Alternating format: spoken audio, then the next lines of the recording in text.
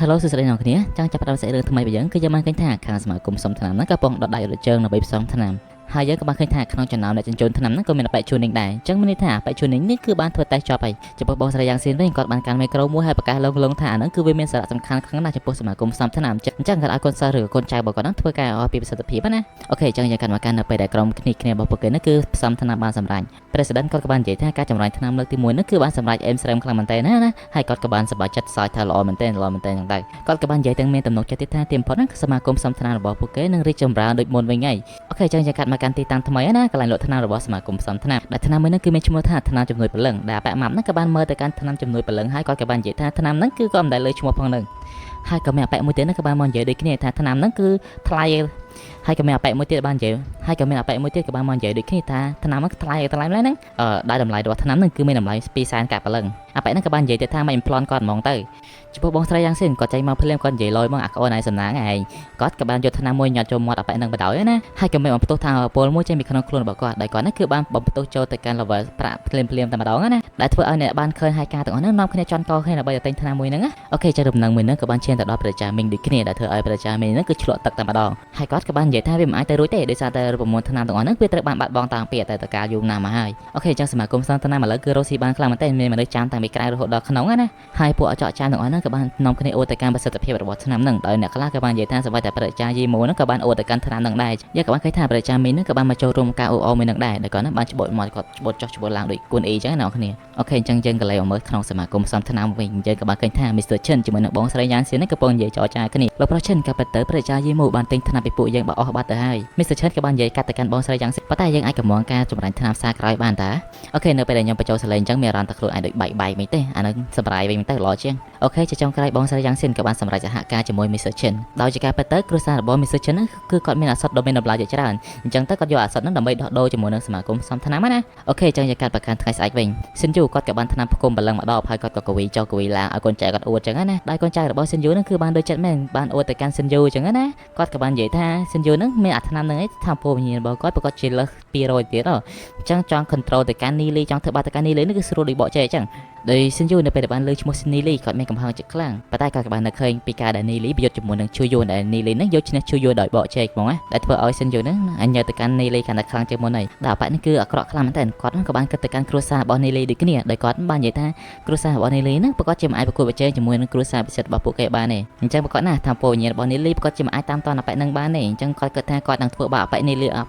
លុតជង្គង់មុខគាត់អីហ្មងណាអូខេអញ្ចឹងយើងកាត់មកកាន់បងស្រីយ៉ាងសៀនជាមួយនឹងនីលីបងស្រីយ៉ាងសៀនក៏បានប្រគល់ជៀនមួយទៅឲ្យនីលីគាត់ក៏បាននិយាយថាអូនណានេះគឺជាចំណាយ 30% របស់អូនឯងហើយជាមួយនឹងថ្នាំដែលឯងបានកំងទាំងអស់ហ្នឹងណានីលីក៏បានធ្វើការអរគុណបែបគួរសមអញ្ចឹងណាប៉ុន្តែបងស្រីយ៉ាងសៀននិយាយថាមិនបាច់ចាំអរគុណតែអូនអើយបើមានរឿងអីចាំមករកចែមកចំចែជួយដោយអបលោកប៉ៅគាត់បានឃើញស៊ីស្អាតគាត់ក៏បាននិយាយទៅកាន់បងស្រីយ៉ាងសៀនថាស្អាតមែនតើមីងបងស្រីយ៉ាងសៀនក៏បានតបយ៉ាងសុភាពវិញថាអញអត់ស្អាតត្រឹមហើយអញមីងហ្នឹងឯងដោយដូចជាគាត់ខ្លាចមិត្តភក្តិរបស់គាត់បែកមាត់ចឹងគាត់ក៏បានប្រាប់ដូចជាថាហៅបងស្រីមិនត្រូវយើងក៏តែមើលទៅមុខបងស្រីយ៉ាងសៀនក៏ដឹងថាគាត់ហ្នឹងសុភាពប៉ុណ្ណាដែរណោះគ្នាពេលវេលាដែលអ្នកទាំងអស់គ្នាទន្ទឹងរង់ចាំក្នុងរយៈពេល6-7 ខែ 8 ខែ 9 ខែនេះគឺបានមកដល់ហើយដោយថ្ងៃនេះគឺជាថ្ងៃប្រឡងតេស្តសមត្ថភាពដោយចង់ដឹងថាតើរវាងនីលីជាមួយនឹងអ្នកគ្រូកញ្ជ្រោងមួយណាទៅមួយណានៅចាំតាមដានទស្សនាជាមួយនឹង admin ភាគក្រៅទាំងអស់គ្នាបាយបាយអូខេមិនប្រេងលែងអ្នកទាំងអស់គ្នាយើងមកបន្តសេចរឿងទៀតយើងក៏បានឃើញដែរប្រជាមួយដែលជានាយករងតែ admin ផ្លេចឈ្មោះគាត់បាត់ហើយគាត់ក៏បានមកឈរមើលទីតាំងមួយនឹងដូចគ្នាអូខេចេះកាត់មកកាន់ក្រៅរបស់នីលីវិញដោយលោកប៉ៅនោះក៏បានឃើញស៊ីយុនក៏បានហៅស៊ីយុនថាហេស៊ីយុនប្តីណែអូខេដោយនីលីជាមួយនឹងស៊ីយុនក៏បានធ្វើការញញឹមដាក់គ្នាអូខេចឹងយើងក៏លេងមកមើលទៅកាន់នាយករងជាមួយនឹងប្រជាសក់រយនេះវិញដោយប្រជាសក់រយគាត់ក៏បាននិយាយថាដោយសារតែសមាគមសុំថ្នាំថ្មីនេះក៏បានបញ្ចេញថ្នាំដ៏មានប្រសិទ្ធភាពចំនួនច្រើ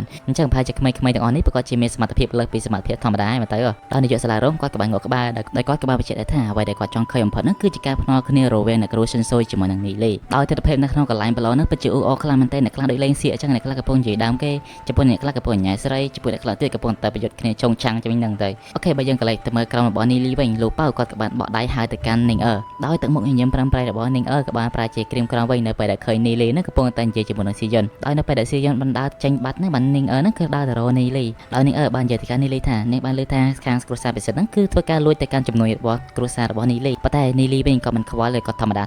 ដោយនីងអឺក៏បាននិយាយថាបើសិនជាគ្រួសាររបស់នីលីត្រូវការពួកគេអញ្ចឹងពួកគេអាចជួយទៅកាន់គ្រួសាររបស់នីលីបានដោយនីងអឺបើ យើងនឹងគឺឆ្លាតខ្លាំងមែនទែនដើម្បីបាននីលីនាងត្រូវតែយកចិត្តគ្រួសាររបស់នីលីអញ្ចឹងណាប៉ុន្តែនីលីក៏បានបដិសេធម្ដងល្អនឹងភ្លាមដោយនីលីឥឡូវគឺមិនមែននីលីក្រលហាមដូចកាលពីមុនទេឥឡូវនីលីអភិជនណាអ្នកគ្នាចង់និយាយថានីលីនិយាយក៏និយាយទៅចាំដៃចាប់ដៃចាប់ជើងឆ្ងល់ហើយដោយប្រុសពីរនាក់នេះវិញដោយសារតែចំណាយទៅកាន់នីលីដែលនីលីមានស៊ីស្អាននិយាយជាមួយពីរនាក់ដោយគាត់ហ្នឹងគឺបានដើរបដាល្អបដារហូតដល់មានគ្រោះថ្នាក់ចរាចរណ៍ដល់ពេលហ្នឹងក៏បានស្រែកថាហើយដើរខ្វាក់ភ្នែកឯងដល់ពេលហ្នឹងក៏លេចមើលទៅមណាយអើយមេធំគាត់ហ្នឹងក៏បិទមាត់ស្ងាត់ជ្រាបតែម្ដងដោយសិនហ្វៃក៏ខ្ជិលខ្វល់ជាមួយនឹងកូនចាស់កូនព្រាគាត់ក៏បានដើរចេញមកទៅដល់ទៅដើរដែលគាត់ដើរចេញហ្នឹងគឺទៅរកនីលីជាមួយនឹងនឹងនឹងឯងនៅពេលដែលឃើញសិនហ្វៃក៏បានប្រាប់ទៅកាន់នីលីថាបងឯងបាយរត់មុនទៅចំអូននៅការពីអូខេអត់មាននិយាយលេងដោយនេះក៏បានគិតថាគាត់ហ្នឹងបាននាំទុកដល់នីលីអញ្ចឹងគាត់ក៏មានបំណងដើរចេញពីនីលីប៉ុន្តែដោយយើងដឹងស្រាប់ចឹងនីលីរស់សម្រំមិនសូវបានទេប៉ុន្តែរឿងស្មោះសាហាវគាត់ក៏បានចាប់ដៃទៅកាន់នឹងហើយគាត់ក៏បាននិយាយថានឹងណៃចង់ទៅណាបងនៅនេះតាបងនៅកំដរដោយសិនហ្វៃឃើញគូទៅដឹងរបស់ខ្លួនស្វេតដល់ពីមុខហើយចាំអីទៀតក៏បានហត់មកវាយទៅកាន់នីលីណាប៉ុន្តែនីលីក៏បានគេចផុតដោយបានវាយទៅកាន់អប៉ែនឹងម្ដាយដូចគ្ន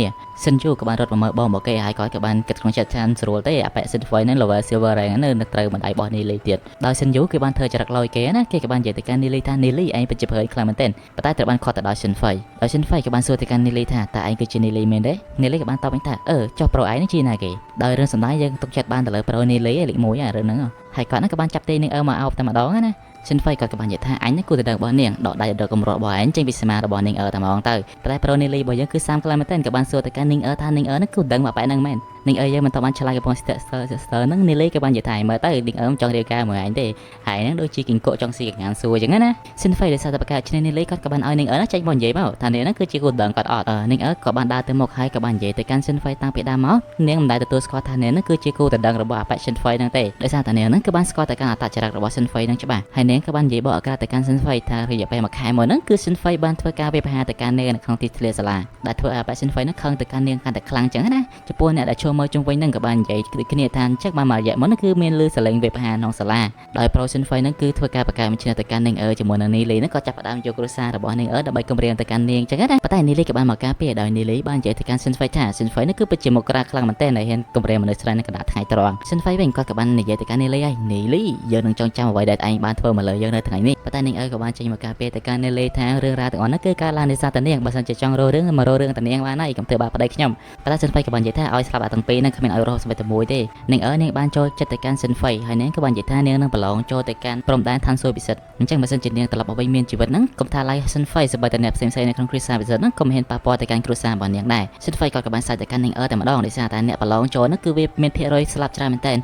ហើយអ្នកនៅរស់មានជីវិតហ្នឹងគឺមានតែ3នាក់គាត់ប៉ុន្តែទោះបីជាសិនហ្វៃបាននិយាយមិនក៏ដោយក៏នីលីបានបង្ហាញទៅការគ្រប់គ្រងទៅកាន់នាងដោយគាត់បាននិយាយថានាងប្រកាសជាប្រឡងជាប់ជាមិនខានទេដោយសារតែសិនហ្វៃហ្នឹងជ្រើញទៅកាន់នីលីពេលហ្នឹងក៏បានប្របួននីលីហ្នឹងដើម្បីចូលទៅកាន់ការប្រកួត tournament មួយដែល tournament មួយហ្នឹងគឺត្រូវបានបង្កើតឡើងដោយគ្រួសាររបស់ពួកគេណាជាពិសេស tournament មួយហ្នឹងគឺបានបង្កើតឡើងដើម្បីឲ្យក្មេងៗចូលប្រកួតចឹងណាចឹងអាប៉ែសិនហ្វៃហ្នឹងក៏បានប្របួននីលីដើម្បីប្រយុទ្ធគណទីតាំងនឹងតែម្ដងស្លាប់រស់តាមជោគវាសនាណានាងមានការបារម្ភទៅកាន់នីលីក៏បានធ្វើការហាមឃាត់ទៅកាន់នីលីកុំឲ្យយល់ព្រមចឹងណាប៉ុន្តែប្រូនីលីរបស់យើងចេះខ្លាចពីណាគេក៏បានយល់ព្រមសូម្បីតែអ្នកមើលជុំវិញហ្នឹងក៏មានភាពចេះផ្អើលទៅកាន់សេចក្តីក្លាហានរបស់នីលីដែរដែលពួកហ្នឹងក៏បាននិយាយថានីលីចង់ងាប់មែនដោយយើងមើលទៅកាន់សម្ដីពួកហ្នឹងទៅដូចជាមិនទឹកលើកទឹកចិត្តទៅកាន់នីលីដូចដាក់ទៅនីលីចឹងណាដោយមុននឹងនីលីជាមួយនឹងសិនហ្វៃបំបែកជួបគ្នាសិនហ្វៃក៏បានប្រាប់ទៅកាន់នីលីថាកុំឲ្យស្ដាយក្រោយសោះថ្ងៃហ្នឹងចំពោះប្រូសិនយូវិញនៅពេលដើរចេញក៏បាននិយាយទៅកាន់នីលីថានីលីឯងប្រកួតជាស្លាប់ចំពោះនាងវិញនាងក៏បានធ្វើការសុំទោសទៅកាន់នីលីថារឿងរ៉ាវមកពីនាងចឹងណាប៉ុន្តែនីលីថាមិនអីទេអូនសម្លាញ់អានពន្ធបងហ្នឹងបើសិនជាអានការមកប៉ែនឹងបាត់បងបានអីប៉ុន្តែភ្លាមៗនោះស៊ីយ៉ុនរបស់យើងក៏បានរត់មកដល់ទៅគ្នាដោយនាងបានលើពីការឆ្លុះប្រកែកគ្នារវាងនីលីជាមួយនឹងសិនហ្វៃដូចគ្នាដោយនីលីបាននិយាយទៅកាន់ស៊ីយ៉ុនទាំងអស់ខេវខប់ផងថាស៊ីយ៉ុននេះអានស្រឡាញ់បងដល់ហើយស៊ីយ៉ុនក៏បាននិយាយទៅកាន់នីលីថានីលីនេះប្រយុទ្ធជាមួយអាប៉ែសិនហ្វៃហ្នឹងមិនអាប៉ែសិនហ្វៃហ្នឹងយ៉ាងតិចណាក៏មាន level សម្រាប់ផ្កាយ2ដែរសំទោស level ប្រាក់ផ្កាយ2នីលីក៏បានធ្វើការអេក្បាលរបស់គាត់អីឲ្យចឹងទៅហើយគាត់ក៏បានយល់ដែរថាគាត់នៅមានពេលវេលាច្រើនទៀតតើដោយយើងបានឃើញពីចរិតពេទ្យរបស់ស៊ីយ៉ុនហើយនៅពេលនាងខឹងនឹងកាត់ខ្លានដែរតើមិន slot ទេណាដោយស៊ីយ៉ុននេះក៏បាននិយាយពេកជាច្រើនដោយពេកចុងក្រោយរបស់គាត់នេះក៏បាននិយាយថាមើលថែនាងនេះគឺឲ្យបានល្អណាបើសិនជាមានរឿងអីកើតឡើងចំពោះនាងហ្នឹងស៊ីយ៉ុនប្រកាសជាមិនលើកលែងឲ្យនីលីចដាច់ខាតប៉ុន្តែនីលីមានការភ័យជាខ្លាំងគាត់ក៏បាននិយាយថាអានេះក៏ជាការយកច្រឡំទេអូខេអញ្ចឹងស៊ីយ៉ុនក៏បានដើរចេញពីនីលីបាត់ទៅដោយឡែកចំពោះទឹកមុខរបស់នាងវិញក៏មិនសូវជាសប្បាយចិត្តប្រហែលដែរដោយគាត់ហ្នឹងក៏មានទឹកមុខលេឡំជាមួយនឹងភាពជាផ្អើលផងដែរអូខេចំពោះអ្នកមើលនៅជុំវិញហ្នឹងគឺមានការចំណាយទៅកាន់នីលីហើយក៏បាននិយាយថាពិភពលោកនេះពិតជាមិនស្មើភាពពិតមែនណាដោយអាប៉ែហ្នឹងក៏ទើអាចញុកសោះនឹងមានស្រីស្រឡាញ់ដល់12នាក់ហើយសតតែស្រីស្អាតចំពោះគាត់វិញស្អាតដូចជា admin ហើយនៅគ្មានស្រីស្រឡាញ់ទៀតអូខេចេះកាត់មកកាន់ទីតាំងប្រឡងវិញនៅទីតាំងមួយហ្នឹងគឺយើងក៏បានឃើញថាមានម៉ាស៊ីន2នៅលើហ្នឹងណាអ្នកគ្រូកញ្ជ្រងគាត់ក៏ដើរចិត្តទៅកាន់ក្រុមរបស់នីលីហើយក៏បាននិយាយទៅកាន់នីលីថាទីទៀតហ្នឹងពួកយើងហ្នឹងធ្វើការភ្នាល់គ្នាហើយអញ្ចឹងចាំមើលថាពេលអ្នកយើងអាណាឈ្នះអាណាចាញ់នៅពេលដែលដើរហ្នឹងនីលីឆ្លៀតឌឺដោទៅកាន់អ្នកគ្រូកញ្ជ្រងទៀតណាគាត់ក៏បាននិយាយថាអ្នកគ្រូសិនស៊ុយ តើអ្នកគ្រូនឹងចាំការសន្យារបស់ពួកយើងទាំងពីរនាក់បានអត់តោះឥឡូវការផ្នែកតាមចាប់ផ្ដើមអញ្ចឹងអ្នកគ្រូកញ្ជ្រោនអាចសុំតោគាត់មុនបានហើយអញ្ចឹងណាអ្នកគ្រូកញ្ជ្រោនក៏រៀងមើលដែរគាត់ក៏បាននិយាយថាគាត់នឹងគឺជាមនុស្សស្រីម្នាក់ដែលគោរពពាក្យសម្ដីរបស់គាត់ដោយនេះលីគាត់ក៏បានជូនពរទៅកាន់អ្នកគ្រូកញ្ជ្រោនថាអ្នកគ្រូកញ្ជ្រោននឹងទៅស្ដីពាក្យលើឈប់ហើយទៅអញ្ចឹងអ្នកគ្រូកញ្ជ្រោនគាត់ក៏នៅតែមានទំនុកចិត្តគាត់ក៏បាននិយាយថាចាំមើលលទ្ធផលសិនអញ្ចឹងអូខេអញ្ចឹងចំពោះទីតាំងប្រឡងវិញយើងបានឃើញថាគ្រូម្នាក់ដែលមានផ្នែក4ដែលគាត់នឹងក៏បានចោលបង្ហាញថាអាតូឈើមួយនឹងគឺទូមួយសម្រាប់វាស់ទៅកាន់កម្លាំងហើយចំពោះ crystal វិញគេសម្រាប់តេស្តទៅកាន់ថាពណ៌ព្រលឹងអូខេអញ្ចឹងអ្នកគ្រូកញ្ជ្រោនគាត់ក៏បានសួរទៅកាន់សិស្សទាំងអស់គ្នាតើណាគេស្ម័គ្រចិត្តទៅមិនគេដោយសិនយូក៏បានធ្វើជាម្នាក់ក្លាហានដំបូងគេបង្អស់ដោយការតែកម្លាំងមួយហ្នឹងបេក្ខជនត្រូវវាយទៅកាន់ទូហ្នឹងឲ្យបាន3ដងអញ្ចឹងចំពោះការវាយទី1របស់ Shinju គឺ120លើកទី2 130និងលើកទី3 135បាទអាចារ្យជុំវិញនឹងមានការសរសើរទៅកាន់កម្លាំងរបស់ Shinju ជាខ្លាំង Shinju គាត់ក៏បានបន្តធ្វើការតេស្តទៅកាន់ថាមពលវិញ្ញាណរបស់គាត់ដោយថាមពលវិញ្ញាណរបស់គាត់គឺមាន115អូខេអា115នេះគិតជាលេខណាតែបើសិនជាគេគិតជាកម្រិតវិញគឺគាត់មានកម្រិតសម្រាប់ផ្កាយមួយនៅពេលដែល Shinju បានលទ្ធផលអញ្ចឹងអាពេលហ្នឹងអឺជាខ្លាំងហ្មងណាសូម្បីតែប្រតិចាសក់រយមានពុកមាត់តិចហ្នឹងក៏បានសរសើរទៅកាន់ Shinju ដែរថាបែ Shinju ហ្នឹងគឺពិតជាស័ក្តិសមចំនួនក្រោយរបស់គ្រួសារពិសិដ្ឋពិតមែននៅពេលដែល Shinju ដើរត្រឡប់មកវិញណាអាបែហ្នឹងក៏បានដើរមកទៅកាន់លូប៉ៅដែលធ្វើឲ្យលូប៉ៅហ្នឹងខឹងហ្មងណាអាបែលូប៉ៅហ្នឹងរងនឹងទៅណាប៉ុន្តែត្រូវបានគ្នារបស់គាត់ខត់សិនដើម្បីប៉ៅអាណាឈ្នះទៅមុនអញ្ចឹងណាដោយជាលទ្ធផលលូប៉ៅគឺជាអ្នកឈ្នះហើយគាត់ហ្នឹងក៏បានធ្វើការតេស្តសមត្ថភាពរបស់គាត់អូខេនៅពេលដែលលូប៉ៅកំពុងដើរទៅណាសាច់រឿងរបស់យើងគឺត្រូវបានបញ្ចប់ប៉ុណ្្នឹងឯងមិនតាន់ដឹងថាតើកម្រិតរបស់លូប៉ៅហ្នឹងប៉ុណ្ណាផងណាសាច់រឿងភាគទី63របស់យើងគឺត្រូវបានបញ្ចប់ត្រឹមប៉ុណ្ណឹងណាអញ្ចឹងចាំតាមដានទស្សនាជាមួយនឹង admin នៅថ្ងៃស្អែកទាំងអស់គ្នាណាអូឈប់កុំតន់មិនថ្ងៃស្អែកទេវីដេអូក្រោយដោយសារតែថ្ងៃស្អែកក៏ដឹងបានផតដោយសារតែថ្ងៃស្អែកចប់រវល់ធ្វើកិច្ចការផ្ទះមិនតិចអូខេជាចុងក្រោយ admin សូមធ្វើការអធិស្ឋានអភ័យទោសចំពោះពាក្យពេចន៍លើលោះខ្វះខាតដែល admin បានប្រព្រឹត្តឡើងនៅក្នុងវីដេអូអញ្ចឹងណាពី admin anime 108 បាយបាយ Hello សួស្តីអ្នកនរគ្នាតែផ្ដើមនៃសាច់រឿងថ្មីបន្តពីការនិយាយគ្នារវាងនីលីជាមួយនឹងស៊ីយុនដោយស៊ីយុននឹងក៏បាននិយាយថាបើសិនជានីលីនឹងឈានដល់ level legend នាងនឹងអាចគិតគូរស្រឡាញ់នីលីបានចំពោះនីលីវិញក៏បានដាច់ចង្កេះផឹងតែម្ដងដោយសារតែស៊ីយុនឡើងមុននិយាយត្រឹមតែ level gold តែឥឡូវដល់ level legend អូខេចឹងរំលឹកអ្នកនរគ្នាតិចទៅកាលពីនៅក្នុងផ្នែករបស់អតិរិកខុងមីហ្នឹងស៊ីយុនបាននិយាយថាបើសិនជានីលីបាន level gold rank នីលីអាចតាក់ទងជាមួយនឹងគាត់បានណាហើយនីលីក៏មានការឆ្ងល់ក្នុងចិត្តថាចុះយ៉ាងម៉េចបានស៊ីយុនហ្នឹងស្រឡាញ់គាត់តែពីអតីតកាលរបស់អតីតកាលគាត់អត់នឹងងាប់ហើយហ្នឹងអូខេចឹងនីលីក៏បានបន្តដំណើរទៅមុខបន្តិចទៀតក៏បានជួបជាមួយនឹងបរិទេសរបស់គ្រួសាររបស់គាត់ដោយពួកគេទាំងពីរនាក់ក៏បានធ្វើដំណើរមកកាន់ផ្ទះរបស់ពួកគេវិញទីក្រុង Glory City គ្របដណ្ដប់ផ្ទៃដីដ៏ធំចំពោះបេក្ខជននៃក្រុង Glory City គឺមានគ្រួសារធំចំនួន6ដែលគ្រួសារនីលីគឺជាគ្រួសារធំមួយនៅក្នុងចំណោម6ហ្នឹងដែលគ្រួសាររបស់នីលីគឺមានឈ្មោះថាគ្រួសារសញ្ញាសម្គាល់ឋានសួគ៌ដែលនីលីក៏បានសម័យយើងឃើញថាកាលពីគាត់នៅក្មេងណាគាត់ក៏បាននិយាយលេងជាមួយឪពុករបស់គាត់ដែលឪពុករបស់គាត់បានសួរទៅកាន់គាត់ថាតើនីលីណាដឹងថាអ្វីដែលខ្ពស់ជាងម៉េចអត់ដែលមុខរបស់នីលីតាពីក្មេងដូច Angry Bird ហើយចំពោះចម្លើយរបស់នីលីវិញគឺគាត់មិនដឹងទេឪពុករបស់គាត់ក៏បានប្រាប់ទៅកាន់គាត់ថាអ្វីដែលខ្ពស់ជាងម៉េចទៅគឺជាបរិសុទ្ធដែលខ្លាំងដែលបរិសុទ្ធដែលខ្លាំងហ្នឹងគឺជាបរិសុទ្ធដែលមានទំនួលខុសត្រូវខ្ពស់ដែលនីលីក៏បានសម័យពីអតីតកាលមួយទៀតហើយនៅពេលដែលគ្រួសាររបស់គាត់ហ្នឹងគឺត្រូវបានវាយប្រហារដោយសត្វបិសាចដែលឪពុករបស់គាត់ហ្នឹងក៏បានធ្វើការរារាំងទៅកាន់បិសាចដើម្បីឲ្យគាត់ជាមួយនឹងប្អូនស្រីរបស់គាត់ហ្នឹងគឺរត់ចាក់ចេញពីទីតាំងមួយហ្នឹងដោយកាត់មកកាន់បច្ចុប្បន្នវិញនីលីគាត់ក៏បាននឹងនិយាយនៅខ្លួនឯងថាគាត់មិនភ្លេចអ្វីដែលឪពុករបស់គាត់ហ្នឹងគឺបានបរៀនទេជាពិសេសនៅក្នុងជាតិនេះគាត់នឹងខ្លាចជាបរិសុទ្ធអស្ចារ្យដែលគាត់ហ្នឹងគឺនឹងការពារទៅកាន់គ្រួសាររបស់គាត់និងឪពុករបស់គាត់វិញម្ដងដោយនៅពេលដែលនីលីចោលពីរទេះសេះភ្លាមហ្នឹងក៏បានស្វាគមន៍ទៅដល់ប្អូនស្រីរបស់គាត់ដែលប្អូនស្រីរបស់គាត់គឺមានឈ្មោះថានីយូដែលគោលបំណងរបស់នីយូគឺនៅពេលដែលនាងធំឡើងគឺនាងចង់ទៅសិក្សានៅ Academy ដូចជានីលីដែរពួកគេទាំងពីរនាក់ក៏បានចាប់ដៃគ្នាធ្វើដំណើរទៅកាន់ផ្ទះរបស់ពួកគេដែលពិភពលោករបស់នីលីក៏ដូចជាពិភពលោក admin ដែរគឺពួកគេនឹងក៏ធ្វើស្រែចម្ការដូចតែគ្នានឹងដែលវត្តមានរបស់នីលីគឺត្រូវបានស្វាគមន៍ទៅដល់ឪពុករបស់គាត់ជាមួយនឹងលោកពូរបស់គាត់ពុករបស់គាត់ក៏បានយកដៃមកប៉ះស្មារបស់នីលីហើយក៏បានសរសើរទៅកាន់នីលីថានីលីឥឡូវផ្លែច្រើនអាធំជាងមុនដែលពួកគេទាំងអស់គ្នាក៏បានមកឈប់កិច្ចការហើយនាំនីលីនេះចូលទៅកាន់ផ្ទះដោយសារតែផ្ទះរបស់នីលីធម្មតាចុះបើអ្នកគ្រូជ្រុងចាត់ដៀននីលីថាមនុស្សធម្មតាម្ដាយរបស់នីលីក៏បានចេញមកទទួលនីលីដោយបានសួរសុខទុក្ខទៅកាន់នីលីថាតើនីលីនេះគឺមានស្រកគីឡូស្រកអីអត់ចំពោះនីលីក៏បានតបវិញថាគីឡូគាត់អត់ស្រកទេតែពួកគាត់អត់ឡើងតាណាសោះក៏ទើ1ម៉ែត្រពីដីនឹងឯងដល់ពុកម្ដាយរបស់នីលីក៏បានធ្វើពិធីជប់លៀងមួយដើម្បីទទួលនីលីដោយមានតាំងពីជ្រូកខ្វៃមកស្ងោរជាមួយនឹងបកងអបមីសូអីពេញនឹងអស់ដល់ពុករបស់នីលីក៏បានសួរទៅកាន់នីលីថាតើនីលីឥឡូវហ្នឹងគឺឈានដល់ level ណាហើយចំពោះចម្លើយរបស់នីលីគឺគាត់បានដល់ level សម្រាប់ផ្កាយមួយដែលឪពុករបស់នីលីគឺមានការសប្បាយចិត្តជាខ្លាំងដែលគាត់ហ្នឹងគឺចង់បបួលកូនរបស់គាត់ហ្នឹងទៅជួបជាមួយនឹងមេគ្រួសារតែម្ដងប៉ុន្តែត្រូវបានប្រពន្ធរបស់គាត់ថាឲ្យនិយាយអាចាស់កូនតើបានសៀវបានម៉ាត់ហើយចង់បបួលកូនទៅណាដែលឪពុករបស់នីលីក៏បានធ្វើការអេសក្បាលហើយក៏បានសើចហេហេដោយយើងមិនបាច់ចាំឆ្ងល់ទេហេតុអីហ្នឹងបាននីលីក៏មានទម្លាប់មួយហ្នឹងក៏ប៉ុន្តែទម្លាប់មួយហ្នឹងគឺជាទម្លាប់របស់ឪពុកគាត់ហ្នឹងមិនសល់ទុកឲ្យគាត់សោះអូខេនីលីគាត់ក៏បានសួរពីស្ថានភាពរបស់គ្រួសារទៅកាន់ឪពុករបស់គាត់ដែលឪពុករបស់គាត់ក៏បានតបវិញថាមួយរយៈមុនហ្នឹងគ្រួសារពិសិដ្ឋគឺបានលួចទៅកាន់ជំនួយរបស់ពួកគេប៉ុន្តែមួយរយៈពេលក្រោយមកនោះក៏មានគ្រួសារពីរ3ដែលពួកគេហ្នឹងគឺបានមកសហការជាមួយគ្រួសាររបស់នីលីដែលគ្រួសារសម្គាល់ឋានសួគ៌គាត់ក៏បានសើតាមដានរឿងហ្នឹងដោយគាត់ក៏បាននឹងថាអ្នកដែលនៅពីក្រោយគ្រួសារទាំងអស់ហ្នឹងគឺជាសមាគមសំថ្នាំក៏ប៉ុន្តែសមាគមសំថ្នាំនេះក៏បានជួយទៅកាន់គ្រួសាររបស់នីលីដែលសម្ងាត់ណាសូ បើតែនីលីក៏គាត់អត់ដឹងដែរម្ដាយរបស់នីលីក៏បានបន្តទៅកាន់ឪពុករបស់នីលីទៀតថានីលីហ្នឹងគឺក្មេងខ្ចីញញហ្នឹងគឺគាត់បញ្យល់តែរឿងកិច្ចការគ្រួសារហ្នឹងប៉ុន្តែឪពុករបស់នីលីក៏បានតបវិញថានីលីហ្នឹងគឺមានតែកុសលតាំងពីវ័យក្មេងអញ្ចឹងអនាគតទៅគាត់ប្រកាសជាដឹងរឿងហ្នឹងសំខាន់ទេដែលឪពុកម្ដាយរបស់នីលីហ្នឹងគឺមានការមើងងាវទៅកាន់នីលីជាខ្លាំងដោយនីលីបានត្រឹមតែអេះក្បាលសាច់ហេហេកាត់មកកាន់ពេលយប់នីលីក៏បានសុំគ្រួសាររបស់គាត់ចេញក្រៅដោយគាត់ក៏បានរកទីតាំងមួយដើម្បីធ្វើការជក់ថ្នាំភ្លាមនោះយើងក៏បានឃើញសន្ទុះធម្មពលដ៏ខ្លាំងមួយចេញក្នុងខ្លួនរបស់នីលីហើយក៏លេចឡើងនៅដៅ4ដើមនៅលើអាកាសដែលនីលីក៏បានបញ្ជាដើរទៅ4ដើមហ្នឹងចាក់ទៅលើខ្លួនរបស់គាត់ដែលធ្វើឲ្យគាត់ហ្នឹងគឺមានការជិះចាប់ជាខ្លាំងដោយនីលីគាត់បានប្រើវិធីសាស្ត្រក្នុងការបិទជីវចររបស់គាត់ដើម្បីឲ្យធម្មពលវិញ្ញាណរបស់គាត់ហ្នឹងគឺមានការកើនឡើងជាខ្លាំងយើងក៏បានឃើញថាការជិះចាប់របស់នីលីគឺមិនមែនមនុស្សធម្មតាអាចគ្រប់គ្រងបាននោះទេបន្ទាប់ពីគាត់ស្រែកមកវ៉ាគាត់ក៏បានបើកភ្នែករបស់គាត់ឡើងដោយភ្នែករបស់គាត់ធំធំពេញពងមាន់ហើយក៏មានថាអពរមួយចេញពីខ្លួនរបស់គាត់ដោយថាអពរមួយហ្នឹងគឺដូចជា ultimate របស់ឡៃឡាអញ្ចឹងជីវ80ម៉ោងក្រោយមកនីលីគាត់ក៏បានបើកភ្នែកឡើងវិញហើយគាត់ក៏បានលេបថ្នាំញៀនរបស់គាត់អូខេទីបំផុតរបស់នីលីរបស់យើងហ្នឹងក៏បានឈានចូលល្បែងប្រាក់អង្កេតនឹងឯងដែរណាគាត់ក៏បានបញ្ចេញជាគៀងរបស់គាត់ដែលគាត់ហ្នឹងគ្រាន់តែបញ្ចេញភ្លាមបិសាចនៅក្នុងហ្នឹងក៏បានធ្វើការរត់គេចតែម្ដងទីដែលស្ងោឆ្អិនទៅហើយហេតុអីនីលីអាចឲ្យរត់ទៅបាននីលីក៏បានប្រើថាអំពើវិញ្ញាណរបស់គាត់ហ្នឹងចាប់ទៅកាន់បិសាចមួយហ្នឹងដែលធ្វើឲ្យបិសាចមួយហ្នឹងគឺស្រែកពោពេញទៅដោយការជឿចាប់បើសិនជាបិសាចហ្នឹងមិនធ្វើចាប់ទៅចម្លែកចាប់បោកគ្នាដូចជាបោកកលាកាហើ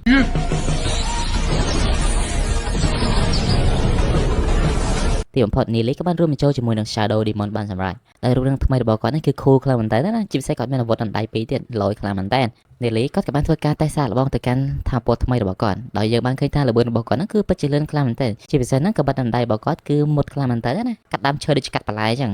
អូស្រីរបស់នីលីក៏បានរត់មករកនីលីដោយនាងហ្នឹងក៏បានរត់អោបទៅកាន់នីលីមូលហេតុដែលនាងមកហ្នឹងគឺនាងហ្នឹងគឺចង់វឹកហាត់ដូចនីលីដែរនីលីគាត់ក៏បានប្រាប់ទៅកាន់ប្អូនស្រីរបស់គាត់ស៊ូយូឯងមិនអាចហាត់ពេលយប់បានទេដោយសារតែឯងហាត់ពេលយប់នឹងមានថាពលយើងចូលទៅក្នុងខ្លួនរបស់ឯងប៉ុន្តែស៊ូយូក៏បានសួរទៅកាន់នីលីវិញថាហេតុអីបងឯងអាចហាត់ពេលយប់បា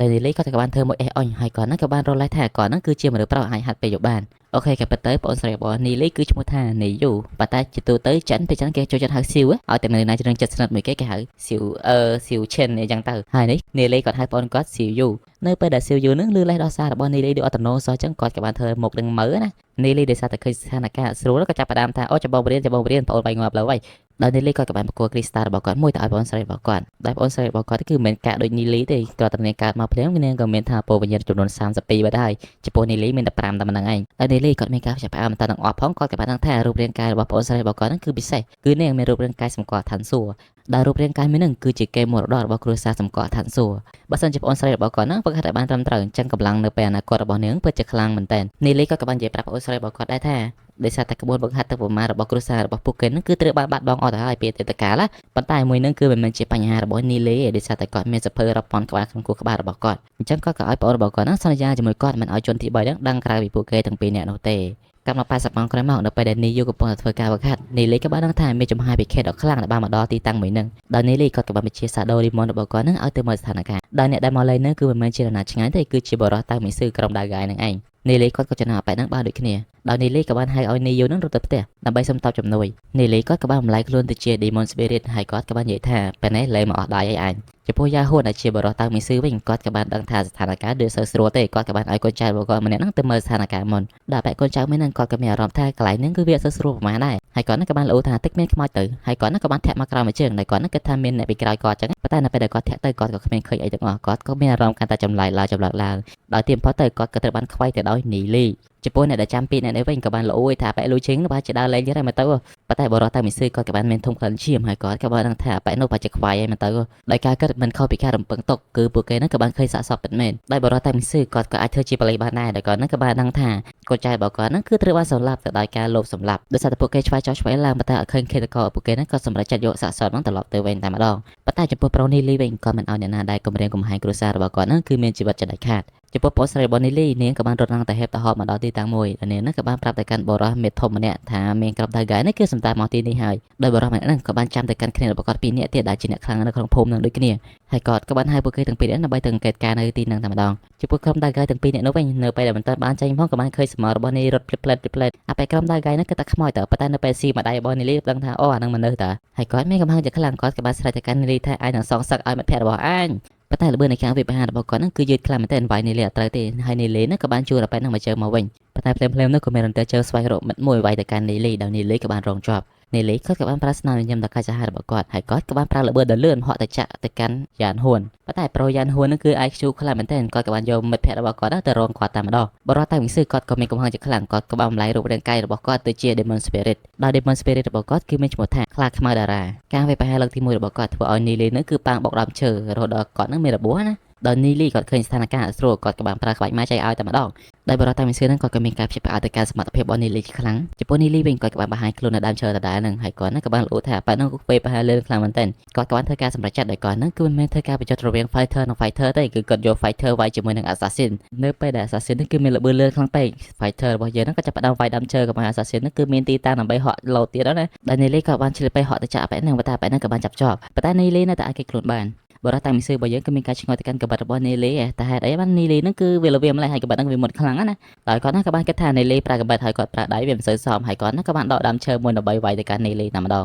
ដោយការវិភាគគ្នាចុះឡើងនឹងក៏ធ្វើឲ្យនីលីនឹងក៏មានរបួសដែរដោយគាត់ក៏បានគេចខ្លួនទៅម្ខាងបាត់ទៅចំពោះកងតបជំនួយរបស់នីលីវិញឥឡូវក៏នៅតាមផ្លូវឥឡូវហ្នឹងមិនដឹងថាឥឡូវប្រជាទាំងអស់ហ្នឹងគឺមកតន់ទៅហាមចុងក្រោយរបស់នីលីអត់ផងនេះយើងកាន់មកកាន់ការប្រយុទ្ធគ្នាវិញដោយសារតែហ្គេមខ្លាដាច់កដោហ្នឹងគឺវាយូរខ្លាំងមែនតើចាក់កប៉ែហ្នឹងគឺវាត្រំបានហើយគាត់ហ្នឹងក៏បានធ្វើការបំបែកថ្មហើយវាយគ្រប់ទិសដៅកុំឲ្យនីលីទៅបកកាយគេខ្លាំងពេកនៅពេលដែលខ្លាដល់កំណាចមាននឹងកំពុងតែធ្វើការស្វែងរកទៅកាន់នីលីសាច់រឿងរបស់យើងក៏ត្រូវបានបញ្ចប់អញ្ចឹងមុននឹងបញ្ចប់វីដេអូសូមអ្នកនរគ្នាជួយ like ជួយ comment និងជួយ subscribe ទៅកាន់ channel របស់ admin ម្នាក់មួយផងពីខ្ញុំ admin anime 180សូមអរគុណនិងសូមជម្រាបលាអូខេ hello សួស្តីអ្នកនរគ្នាវិលមកជួបជាមួយនឹង admin នៅក្នុងវីដេអូថ្មីដោយរំលឹកការវិភាគមុនបន្តិចហ្នឹងគឺលោកប៉ៅក៏បានប៉ៅជ្រះទៅកាន់មិត្តភក្តិរបស់គាត់អញ្ចឹងបន្តនៅក្នុងភាគនេះលោកប៉ៅគាត់ក៏បានធ្វើការឡើងតេស្តទៅកាន់កម្លាំងរបស់គាត់ដែលកណ្ដាប់ដៃទី1របស់លោកប៉ៅបានធ្វើឲ្យប្រជាភ្នែក4នេះគឺបានលត់មកសរសើរឲ្យ265ដោយមានអ្នកខ្លះទៀតក៏បាននិយាយថាម៉ាស៊ីននេះគ្មានបញ្ហាខូចអីហ្នឹងដោយសិនជួជាមួយនឹងគ្រូកញ្ជ្រោក៏មានការព្យាបាលទៅកាន់សមត្ថភាពរបស់លោកប៉ៅជាខ្លាំងដូចគ្នាណាដោយប្រជាភ្នែក4ក៏បានលន់មាត់មួយសាទៀតហើយគាត់មិនគិតថាថ្នាក់រៀនមួយហ្នឹងមានមនុស្សដែលមានទេពកោសល្យចឹងសោះណាដែលឡាយចំពោះនាយកសាលារងវិញគាត់ក៏បានច្បើពុកមាត់ហើយក៏បានងក់ក្បាលចំពោះលោកប៉ៅវិញឃើញគេសរសើរច្រើនចឹងគាត់ក៏បានសប្បាយចិត្តដោយសើចហេ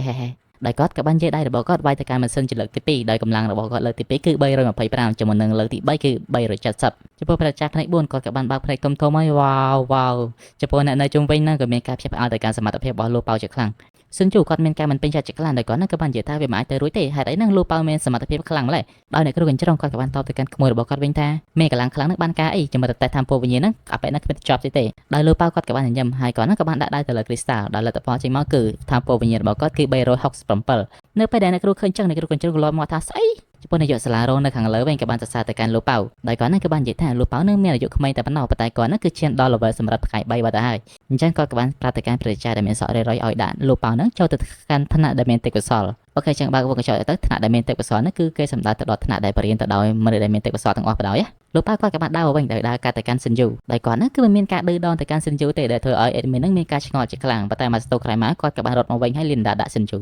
សិនយូបានត្រឹមតែខំមកសង្កត់ចិត្តដាក់ទៅកាន់លោកប៉ៅតែប៉ុណ្្នឹងឯងអូខេនៅពេលដែលលោកប៉ៅបានមកដល់កន្លែងនីលីវិញគាត់ក៏បានធ្វើការ high five ជាមួយនឹងនីលីដោយដូចជាគាត់ក៏បាននិយាយទៅកាន់គ្នាบอกគាត់ថាលោកប៉ៅនឹងគឺវាមានទេពកោសល្យតែអប៉ែនឹងវាខ្ជិលបន្តិចបើកុំតែអប៉ែនឹងខ្ជិលកុំអីអប៉ែនឹងវាមិនមែននៅ level សម្រាប់ផ្កាយ3ទេដល់វិញអ្នកបន្តគឺក្រុមគ្នារបស់នីលីដូចគ្នាដែរពេលហ្នឹងក៏បានរត់ប្រជែងគ្នាដើម្បីទៅធ្វើការតេស្តណាដោយយើងបានឃើញថាអប៉ែពាក់អាខីឈ្មោះថាវ៉ៃណាន់គឺមានកម្លាំង290ជាមួយអប៉ែពាក់អាក្រហមដែលមានឈ្មោះថាឆាំងមីងគឺមានកម្លាំង325ដែលប្រជាដែលមានភ្នែក4ឥឡូវភ្នែកគាត់ចង់ឡើង6ដោយសារគាត់រំភើពេកណាដោយចំពោះការតេស្តតាមពោវិញ្ញាណនឹងវ៉ៃណាន់គឺមាន289ដែលត្រូវជា level សម្រាប់ផ្កាយ2ដោយចំពោះឆាំងមីងវិញក៏មាន level ប្រហាក់ជាមួយនឹងវ៉ៃណាន់ដែរដែលគាត់នឹងគឺមាន275ដែលត្រូវជា level សម្រាប់ផ្កាយ2ដោយយើងបានឃើញថាក្រុមរបស់នីលីឥឡូវលើជាលេចធ្លោដែរហើយសម្បីតែអ្នកគ្រូកញ្ជ្រោជាមួយនឹងសិនយូឥឡូវមកឡើងស្អុយប៉ែនអូខេចំពោះអ្នកបន្តគឺជាដូចឈឺលោកប៉ៅគាត់ក៏បាននិយាយបែបលេងសើចថាអ្វីដែលពួកគេលេចធ្លោពីមុនហ្នឹងឥឡូវនេះដូចជាគាត់ជាយកអស់ជាមិនខានទេដោយការរំពឹងទុករបស់ពួកគេហ្នឹងគឺពិតជាមិនខុសមែនដោយដូចជាវាយតែម្ដាយសោះម៉ាស៊ីនហ្នឹងគឺចាប់ផ្ដើមគាំងតែម្ដងគឺវា make level ហ្មងណាអញ្ចឹងមានថាកម្លាំងរបស់ដូចជាគឺ500ឬក៏អាចលើសពី500ដោយទស្សនិកជនដែលមានវត្តមាននៅទីនោះទាំងអស់ក៏ចាប់ផ្ដើមបើកចំហមាត់ធំៗឲ្យដល់ឆ្ងល់ថាចុយអប៉ែហ្នឹងមកពីណាខ្លាំងម្ល៉េះដោយប្រជាភ្នែក4ហ្នឹងគាត់មិនអស់ចិត្តទេគាត់ក៏បានចូលមកមើលចិត្តហើយគាត់ក៏បាននិយាយថាដូចជាមានកម្លាំង500សូម្បីតែនាយកសាលារងនោះក៏មានការព្យាបាលចំពោះលទ្ធផលរបស់ដូចជាខ្លាំងដោយគាត់ហ្នឹងក៏បានងើបចូលឡើងតែម្ដងណាចំពោះដូចជាគាត់ក៏បានធ្វើដំណើរទៅកាន់គ្រីស្តាល់ណាប៉ុន្តែប្រជាភ្នែក4ហ្នឹងក៏បានប្រាប់ទៅកាន់ដូចជាថាដូចជាហ្នឹងគឺនៅមានសិទ្ធិវាយ2ដងទៀតណាប៉ុន្តែដូចជាក៏បានតបវិញថាអត់វាយទេខ្លាចខូចវាយតែម្ដងនេះគៀងម្ដងហ្នឹងក៏បានដាក់ដៃរបស់គាត់ទៅលើគ្រីស្តាល់ដែលគ្រីស្តាល់ហ្នឹងក៏ចាប់ផ្ដើមចេញជាចំហាយរន្ទះមករយៈពេលក្រោយមកហ្នឹងក៏មានលេចឡើងជាសត្វឈិនលីននៅលើគ្រីស្តាល់ហ្នឹងតែម្ដងដោយចំពោះ6ដែលមានទូនាទីចាំបណ្ឌិតទៅកាន់លទ្ធផលប្រឡូវហ្នឹងក៏បាននិយាយ300 400 500ប៉ុ ប៉ុន្តែក្រោយមកក៏ផ្ទុះតាមម្ដងដែលធ្វើឲ្យអ្នកទាំងអស់គ្នានៅទីហ្នឹងគឺមានការភ្ញាក់ផ្អើលជាខ្លាំងម្ដងណាលោកប៉ៅគាត់ក៏បានសួរទៅកាន់នីលីថាមានរឿងអីកាត់ឡើងបានគ្រីស្តាល់វាបែកអញ្ចឹងនីលីគាត់ក៏បានប្រាប់ទៅកាន់លោកប៉ៅវិញថាគ្រីស្តាល់មួយហ្នឹងគឺគ្រាន់តែទៅកាន់អ្នកដែលមាន level ក្រោយ level សម្រាប់តែប៉ុណ្ណឹងឯងអញ្ចឹងចំពោះដូចជាដែលមាន level លើសពី level សម្រាប់ប្រកបជាបែកអញ្ចឹងឯងចំពោះទស្សនិកជនដែលមានវត្តមាននៅទីនេះគឺមានការភ្ញាក់ផ្អើលជាខ្លាំងសូម្បីតែនាយកសាលារងក៏បានលន់មកដែរថាបែបដូចជានេះគឺមានទេពកោសល្យជាខ្លាំងអញ្ចឹងអ្នកដែលមានសមត្ថភាពអាចណែនាំទៅកាន់ដូចជាបានគឺមានតែម្នាក់គាត់នៅក្នុងទីក្រុងហ្នឹងគឺ Lord Yemo ដោយសារតែដូចជាបានបង្ហាញបំផ្លាញទៅកាន់គ្រីស្តាល់ដ៏ធំមួយហ្នឹងហើយអញ្ចឹងអ្នកក្រោយទៀតគ្មានអីតេស្តទេអញ្ចឹងពួកគេហ្នឹងមានតែតេស្តបំណែកទូចៗហ្នឹងឯងដោយឡែកចំពោះសិនយូវិញក៏បាននិយាយថាលបលយោចំពោះអ្នកគ្រូសិនសុយវិញគាត់ក៏បានគិតក្នុងចិត្តហើយតែហេតុឲ្យបានពួកហ្នឹងមានការរីកចម្រើនលឿនម្លេះដោយសារតែនីលីហ្នឹងមែនអូខេចឹងអេមីឆ្លើយចំនួននីលីហ្មងទៅដោយសារតែពួកហ្នឹងវាស៊ីថ្នាំដូចជាបៀបក៏ក្របហើយនឹងអញ្ចឹងមិនឲ្យខ្លាំងវាចម្លែកដល់យើងកាត់មកកាន់បរិះពី3នាក់នេះវិញដោយគាត់ហ្នឹងក៏បាននិយាយថាក្មេងៗថ្នាក់ដំបូងហ្នឹងគឺមានការសប្បាយគាត់ជាខ្លាំងតែពួកក្មេងៗហ្នឹងវាធ្វើអីគេបានវាខ្លាំងម្លេះវិញអញលើថាស្រី2នាក់នៅក្នុងថ្នាក់ដំបូងហ្នឹងគឺមានទេពកោសល្យខ្លាំងណាស់អញ្ចឹងប្រហែលជាពួកអ្នកទាំងពីរនាក់ត្រូវបានបញ្ជូនឲ្យទៅរៀនថ្នាក់ទេពកោសល្យទាំងពីរនាក់អីដល់បែកសក់ក្រហមនេះក៏បាននិយាយថាតែ2នាក់ហ្នឹងដោយអញហ្នឹងគិតថាអ្នកផ្សេងទៀតណាគ្រាន់តែចូលថ្នាក់ដែលមានកម្រិតមធ្យមហ្នឹងក៏ចូលបានផងដោយពាក្យចាស់គេបានពោលថាមនុស្សគិតមិនដូចទេវតាគិតភ្លាមនោះក៏មានសម្លេងបំផ្ទុះមួយដែលការបំផ្ទុះហ្នឹងគឺជាដូចជាបំផ្ទុះទៅកាន់គ្រីស្តាល់ឯណោះគ្នាដល់បែកសក់ក្រហមនិយាយលយមិញក៏បានមើលការអ៊ូអងគេដែរដោយមិត្តភក្តិរបស់គាត់ភ្នែក4ម្នាក់ក៏បាននិយាយទៅកាន់គាត់ថាជួយមកឲ្យអាពួកក្មេងៗថ្នាក់ដំបូងនោះវាខ្លាំងណាស់វយដល់បែកសក់ក្រហមក៏បានធ្វើមុខឌឺហើយក៏បាននិយាយទាំងបង្ងើយថាអស់ចាប៉ុណ្ណាវៃអស់ច្រើនណាស់ល្បើសម្រាប់ផ្កាយមួយផ្កាយអីហ្នឹងឯងតែនៅពេលដែលប៉ែហ្នឹងបានដឹងថាមានតាំងពី level សម្រាប់ផ្កាយ1មានសម្រាប់ផ្កាយ2ផ្កាយ3ឆៃមានអ្នកខ្លះហ្នឹងធ្វើឲ្យគ្រីស្តាល់ហ្នឹងបែកទៀតណាប៉ែហ្នឹងក៏បានបើកភ្នែកធំហើយនៅពេលដែលប្រូនឹងភ្ញាក់ផ្អើលមិនទាន់អស់ចិត្តហ្នឹងក៏បានបែកមួយទៀតទេដែលលើកនេះគឺជាស៊ីយុនដល់ប៉ែនៅលើកនេះគាត់ក៏បានកប៉ោដៃធូរត្រង់គេបន្តិចណាហើយគេក៏បាននិយាយថាដោយសារតែស៊ីយុនហ្នឹងគឺកូនរបស់ City Lord ចឹងវាមានចម្លែកទេប៉ុន្តែភ្លាមហ្នឹងក៏បានបែកមួយទៀតដែរដោយក្រុមហ្នឹងមើលទៅដូចជាមិនមែនចម្រុងចម្រើនទេដូចជាមកបំផ្លាញសាលាហ្មងបែកខ្ទេចអស់3 4នាក់ដោយប្រូសក់ក្រហមរបស់យើងហ្នឹងឥឡូវគឺភ្ញាក់ផ្អើលឲ្យស្ងាត់មាត់បាត់ជើងឯណោះគ្នាដោយប្រើដើមមួយដែលមានទូនាទីជាអ្នកបណ្ឌិតតាមពលព្រលឹងឥឡូវចាប់ផ្ដើមដកដង្ហើមធំឲ្យអានមកចុះឲ្យដោយសារបែកច្រើនពេកណានៅពេលដែលនីងបានដើរចុះវិញស៊ីយុនក៏បានគិតនៅក្នុងចិត្តថានីងប្រកាសជាទទួលបានជំនួយពីនីលីដែរជាមិនខានទេហើយនេះក៏បានបន្តគិតនៅក្នុងចិត្តថាបើសិនជានីលីស្និទ្ធស្នាលជាមួយនីងហើយចាំបាច់មកតាក់ទងនាងទៅអីឆ្ងល់ដែរបែបហ្នឹងដល់ស៊ីយុនរបស់យើងគឺពិតជាមិនយល់ជំរឿបេះដូងរបស់ប្រុសស្មោះឧទាហរណ៍ដូចជាស៊ីយិនបើសិនជាឲ្យស៊ីយិនបបងចោលណារ៉ាម្នាក់ហ្នឹងគឺស៊ីយិនប្រកាសជាថា no អូខេចឹងចូលមកកាន់សាច់រឿងវិញកុំឲ្យ admin ហ្នឹងនិយាយតែតែឯងច្រើនពេកដោយពេលចាស់គេបាននិយាយថានឹកដើមដង្ហើមដល់នៅពេលដែលនាងបានគិតចោលភ្លាមនីលីក៏បានមកដល់គៀននាងភ្លាមចំពោះនាងវិញនាងក៏បានមើលទៅកាន់អ្នកទាំងពីរដោយនាងក៏បានគិតក្នុងចិត្តថាទោះបីជានីលីនឹងស្រឡាញ់ស៊ីយុនក៏ពិតមែនប៉ុន្តែឲ្យតែមិនតាន់ការចាប់ប្តីគេអញទៅមានសង្ឃឹមហើយអូខេចឹងយើងក៏លេចមកមើលទៅកាន់អ្នកក្រុងជ្រងជាមួយនឹងសិនយូវិញដោយអ្នកនៅចិត្តខ្លួនរបស់ពួកគេនឹងក៏បានចាប់ផ្ដើមនិយាយដើមទៅកាន់មុខគេទាំងពីរនាក់ដោយគេនឹងបាននិយាយថាអ្នកដែលមានទេពកោសល្យគ្រួសារពិសិដ្ឋហ្នឹងឥឡូវក៏ជាអ្នកបាត់តារាងបាត់ហើយអូខេចឹងយើងមកមើលទៅកាន់នាយកសាលារងម្ដងដោយប្រជាមួយដែលមានសក់រយហ្នឹងក៏បានចាប់ផ្ដើមនិយាយលើកជើងទៅកាន់អ្នកគ្រូកញ្ជ្រោងណាដោយគាត់ហ្នឹងក៏បាននិយាយថាថ្នាក់របស់អ្នកគ្រូកញ្ជ្រោងហ្នឹងគឺមានអ្នកដែលមានទេពកោសល្យច្រើនមែនតើដល់នាយកសាលារងវិញគាត់ក៏បានឆ្លើយបែបមិនយល់ស្របគាត់ក៏បាននិយាយថាអូអញ្ចឹងពិតមែនណាចំពោះការរងចាំរបស់អ្នកទាំងអស់គ្នា8 9ខែ10ខែនេះក៏បានមកដល់ហើយដោយនេះគឺជាការតេស្តសាកល្បងរបស់នីលីដោយនីលីគាត់បានដើរទៅមុខម៉ាស៊ីនដោយអ្នកទាំងអស់គ្នាក៏បានគិតថានីលីនឹងវាយណាប៉ុន្តែនីលីបើជាហាត់ប្រាណទៅវិញទៅដោយអ្នកគ្រូកញ្ជ្រោងមានការខ្លាញ់ទៅកាន់ចរិតរបស់នីលីជាខ្លាំងប៉ុន្តែនីលីក៏បាននិយាយទៅកាន់គាត់វិញថាបើសិនជាខ្ញុំមិនបានធ្វើលំហាត់ប្រាណឲ្យធ្លាក់តែអ្នកគ្រូឯងនឹងទទួលខុសត្រូវមែនប៉ុន្តែអ្នកគ្រូកញ្ជ្រោងក៏បានស្រែកខ្លាំងទៅកាន់នីលីថាតប៉ែណាហើយមកចាប់ផ្ដើមប្រឡងទៅប៉ុន្តែនីលីគាត់បានសើចខ្វាយខ្វល់ជាមួយនឹងសម្ដីរបស់អ្នកគ្រូកញ្ជ្រោងហើយគាត់ក៏បានងាកសួរទៅកាន់ប្រជាដែលមានភ្នែក4ថាគាត់ហ្នឹងធ្វើហ្នឹងគឺវាខុសលក្ខខណ្ឌចក្រអត់ដល់ចម្លើយវិញគឺ no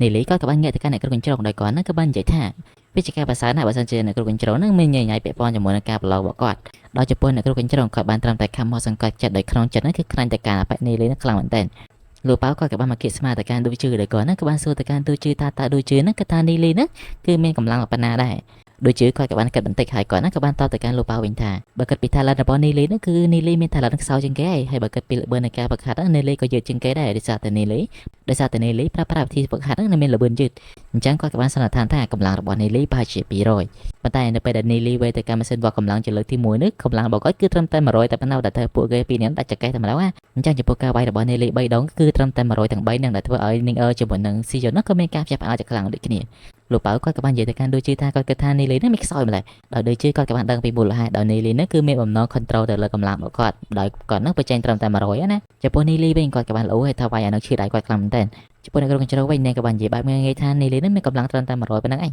ប៉ុន្តែនៅក្នុងចិត្តរបស់នាងវិញនាងមានការភ្ញាក់ផ្អើលទៅកាន់កម្លាំងរបស់នីលីជាខ្លាំងចំពោះប្រជាដែលមានសក់រយនៅខាងលើវិញគាត់ក៏បាននិយាយថាទោះបីជាកម្លាំងរបស់នីលីនឹងវាល្អក្រាន់បើមែនប៉ុន្តែបើសិនជាប្រៀបធៀបជាមួយអ្នកដទៃនេះគឺវាអន់ជាងអញ្ចឹងណាដោយការវិនិច្ឆ័យមនុស្សរបស់ប្រជាពុកមាត់ហ្នឹងគឺពិតជាអន់ខ្លាំងមែនតើណានាយកសាលារងគាត់ក៏បាននិយាយវិញថាកុំតាន់វាតម្លៃសបកក្រៅគេមើលចាំគេស្រែកក្រៅអស់ចំវិញតម្លៃតែគាត់ហ្នឹងក៏បាននិយាយថាមែនមនុស្សគ្រប់គ្នាហ្នឹងសុទ្ធតែមានសមត្ថភាពអាចវាយបាន100ទាំង3ដៃទេ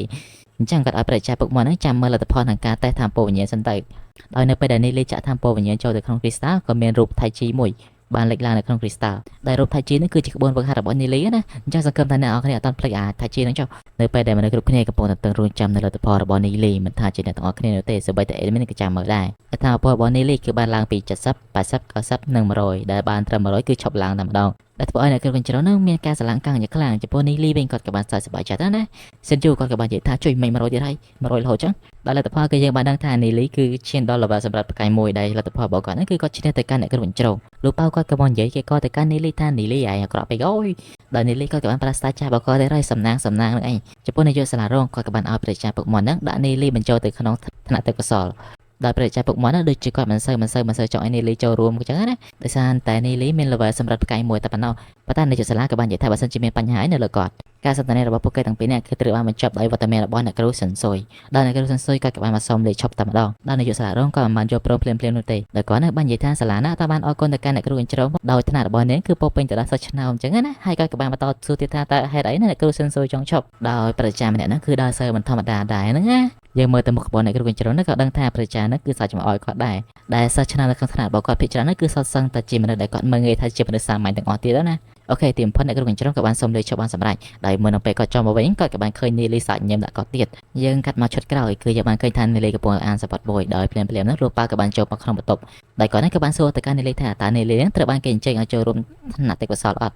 โดยการไปเตอร์ปลูกกันถึงออกคะแนนสดแต่ตัวมันเลยขัดใจถึงออกคะแนนนะให้ลูกปลากดกับบันเจจานเตี้ยแต่ปกติบอกว่านั่งเรียบจอมวิธีของทมในไปแต่ก่อนตัวไว้ยังจังไตปัตตาในไปเพลมนกกับเมย์มันเลยจานกับบ้านรถมารอนนีลีเอานีลีนี่ช่วยเทรนในการปลูกก่อนพ่อก่อนนั่งด่าตามนีลีตอนนีลีกับบ้านสไลต้ามวยเปอร์เซ็นต์จะก็ช่วยบ้านก็ช่วยโอเคยังเมื่อแต่ปันนั่งกับดังทาปโรนีลีบอยยังเลยเมียไปเชียร์ไปเพียบปัญหาอะไรเนี่ยเขาเนี่ยโอเคเตรียมพอดวิสมัครการบอกปลูกเกกับบ้านดอลปลูกเกนั่นกับบ้านตัวกาวใบแค่เนี่ยโดยปลูกเกนั่นคือเตอร์เตเรียนคล้วนจะพูดนิ่งไปเนี่ยกับบ้านดอลถอนเอาสวัสดีบุยแต่เอาเนี่ยเลยด่าระบอนนั่นคืออย่างดังให้สำคัญสำหรับเนี่ยขลังมันเต้นโอเคยังปะตาวมือนั่นคือเกลำนางก็ได้สลายเราไปในเรียมันเนี่ยแต่การบอลมันเนี่ยจังบัสันเจนเรียนาจูนาปะตาวเปิดกระหอบนั่นแต่เอาบอลนะคือเป็นในทางมันเนี่ยนั่นคือวันสลายจับจัดแต่การบอลนั่นไงดาวซียอนบอยังกับบ้านมาเลแต่การในเลดิคนี่ให้ประดามเอาในเลนั่นเมื่อไทยแต่การหนึ่งบ้านอ๋อตอนในเลกับบ้านปัสสาวะแต่ก่อนนั่นสลายแต่ซียอนเตะให้หนึ่งนั่นกับบ้านดังเป็นแต่นอนระบบโปรแกรมได้ดาวซียอนกับบ้านใหญ่ท่าได้ประไอนั่นสลายยมจังหนึ่งนั่นตกตนาเจ้าตอนในเลกับบ้านต่อเป็นท่าบอลตั้งปีบ้านตาใบบนกับบ้านได้โอเคเป็นใหญ่เลยทีได้ในเลก็กับบ้านใหญ่มวยตัวไอซ์เรย์บอยังแต่ก่อนนั่นกับบ้านใหญ่ท่านมันคล้ายประกอบจิมไอด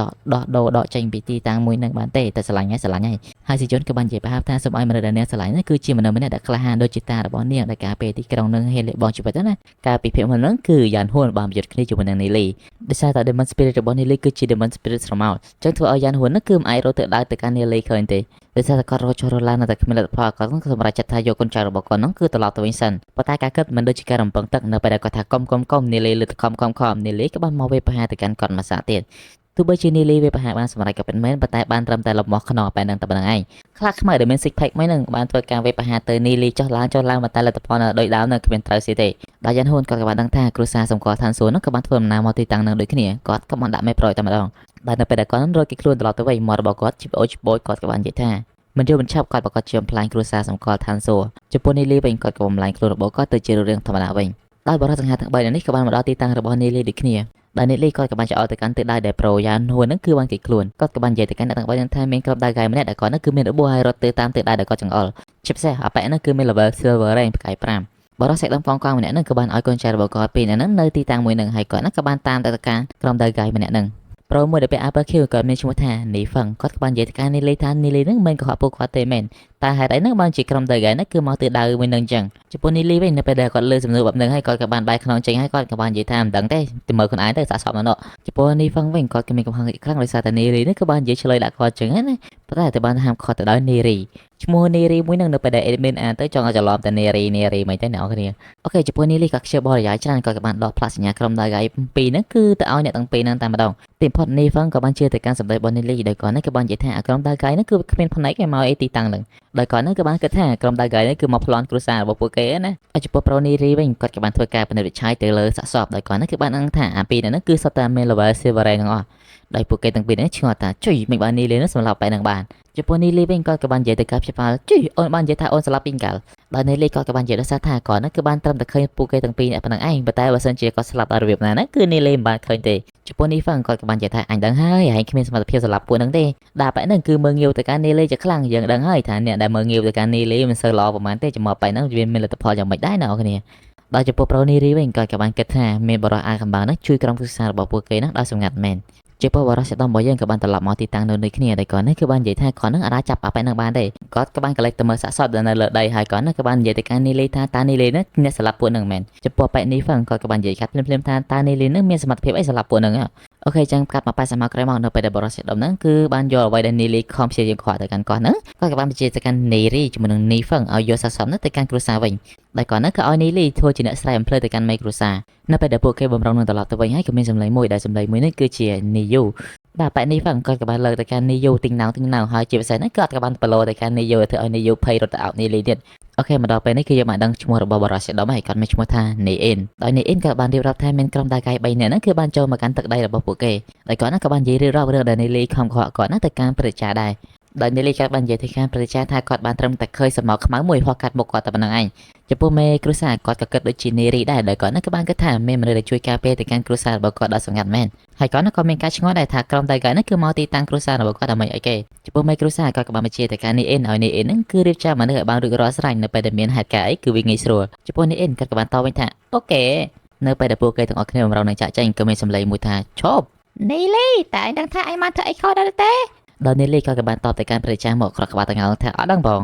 ព្រះចាហ្នឹងក៏បានកត់តកភឹងនីលីឯងដឹងថាឯងបានធ្វើអីនៅក្នុងសាលារៀនទេដែលព្រះចាម្នាក់ហ្នឹងគឺគាត់ចង់បន្តទៅកាន់នីលីដែលនីលីហ្នឹងគឺបានប៉ះពាល់ទៅដល់គ្រួសារពិសិដ្ឋដែលធ្វើឲ្យគ្រួសារពិសិដ្ឋហ្នឹងគឺមានការគៀបសង្កត់ទៅលើគ្រួសារពួកគេណាចំពោះមេគ្រួសារក៏បានសួរទៅកាន់នីលីដូចគ្នាតើរឿងហ្នឹងវាពិតអត់ចំពោះចម្លើយរបស់នីលីគឺ yes ដោយព្រះចាក្បាលទាំងហ្នឹងគាត់កាន់តែបាច់ចិត្តទៀតហើយគាត់ក៏បាននិយាយថាអញខំផ្ញើលុយឲ្យឯងរៀនតែឯងវិញអត់រៀនដើរតែលេងញ៉ាយតែស្រីឆ្លួតតែគ្នារហូតដល់មានការប៉ះពាល់ទៅដល់គ្រួសារទៀតអញ្ចឹងអញនឹងបណៃអាក្មេងឆ្លើយអញ100ដបងចំពោះមេគ្រួសារវិញក៏បាននិយាយដូចគ្នាបើសិនជាព្រះចានោះបណៃនីលី100ដបងនីលីនោះប្រកបជាមិនអាចចូលរួមនៅថ្នាក់ទេពកោសលបានទេមិនថាជាព្រះចាក្បាលទាំងឬក៏ជានីហ្វឹងទេគាត់នឹងគឺមានការចាប់ផ្ដើមជាខ្លាំងដោយនីហ្វឹងគាត់ក៏បានលន់មាត់ដែរថាជួយនីលីក៏បានចូលថ្នាក់ទេពកោសលដែរទេពកោសលរបស់នីលីក៏ថោឯហ្នឹងដោយព្រះចាក្បាលទាំងគាត់នៅតែមិនសុខចិត្តហ្នឹងគាត់ក៏បាននិយាយថារឿងនេះគឺជារឿងពីរផ្សេងគ្នាមិនអាចយកលោកឡំគ្នាបានទេកុំគិតថាចូលថ្នាក់ទេពកោសលនេះគឺបានរួចខ្លួនអូ0 no way អពើនីលីក៏បាននិយាយទៅកាន់មេគ្រួសារតាការធ្វើទាំងអស់នេះរបស់គាត់ហ្នឹងគឺធ្វើឲ្យគ្រួសាររបស់គាត់ហ្នឹងរីកមុខមាត់តែប៉ុណ្្នឹងឯងអូខេចាកន្លែងវគ្គដំបូងអាកន្លែងដែលអ្នកគ្រូជ្រងជាមួយនឹងសិនយូហ្នឹងគឺមើងងាយទៅកាន់នីលីជាមួយក្រុមពីគ្នាអញ្ចឹងទៅនីលីក៏បានឆ្លុះបកាយអញ្ចឹងណាអញ្ចឹងតាំងពីឆ្លុះបកាយហ្នឹងមកគឺពួកគេហ្នឹងគឺមានចំនួនរហូតមកអញ្ចឹងហើយបាននីលីនិយាយថាអានោះគឺដើម្បីតែកិត្តិយសរបស់គ្រួសាររបស់គាត់ទេដោយព្រះចាក្បាលទាំងអស់ហ្នឹងនៅតែបន្តដាក់សម្ពាធទៅកាន់នីលីទៀតដោយនីលីគាត់ក៏បាននិយាយថាបញ្ហាឥឡូវគឺត្រូវបានដោះស្រាយតាព្រះចាក្បាលទាំងអស់ក៏បានកាត់នីលីភ្លាមៗថាបញ្ហាបានដោះស្រាយនេះគឺដោយសារតែសមាគមសំថ្នាំទេវាមិនមែនអីពាក់ព័ន្ធជាមួយអបិនីលីនឹងឯងហ្នឹងទេដល់ចំពោះប្រូនីលីវិញគាត់ក៏បានធ្វើភ្នែកភ្លឺៗដោយគាត់ហ្នឹងក៏បាននិយាយទៅនិយាយជាមួយនឹងមេដឹកនាំគ្រួសារតែម្ដងដោយគាត់ហ្នឹងក៏បាននិយាយថាសមាគមសំថ្នាំឥឡូវនេះក៏ពុះតែឡើងកោយខ្លាំងមែនតើអញ្ចឹងគេមកពាក់ព័ន្ធជាមួយគ្រួសារយើងក៏បែកកប៉ុកហ្នឹងដែលសំណួររបស់នីលីមួយហ្នឹងធ្វើឲ្យប្រជាជនហ្នឹងគេមានការផ្ទះផ្អើលខ្លាំងដូចគ្នាហើយគាត់ហ្នឹងក៏បានសួរទៅកាន់នីលីថាអើអញ្ចឹងហេតុអីយ៉ាងដោយនីលីគាត់ក៏បានធ្វើការគោរពសុំទោសទៅកាន់មេដឹកនាំគ្រួសារដោយគាត់ហ្នឹងមិនអាចបង្ហាញពីសមត្ថភាពពិតរបស់គាត់បានទេប្រជាក្បាលទាំងអស់គាត់ក៏បាននិយាយទៅកាន់នីលីទាំងចេតនាឬដងដោយគាត់ហ្នឹងក៏បាននិយាយថាទោះបីជារឿងសមាគមសំថ្នាំហ្នឹងលោកដៃជួយគ្រួសាររបស់ពួកគេវាមានពាក់ព័ន្ធជាមួយនឹងនីលីឬក៏មិនពាក់ព័ន្ធនោះក៏វាមិនស្អីដែរប៉ុន្តែអ្វីដែលសំខាន់ជាងគេបំផុតនោះគឺនីលីត្រូវតែមិនធ្វើឲ្យគ្រួសារពិសិដ្ឋហ្នឹងខឹងបន្តទៀតទេនីលីក៏បានសួរទៅកាន់ប្រជាក្បាលទាំងអស់ថាបែបហ្នឹងគឺជាប្រជានៅគ្រួសារគឺសម្គាល់ឋានសួគ៌ឬក៏គ្រួសារពិសិដ្ឋមិនបានខ្វល់ពីគ្រួសារពិសិដ្ឋម្លេះដល់នីលីក៏បានបន្តនិយាយកណ្ដាលមុខចំទៅកាន់អបិនឹងម្ដងលែងគិតចាស់លែងគិតក្មេងឯងតែឯងហ្នឹងដោយសារតែឃើញអំណាចគ្រួសាររបស់គេខ្លាំងចង់គេសង្កត់កូនចៅគ្រួសារខ្លួនឯងមែនតែឯងហ្នឹងគឺជាប្រជាដែលកាន់ច្បាប់នៅគ្រួសារមួយនេះហើយតែឯងធ្វើចរិតកលក្ខៈអញ្ចឹងឯងប្រជាក្បាលទាំងហ្នឹងក៏មានការខឹងសម្បាទៅកាន់សម្ដីរបស់នីលីជាខ្លាំងដោយក៏បាននិយាយថាអាក្មេងឯងឆ្លើយខ្លាំងមែនតើប៉ុន្តែចំពោះនីលីវិញសម្ដីកប៉ិចកប៉ុកប៉ុណ្ណឹងគ្មាន skip ចឹងថ្មីរបស់គាត់ទេដោយគាត់ហ្នឹងក៏បានធ្វើការសម្លឹងមុខដាក់គ្នារវាងប្រជានឹងជាមួយនឹងនីលីសឡកចោះសឡកឡើងអញ្ចឹងណានៅពេលដែលស្ថានភាពកាន់តែតានតឹងមានសម្លេងមួយថានីលីឯងយីស៊ីគេដោយអ្នកដែលនិយាយនេះគឺជាឪពុករបស់នីលីដែលគាត់ហ្នឹងគឺបានរត់ទៅមុខប្រជាក្បាលទាំងអស់ដោយគាត់ហ្នឹងគឺរលត់ចង្គង់សុំអភ័យទោសទៅឲ្យកូនប្រុសរបស់គាត់ណាចំពោះនីលីវិញដាច់ចង្កេះផឹងតែម្ដងមិនមែនខំឈើចរិតនឹងលយផងឥឡូវឪពុករបស់គាត់ហ្នឹងគឺរត់ចង្គង់សុំអភ័យទោសតែម្ដងដល់ឪពុករបស់នីលីក៏បានបន្តទៅកាន់នីលីដែលថាអញហ្នឹងព្រាយឲ្យគ្រប់ប្រជាអញ្ចឹងមែនចំពោះមេគ្រួសារគាត់ក៏បានលុកដៃចូលចំលោះមីនឹងដោយគាត់ហ្នឹងក៏ឲ្យនីមីនឹងក្រោកឈរឡើង ដោយគាត់នេះក៏បាននិយាយថានីលីគឺពិតជានិយាយត្រឹមត្រូវពិតមែនហើយគាត់នេះក៏បានសរសើរពីអត្តចរិតចាស់ទុំរបស់នីលីដែរដែលថានីលីនេះគឺមានភាពចាស់ទុំជាងមុនប្រជាក្បាត់ទាំងអស់គាត់នៅតែមិនសូវឆាត់ចឹងប៉ុន្តែត្រូវបានខត់ទៅដោយមេគ្រួសារគាត់ក៏បាននិយាយថានីលីពិតជានិយាយត្រឹមត្រូវដែរពួកយើងមានកាតព្វកិច្ចដើម្បីមើលថែគ្រួសារមួយនឹងទោះបីពួកយើងត្រូវធ្វើការបដូរជូននៅការបោះស្រាយមួយទៅឲ្យគ្រួសារពិសិដ្ឋក៏ដោយនៅពេលដែលគាត់បាននិយាយចោះគាត់ក៏បានឲ្យនីអេនធ្វើការស៊ើបអង្កេតទៅកាន់សាកសពរបស់ពីរនាក់នោះដែលជាសមាជិករបស់ក្រុម Dagai ដោយគាត់ក៏បានប្រាប់ទៅកាន់នីលីឲ្យនីលីទៅវិញសម្រាប់ដូចគ្នាអកូននីលីឯងទៅមកពីឆ្ងាយហើយបានជួបរឿងបែបហ្នឹងទៀតឯងប្រកាសជាអស់កម្លាំងខ្លាំងហើយទៅសម្រាប់វិញទៅចាំឲ្យស្អែកហ្នឹងចាំអ៊ំហ្នឹងទៅជួយតេស្តថាពោវិញ្ញាណឲ្យនៅពេលដែលពួកគេទាំងអស់គ្នាបំរុងនឹងចែកជើងគ្នាហើយក៏មាននារីកាម្នាក់បានប្រាប់ថាបងស្រីយ៉ាងសៀនហ្នឹងគឺមកលេងពួកគេដោយវត្តមានរបស់ Director យ៉ាងសៀនគឺធ្វើឲ្យអ្នកទាំងអស់គ្នាទីហ្នឹងគឺមានការភ្ញាក់ផ្អើលជាខ្លាំងដោយដំណើររបស់បងស្រីយ៉ាងសៀនលើកនេះគឺពិតជាអេមខ្លាំងមែនទែនមានកូនចៅហែហនតាមពីក្រោយលោកព្រាត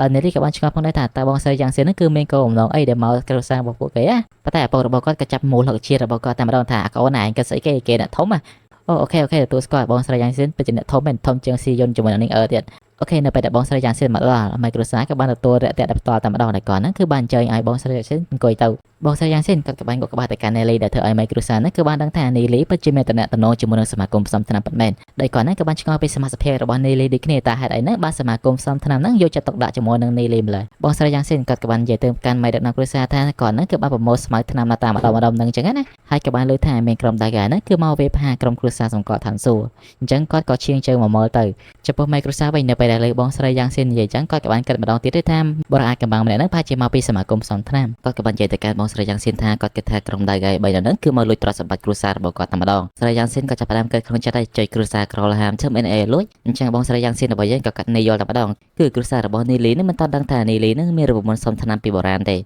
ដោយសារតែគ្រួសារសម្គាល់ឋានសួគ៌នេះគឺមានល្បិលកាក់ខ្លាំងមែនតើណាអញ្ចឹងបងស្រីយ៉ាងសៀនក៏គិតបានថាគាត់នឹងបញ្ជូនមនុស្សពីរនាក់ឲ្យមកជួយការពារដោយប្រជាក្បាត់ទាំងអស់ក៏បាននិយាយថាមេដឹកនាំគ្រួសារដូចជាមិនសូវល្អតែកណិតមួយហ្នឹងចំពោះនីលីក៏គុំប្រងោលនឹងស្រាប់ផងគាត់ក៏បានសួរទៅកាន់ប្រងោលថាហេតុអីបានកណិតហ្នឹងវាល្អព្រោះឯនេះគឺថាសមាគមសំថ្នាំតណៃខ្លាំងណាស់មែនគេមកជួយឯងទៅខ្មើតឯណាយេកាចាយីអាចងរយោអញតបើបណៃឯងផងឯងហ៊ានលុកមកទៀតដោយសារបងស្រីយ៉ាងសៀននឹងគាត់គឺជាមនុស្សដែលមាន300 IQ គាត់ក៏បានដឹងថាពីអាហ្នឹងមិនត្រូវគ្នាទេបងស្រីយ៉ាងសៀនគាត់ក៏បានចេញមកនិយាយដល់សើទៅកាន់ម៉ែដឹកនាំគ្រួសារថាបើសិនជាគ្រួសារសម្គាល់ឋានសួគ៌មិនពេញចិត្តវត្តមានរបស់សមាគមសំថ្នាំចឹងអូនទៅវិញក៏បានដែរដោយប្រជាក្បាត់ទាំងអស់ក៏មានការភ័យជាខ្លាំងហើយគាត់ហ្នឹងក៏បាននិយាយថាអាហ្នឹងគឺមិនជាចេតនារបស់អូនទេអាហ្នឹងបងស្រីយ៉ាងសៀនគាត់ក៏បាននិយាយថាខ្ញុំនិយាយទៅកាន់ម៉ែដឹកនាំគ្រួសារទេចាមិននិយាយទៅមួយប្រឯងទេដោយធ្វើឲ្យមុខរបស់ប្រងល់របស់យើងគឺធ្លាក់ក្បុកតែម្ដងដោយបងស្រីយ៉ាងសៀនគាត់ក៏ចង់មានបំណងផ្ដាច់ទៅកាន់ជំនួយដែលមានជាមួយនឹងគ្រួសារសម្គាល់ឋានសួគ៌អូខេចុះយើងមកដឹងពីឈ្មោះរបស់ម៉ែគ្រួសារទៅគឺឈ្មោះរបស់គាត់គឺឈ្មោះថានីហៃគាត់ក៏ធ្វើការសម្រេចចិត្តដកតំណែងប្រជាធំនឹងចេញពីប្រងល់ហើយក៏បានតែងតាំងនីអ៊ីនឲ្យគាត់នឹងគឺខ្លាចជាអ្នកអនុវត្តច្បាប់មិនត្រឹមតែងតាំងនីអ៊ីនទេគាត់ក៏តែងតាំងឪពុករបស់នីលីដែលមានឈ្មោះថានីមីងឲ្យមានតំណែងមួយដែរដោយតំណែងរបស់គាត់គឺមើលការខុសត្រូវនៅក្នុងគ្រួសារមួយនឹង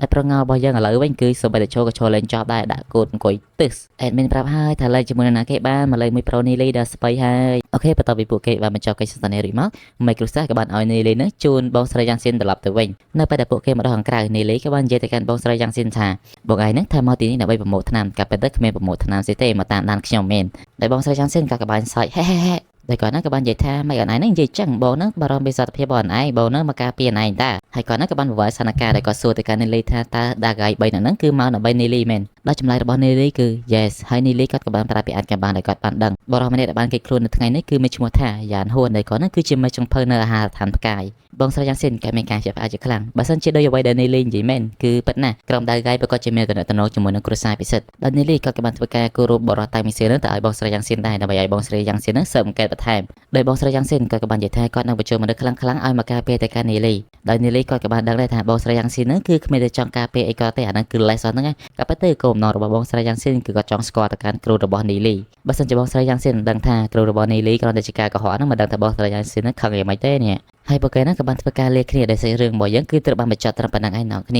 អូខេសួស្តីអ្នកគ្នាអញ្ចឹងយើងចាប់ផ្ដើមសាច់រឿងថ្មីរបស់យើងបន្តទៀតដោយសាច់រឿងថ្មីនេះអេនគាត់ក៏បាននិយាយទៅកាន់ប្រជាថាម៉ៃគ្រួសារនីលីក៏បានចូលរួមទៅកាន់គ្រួសារយើងជាច្រើនអញ្ចឹងយើងគួរតែជួយវត្ថុទិព្វដែលមាននៅក្នុងគ្រួសាររបស់យើងទៅឲ្យនីលីវិញខ្លះអញ្ចឹងណាដល់កលៈទេសៈនេះប្រជាគាត់ក៏បានដើរសើម្ដងគាត់ណាក៏មិនឆ្លើយទៅកាន់នីអេនភ្លាមៗទេគាត់ចាំមើលទៅកាន់នីលីនៅពេលដែលនីលីឃើញអញ្ចឹងនីលីគាត់ក៏បានបញ្ចេញដបថ្នាំមួយដែលប្រជាគាត់បានឃើញអញ្ចឹងអូខេឡើងលឿនតែម្ដងបងអូននីលីក្នុងគ្រួសារយើងមានវត្ថុទិព្វអីអាណាយកទៅ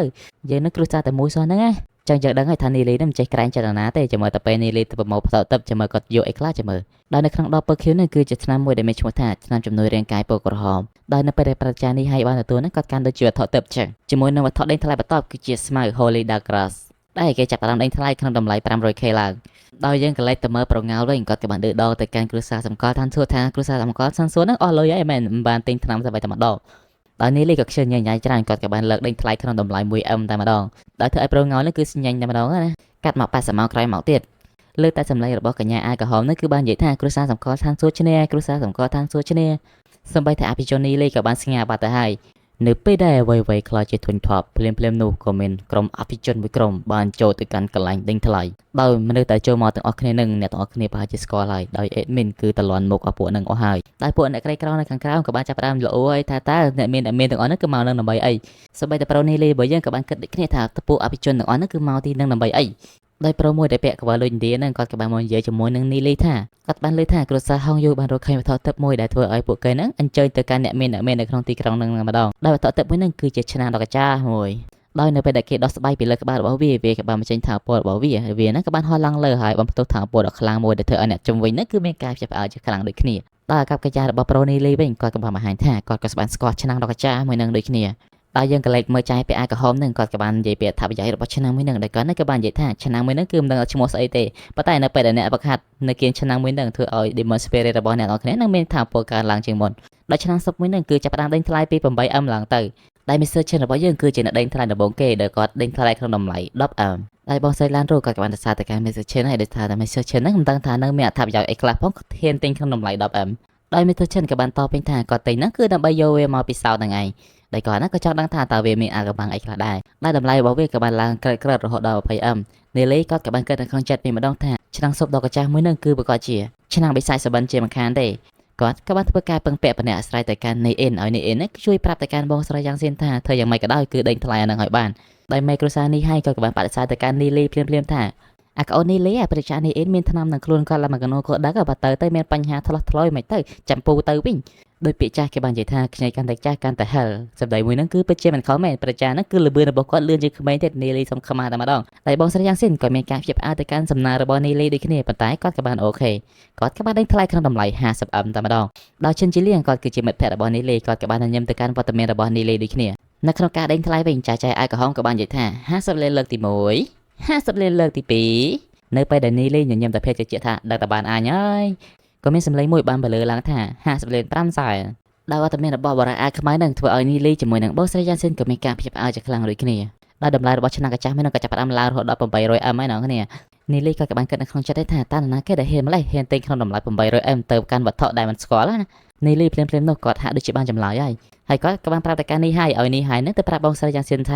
ាធ្វើយ៉ាងម៉េចក៏ដោយគឺត្រូវដេញថ្លៃទៅកាន់ឆ្នាំងមួយនឹងឲ្យបានជាពិសេសហ្នឹងគឺត្រូវតាមទៅកាន់បរិបទដែលពាក់អាវខ្មៅនឹងផងដែរចំពោះបងស្រីយ៉ាងស៊ីននៅពេលបានទទួលបញ្ជាវិមេហើយគាត់ហ្នឹងក៏បានធ្វើមុខមាំហើយគាត់ហ្នឹងក៏បានដាក់មកអស់ដៃតែម្ដងគឺ 100M ចំពោះអ្នកនៅជុំវិញហ្នឹងក៏មានការភ្ញាក់ផ្អើលទៅកាន់សម្ដីរបស់បងស្រីយ៉ាងស៊ីនជាខ្លាំងដូចគ្នាណាសូម្បីតែ admin ក៏មានការភ្ញាក់ផ្អើលដែរបើលុយច្រើនម្លឹងចែក admin ខ្លះមក 110M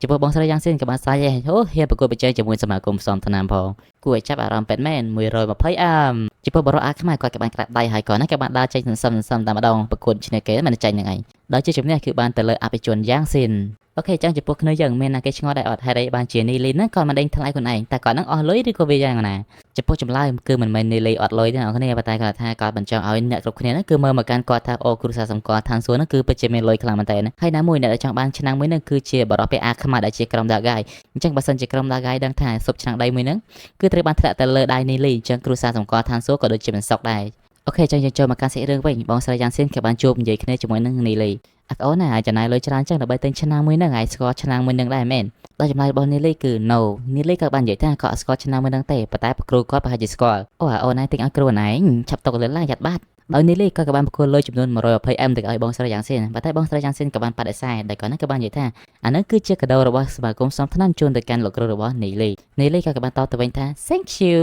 បងស្រីយ៉ាងស៊ីនក៏បានបដូររឿងគាត់ក៏បាននិយាយថាគាត់បានបញ្ជូនមនុស្សឲ្យតាមដានទៅកាន់បរិបទជិតខ្មែរហ្នឹងជាសម្ងាត់អីដោយនីលីក៏បានយកស្រោតទៅនឹងកំណត់នឹងដូចគ្នាដោយគាត់ហ្នឹងគឺអត់ចង់ឲ្យវាយស្មាបង្អើពោះទេនេះអ៊ីនក៏បានមកកោះទ្វារហើយទៅកាន់នីលីថានីលីរួចនៅអានទៅផ្ទះ ដោយយើងបានឃើញថាពួកគេទាំង3នាក់ហ្នឹងក៏បានធ្វើការជិះទៅកាន់សាច់យៈហើយក៏ត្រឡប់ទៅកាន់ផ្ទះរបស់ពួកគេវិញដោយនីលីក៏បានធ្វើការសំណូមពរទៅកាន់ព្រះចានីហើយជាមួយនឹងនីអេនឲ្យអ្នកទាំងពីរនេះធ្វើការរក្សាសការសម្ងាត់រឿងដែលគាត់ហ្នឹងគឺបានទិញអីវ៉ាន់នៅកន្លែងដេញថ្លៃអាបងនីលីវិញចឹងមែនហ្នឹងឯងគ្រួសារយើងនៅទុនខ្សោយផងបើគេដឹងហ្នឹងគេដាក់ target មកលើយើងបដ ாய் អូខេនីលីក៏បានសំណូមពរទៅកាន់ព្រះចានីហើយឲ្យព្រះចានីហើយជួយគាត់ទៅផ្សារជួយដូរ Demon Spirit ដោយព្រះចានីហើយក៏មានអារម្មណ៍ស្ទាក់ស្ទើរបន្តិចបន្តួចណាដោយសារតែគាត់គិតថានីលីនៅ level សម្រាប់ឡើងនឹងទិញមកទៅអីនីលីក៏ខ្ជិលនិយាយច្រើនក៏បង្ហាញថាពលវិញ្ញាណរបស់គាត់នៅតែកាន់អ្នកទាំងពីរតែម្ដងដែលធ្វើឲ្យព្រះចានីហើយបើព្រៃធំធំប៉ុនពងមាន់អូនឯងនឹងឈានដល់ level ប្រាក់ឯហ្នឹងបញ្ចូលសលេងចឹងមានអារម្មណ៍ថាខ្លួនឯងដូចព្រាយមែនទេអ្នកនរគ្នាណាមួយ record សលេងម៉ោង2 10យប់ផងនៅតែឯងទៀតអូខេអញ្ចឹងយើងកាត់មកកាន់ទីផ្សារជួញដូរ Demon Spirit នេះហើយក៏បាននិយាយទៅកាន់បរិបទអាពើលឿងថាគាត់នឹងគឺរក Demon Spirit សម្រាប់ឲ្យក្មួយប្រុសរបស់គាត់អូតើលោកម្ចាស់ត្រូវការ Demon Spirit ប្រភេទអីដែរលោកម្ចាស់ដោយគាត់ក៏បានហុចសភៅមួយដែលមានកត់ត្រា Demon Spirit ទៅឲ្យប្រជានេះហើយដែលអ្នកលក់ម្នាក់នឹងហាក់ដូចជាមើងងាវទៅកាន់នីលីខ្លាំងមែនតើនៅពេលដែលនិយាយជាមួយនឹងប្រជានេះហើយអត់ទៅនិយាយជាមួយនីលីទេប៉ុន្តែនៅពេលដែលគាត់ឃើញប្រជានេះហើយបានហុចសភៅទៅឲ្យនីលីគាត់នឹងក៏បានបើកមាត់ធំៗតែម្ដងមានការជាប់ឆ្អើជាខ្លាំងណានីលីក៏បានមើលចុះមើលឡើងហើយគាត់នឹងក៏បានសួរទៅកាន់អ្នកលក់ថាអ្នកលក់តើអ្នកលក់មាន Demon Spirit ប្រភេទ Summon ដែរអត់ដោយពូមួយដែលជាអ្នកលក់ហ្នឹងគាត់ក៏បាននិយាយថាអូប្រភេទ Summon ឥឡូវចាប់ផ្ដើមក្រទៅវិញឥឡូវនៅសល់ប្រហែលជា50តែប៉ុណ្ណឹងឯងដែលអភិជននីលីរបស់យើងគឺគាត់យកទាំងអស់ដោយមិនថាអ្នកទាំង3ហ្នឹងទេដែលមានការកៀងជាខ្លាំងសូម្បីតែ admin ហ្នឹងក៏កៀងដែរយកទៅអីក៏ច្រើនម្ល៉េះលោកព្រះប្រជានេះហើយក៏បានសួរទៅកាន់នីលីថានីលីអាណៃទិញច្រើនម្ល៉េះអាណៃប្រាំអីអស់អូននីលីក៏បានតបវិញថាខ្ញុំមិនមែនប្រើតែឯងណាខ្ញុំមិនមែនមិត្តភក្តិបងប្អូនទេដោយចំពោះពូដែលជាអ្នកលក់គាត់មិនហ៊ានសម្រេចចិត្តតាមសម្ដីរបស់នីលីទេគាត់ក៏បានសួរទៅប្រកាន់ប្រជានេះហើយដែលប្រជានេះហើយគាត់ក៏បានកែខែមធ្វើតាមបងប្អូននីលីនិយាយទៅដោយនីលីក៏បានសួរផងដែរថាទីតាំងមួយហ្នឹងត្រូវបានរក្សាការសម្ងាត់របស់អតិជនត្រូវអត់ដោយពូម្នាក់ហ្នឹងក៏បានតបវិញថាអ្នកប្រុសឯងមិនចាំភ័យទេរឿងហ្នឹងចាំតែព្រួយទៅបានហើយដោយកន្លែងរបស់ពួកខ្ញុំនេះប្រកាសណាគឺរក្សាការសម្ងាត់បានល្អ 100% នៅពេលដែលគាត់និយាយចប់គាត់ក៏បានរត់ទៅប្រមូល Demon Spirit សម្រាប់ឲ្យអភិជននីលីតែម្ដងអូខេនិយាយតាមត្រង់ទៅរឿងនេះក៏ជាចំណុចចិត្តរបស់ admin ម្នាក់ដែរដោយតួឯកប្រុសរបស់យើងគឺមានសភាពវ័យក្មេងណាហើយម្យ៉ាងទៀតតួឯកប្រុសរបស់យើងក៏មិនបាច់ចាំឆក់ប្លន់ដូចជាស៊ីវយានដូចជា Motion អញ្ចឹងដែរអូខេចឹងជាកាត់មកការសាច់រឿងបន្តយើងកាត់មកកាន់បរិសុទ្ធខ្មៅដែលគាត់ហ្នឹងក៏បានដឹងថាមានមនុស្សតាមដានគាត់ហ្នឹងក៏បានគេខ្លួនបាត់តែម្ដងដែលអាចចែមពីហ្នឹងគឺមិនមែនចដៃគូរបស់គាត់ទេរកគាត់មិនឃើញទេពួកគេទាំងពីរនាក់ក៏បានលោឲ្យថាទៅវិញដល់ថ្មឲ្យអញតែប្រជាអ្នកលក់នៅនេះគាត់ក៏បានយកចិញ្ចៀនមួយទៅឲ្យនីលីហើយគាត់ក៏បាននិយាយថានៅប្រាប់តូចចែអាវ៉ាន់នៅក្នុងទាំងអស់ឯងបើគាត់ជាសាច់ប្រាក់គឺ 65M ដោយនីលីគាត់ក៏បានធ្វើការពិនិត្យទៅកាន់ចិញ្ចៀនមួយហ្នឹងដែលគាត់ក៏បាននិយាយថាអូល្អដោយនីលីគាត់ក៏បានចេះលុយរបស់គាត់ទាំងកថាទៅដាក់លើតុម្ដងចំនួន 65M ដោយមនុស្សគ្រប់គ្នាដែលមានវត្តមាននៅទីហ្នឹងគឺមានការស្រឡាំងកាំងទៅកាន់លុយរបស់នីលីហើយដោយអ្នកលក់ម្នាក់ហ្នឹងគឺបានគិតក្នុងចិត្តថាគ្រួសារសម្គាល់តាមសួរហ្នឹងពិតជាអស្ចារ្យមែនតើនីលីហ្នឹងទិញឲ្យប្រើលុយខ្លួនឯងទៀតអាបែរហ្នឹងនៅក្មេងសោះហ្នឹងដោយគាត់ហ្នឹងមិនដឹងទេថាក្មេងហ្នឹងមានលុយអាកាចាស់ពីរហ្នឹងអត់លុយដូចតែ admin ដែរហ្នឹងយើងកាត់មកកាន់ពេលរាត្រីបានជួបថ្លៃគូសង្សារអូខេនីលីក៏បានមើលទៅកាន់ Demon Spirit ដែលគាត់ទៅទិញហើយគាត់ហ្នឹងក៏បានលោថាឆ្នាំពិសាសវណ្ណហ្នឹងគឺមានអត្ថប្រយោជន៍ទៅមួយគាត់ដាក់អត្ថប្រយោជន៍វិញហ្នឹងគឺចម្រាញ់ទៅកាន់ Demon Spirit ហ្នឹងឯងដោយនីលីក៏បាននិយាយថា Shadow Demon ដែលជា Demon Spirit ទី1របស់គាត់ហ្នឹងគឺមិនអាចវាបហាចំតួបានទេអញ្ចឹងគាត់ត្រូវការ Demon Spirit ទី2របស់គាត់ដោយ Demon Spirit ទី2របស់គាត់ហ្នឹងគាត់ធ្វើការចម្រាញ់តែម្ដងនីលីក៏បានដាក់ Demon Spirit ចំនួនប្រមាណគ្រាប់ហ្នឹងចូលទៅកាន់ឆ្នាំងហ្នឹងម្ដងដោយគាត់ហ្នឹងធ្វើការចម្រាញ់អូខេអញ្ចឹងសូមបញ្យល់ទៅកាន់អ្នកនរគ្នាបន្តិចដោយ Demon Spirit ដែលនីលីទិញមកហ្នឹងគឺវាមាន level កាណាអញ្ចឹងបើសិនជាគាត់ឲ្យមិត្តភក្តិរបស់គាត់ហ្នឹងគឺប្រើប្រាស់អាហ្នឹងតែម្ដងគឺ level ពួកគាត់អាចកើនឡើងខ្ពស់បានទេតែបើសិនជាគាត់ចម្រាញ់វាបញ្ចូលគ្នាអញ្ចឹងអ្នកដែលប្រើប្រាស់ហ្នឹងអាចផុតពី level goal ដោយសារតែ Demon Spirit ហ្នឹងវាខ្លាំងជាងមុនអញ្ចឹងណាអញ្ចឹងការចម្រាញ់លើកទី1របស់Nellyក៏បានជោគជ័យដោយNellyក៏បានសារថាល្បឿននៃការរីកចម្រើនរបស់អាសត្វ Demon Spirit ហ្នឹងគឺវាល្អខ្លាំងមែនតើម៉ាក់របស់Nellyក៏បានដើរទៅប្រាប់Nellyដេកយប់ហើយដោយNellyគឺពិតជាកូនល្អខ្លាំងមែនតើដេករបស់គាត់មែនមកយកទៅភ្លឺភ្នែកឡើងស្លក់ដូចជាការពិភាក្សាមុនណាអ្នកគ្នាNeyuក៏បានមកហៅNellyឲ្យញ៉ាំបាយដោយNellyក៏បានទៅភ្លាមហើយគាត់ក៏បានលើថាបន្ទាប់ពី Demon Spirit ហ្នឹងមានការកើនឡើងថាផលជាខ្លាំងហ្នឹងការចម្រាញ់វាហ្នឹងក៏ពិបាកឡើងដែរដោយការចម្រាញ់វាហ្នឹងគឺមិនជោគជ័យភាគច្រើនណាដោយជីវិតរបស់Nellyពិតជាកំសត់ខ្លាំងមែនទែនសូម្បីតែស៊ីបាយមិនត្រង់មកដែរស៊ីបានដល់ផ្លែរត់មកវិញទៀតដោយម៉ាក់របស់Nellyក៏បានលោថាជួយអាកូននេះវាធ្វើអីគេវារវល់ម្ល៉េះបើដោយប្រុសNellyក៏បានធ្វើការបន្តចម្រាញ់ទៅកាន់ Demon Spirit របស់គាត់ទៀតដោយការចម្រាញ់លើកនេះគឺខុសពីមុនNellyក៏បានយក Demon Spirit ណាដែលគាត់បានចម្រាញ់ជោគជ័យហ្នឹងឲ្យវាចម្រាញ់បញ្ចូលគ្នាបន្តទៀតដើម្បីឲ្យវាសមត្ថ ភាពកាន់តែខ្លាំងជាងមុនដោយការចម្រាញ់លើកនេះក៏បានជោគជ័យមួយសារទៀតហើយហើយយើងមើលទៅកាន់ឥទ្ធិពលរបស់វាគឺខ្លាំងមែនទែនដោយនីលីក៏បានធ្វើការពិនិត្យទៅកាន់ Demon Spirit ម្ដងទៀតឲ្យកាន់តែច្បាស់ជាងមុនដោយនីលីក៏បានដឹងថាអាសត្វខ្លានោះវាកើតជា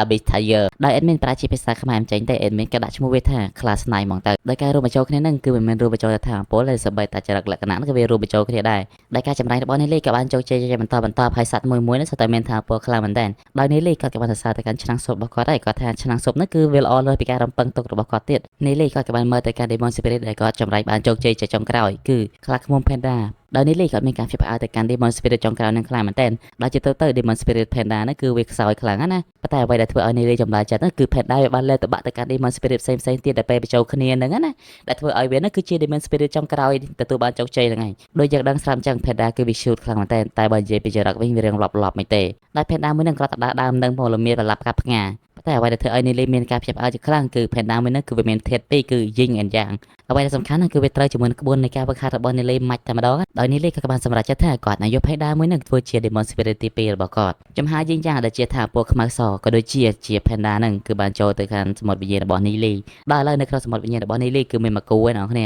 ាកាត់មកពេលវេលា80ម៉ោងក្រោយមកនីលីក៏បានសម្រេចរបស់គាត់ចេញទៅក្រៅកំ plate ដោយម៉ាក់របស់គាត់ក៏បាននិយាយថាអាកូននឹងវេទនាទៀតហើយវិញដោយសារតែកន្លែងឆ្វេងស្ដាំមានតែនីយូនៅជួយហៅអាគាត់ណាគាត់ក៏បាននិយាយថាមានតែនីយូល្អជាងគេអូខេចឹងจะកាត់មកកាន់នីលីវិញនៅពេលដែលនីលីដល់កន្លែងស្ងាត់មួយនីលីក៏បានបំលែងខ្លួនរបស់គាត់ទៅជា Demon Spirit ដោយ Demon Spirit ទី2របស់គាត់លើកនេះគឺពិតជាអេមខ្លាំងមែនតែមេឡូប៉ុណ្ណាណីដោយយើងគ្រាន់តែមើលទៅកាន់មុខមាត់និងកៅភ្នែកក៏យើងដឹងថាកំណាចកាយសាហាវប៉ុណ្ណាដែរលើកនេះអូខេ hello ស្រីអ្នកគ្នាការវិភាគមុនហ្នឹងនីលីក៏បានរកទីតាំងស្ងាត់មួយដើម្បីធ្វើការប្រែខ្លួនទៅជា Demon Spirit ដោយ Demon Spirit ថ្មីរបស់គាត់នេះគឺពិតជាអំណាចកាយសាហាវខ្លាំងមែនតែមើលមេឡូប៉ុណ្ណាណីដោយនីលីក៏បានលើកអបពររបស់គាត់ហើយគាត់ក៏បាននិយាយថាប៉ុណ្ណេះមកកែម្នាក់ IC ភុយហើយបន្តពីគាត់បានសេរីទៅសាច់ទៅសូនរបស់គាត់រួចរាល់គាត់ក៏បានធ្វើការតេស្តកម្លាំងរបស់គាត់ទៅលើដើមឈើមួយដែលដើមឈើនោះគឺបាក់ស៊ីផុយតែម្ដងដោយនីលីក៏បានឡោមមកទៅសារទៅកាន់ Demon Spirit ថ្មីរបស់គាត់ហើយថាកម្លាំងវាពិតជាខ្លាំងមែនទែនហើយគាត់ក៏បានធ្វើការតេស្តសាររបស់ម្ដងទៀតដល់នេះក៏បានប្រើកម្លាំងជើងទាំងពីររបស់គាត់នោះគឺទ្រាំទៅកាន់ដីទីតាំងនឹងតែម្ដងនៅធ្វើឲ្យដីនេះគឺវាលោចចុះក្រោមណាដោយការទ្រាំជើងរបស់នីលីគាត់ក៏បានដឹងថាគាត់មានចំណេញថ្មីមួយទៀតដែលចំណេញនេះគឺមានឈ្មោះថា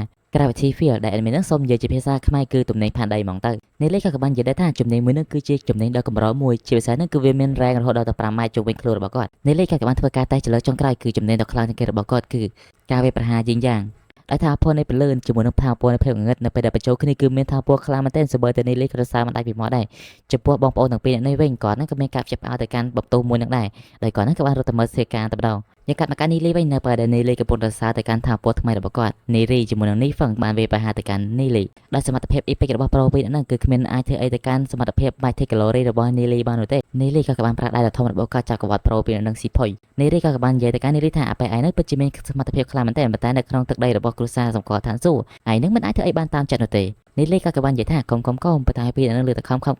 ដោយនីហ្វឹងក៏បានហក់មកវាយទៅកាន់នីលីហើយចុះវៃឡើងគឺអាប៉ែនោះគឺគ្មានគីឡូជាមួយនឹងនីលីទេដោយនីលីខ្លាញ់ពេកនីលីលេមកជើងទៅនិយាយចេះស្ដាប់គ្នាចំពោះនីរីវិញគាត់ក៏បានបំលែងខ្លួនទៅជា Demon Spirit ដោយ Demon Spirit របស់គាត់បើមានកញ្ជ្រោងតែគាត់ចោកដែរគាត់ក៏បានប្រើល្បឿនលឿនវាប្រហារទៅកាន់នីលីប៉ុន្តែនីលីក៏បានគេចផុតហើយនីលីក៏ព្យាយាមនិយាយថាគឺខ្ញុំដែរអត់ស្គាល់ខ្ញុំទេមែនអាណាស្គាល់មុខចឹងនីរីក៏បានត្រង់ត្រាស់ស្ដាប់ទៅកាន់នីលីថានីលីនឹងគឺជាណាគេប៉ុន្តែអប៉ែនីលីនឹងពិតជាសួយខ្លាំងមែនទែនគាត់ណាក៏បានกระดาษដោយបញ្ចេញនៅការវាប្រហារយីងយ៉ាងទៅកាន់អប៉ែនីរីដោយនីលីក៏បានធ្វើមុខស្ញែងហេអានឹងគឺជាការយកច្រឡំទេប៉ុន្តែលើកនេះនីរីគាត់លេងស្ដាប់ទៅកាន់ការបោះស្រាយរបស់នីលីហើយគាត់បានប្រាប់ថាពលផ្លូវរបស់គាត់ហ្នឹងហក់ទៅរកនីលីតែម្ដងនីលីក៏បានប្រើចំណេញទំនេញផានដីរបស់គាត់ដើម្បីដាក់សម្ពាធទៅកាន់អ្នកទាំងពីរឲ្យអ្នកទាំងពីរហ្នឹងគឺក្រាខ្ពិតតែម្ដងនៅពេលដែលអ្នកទាំងពីរហ្នឹងតដៃឡើងរួចនីរីក៏បានសួរទៅកាន់នីលីថាតើនីលីហ្នឹងគឺជាណាគេនីលីក៏បាននិយាយថាអូយខំបញ្យល់មួយថ្ងៃចេះស្ដាប់ផងហ្នឹងដោយនីលីក៏កម្លាំងខ្លួនទៅជារូបរាងដើមរបស់គាត់វិញនេះហ្វឹងគាត់ក៏មានការផ្ចិតផ្អើលទៅកាន់សមត្ថភាពរបស់នីលីជាខ្លាំងហើយគាត់ហ្នឹងក៏បានមើលទៅលើដើមឈើដែលដួលរលំពេញហ្នឹងណាហើយគាត់ក៏បានសួរទៅកាន់នីលីថានីលីឯងធ្វើហ្នឹងមែននីលីក៏បានតបវិញថាខ្ញុំមកវឹកហាត់ណាបើសិនជាអស់អីខ្ញុំទៅមុនហើយនីរីក៏បានកាក់ទៅកាន់នីលីហើយគាត់ហ្នឹងក៏បាន congratulation ទៅកាន់នីលីដែលនីលីហ្នឹងឈានដល់ល្បែងប្រាក់ជាពិសេសគាត់ក៏បានសំទោសនៅអ្វីដែលគាត់ហ្នឹងបានធ្វើទៅកាន់នីលីកាយមុនដូចគ្នាដោយសារតែគាត់ដឹងថានីលីហ្នឹងគឺបានចូលរួមថ្នាំជាច្រើនទៅឲ្យគ្រួសារនេះហ្វឹងគាត់ក៏បានសំទោសទៅកាន់នីលីដូចគ្នាដោយនីលីហ្នឹងក៏បាននិយាយថាវាមិនអីទ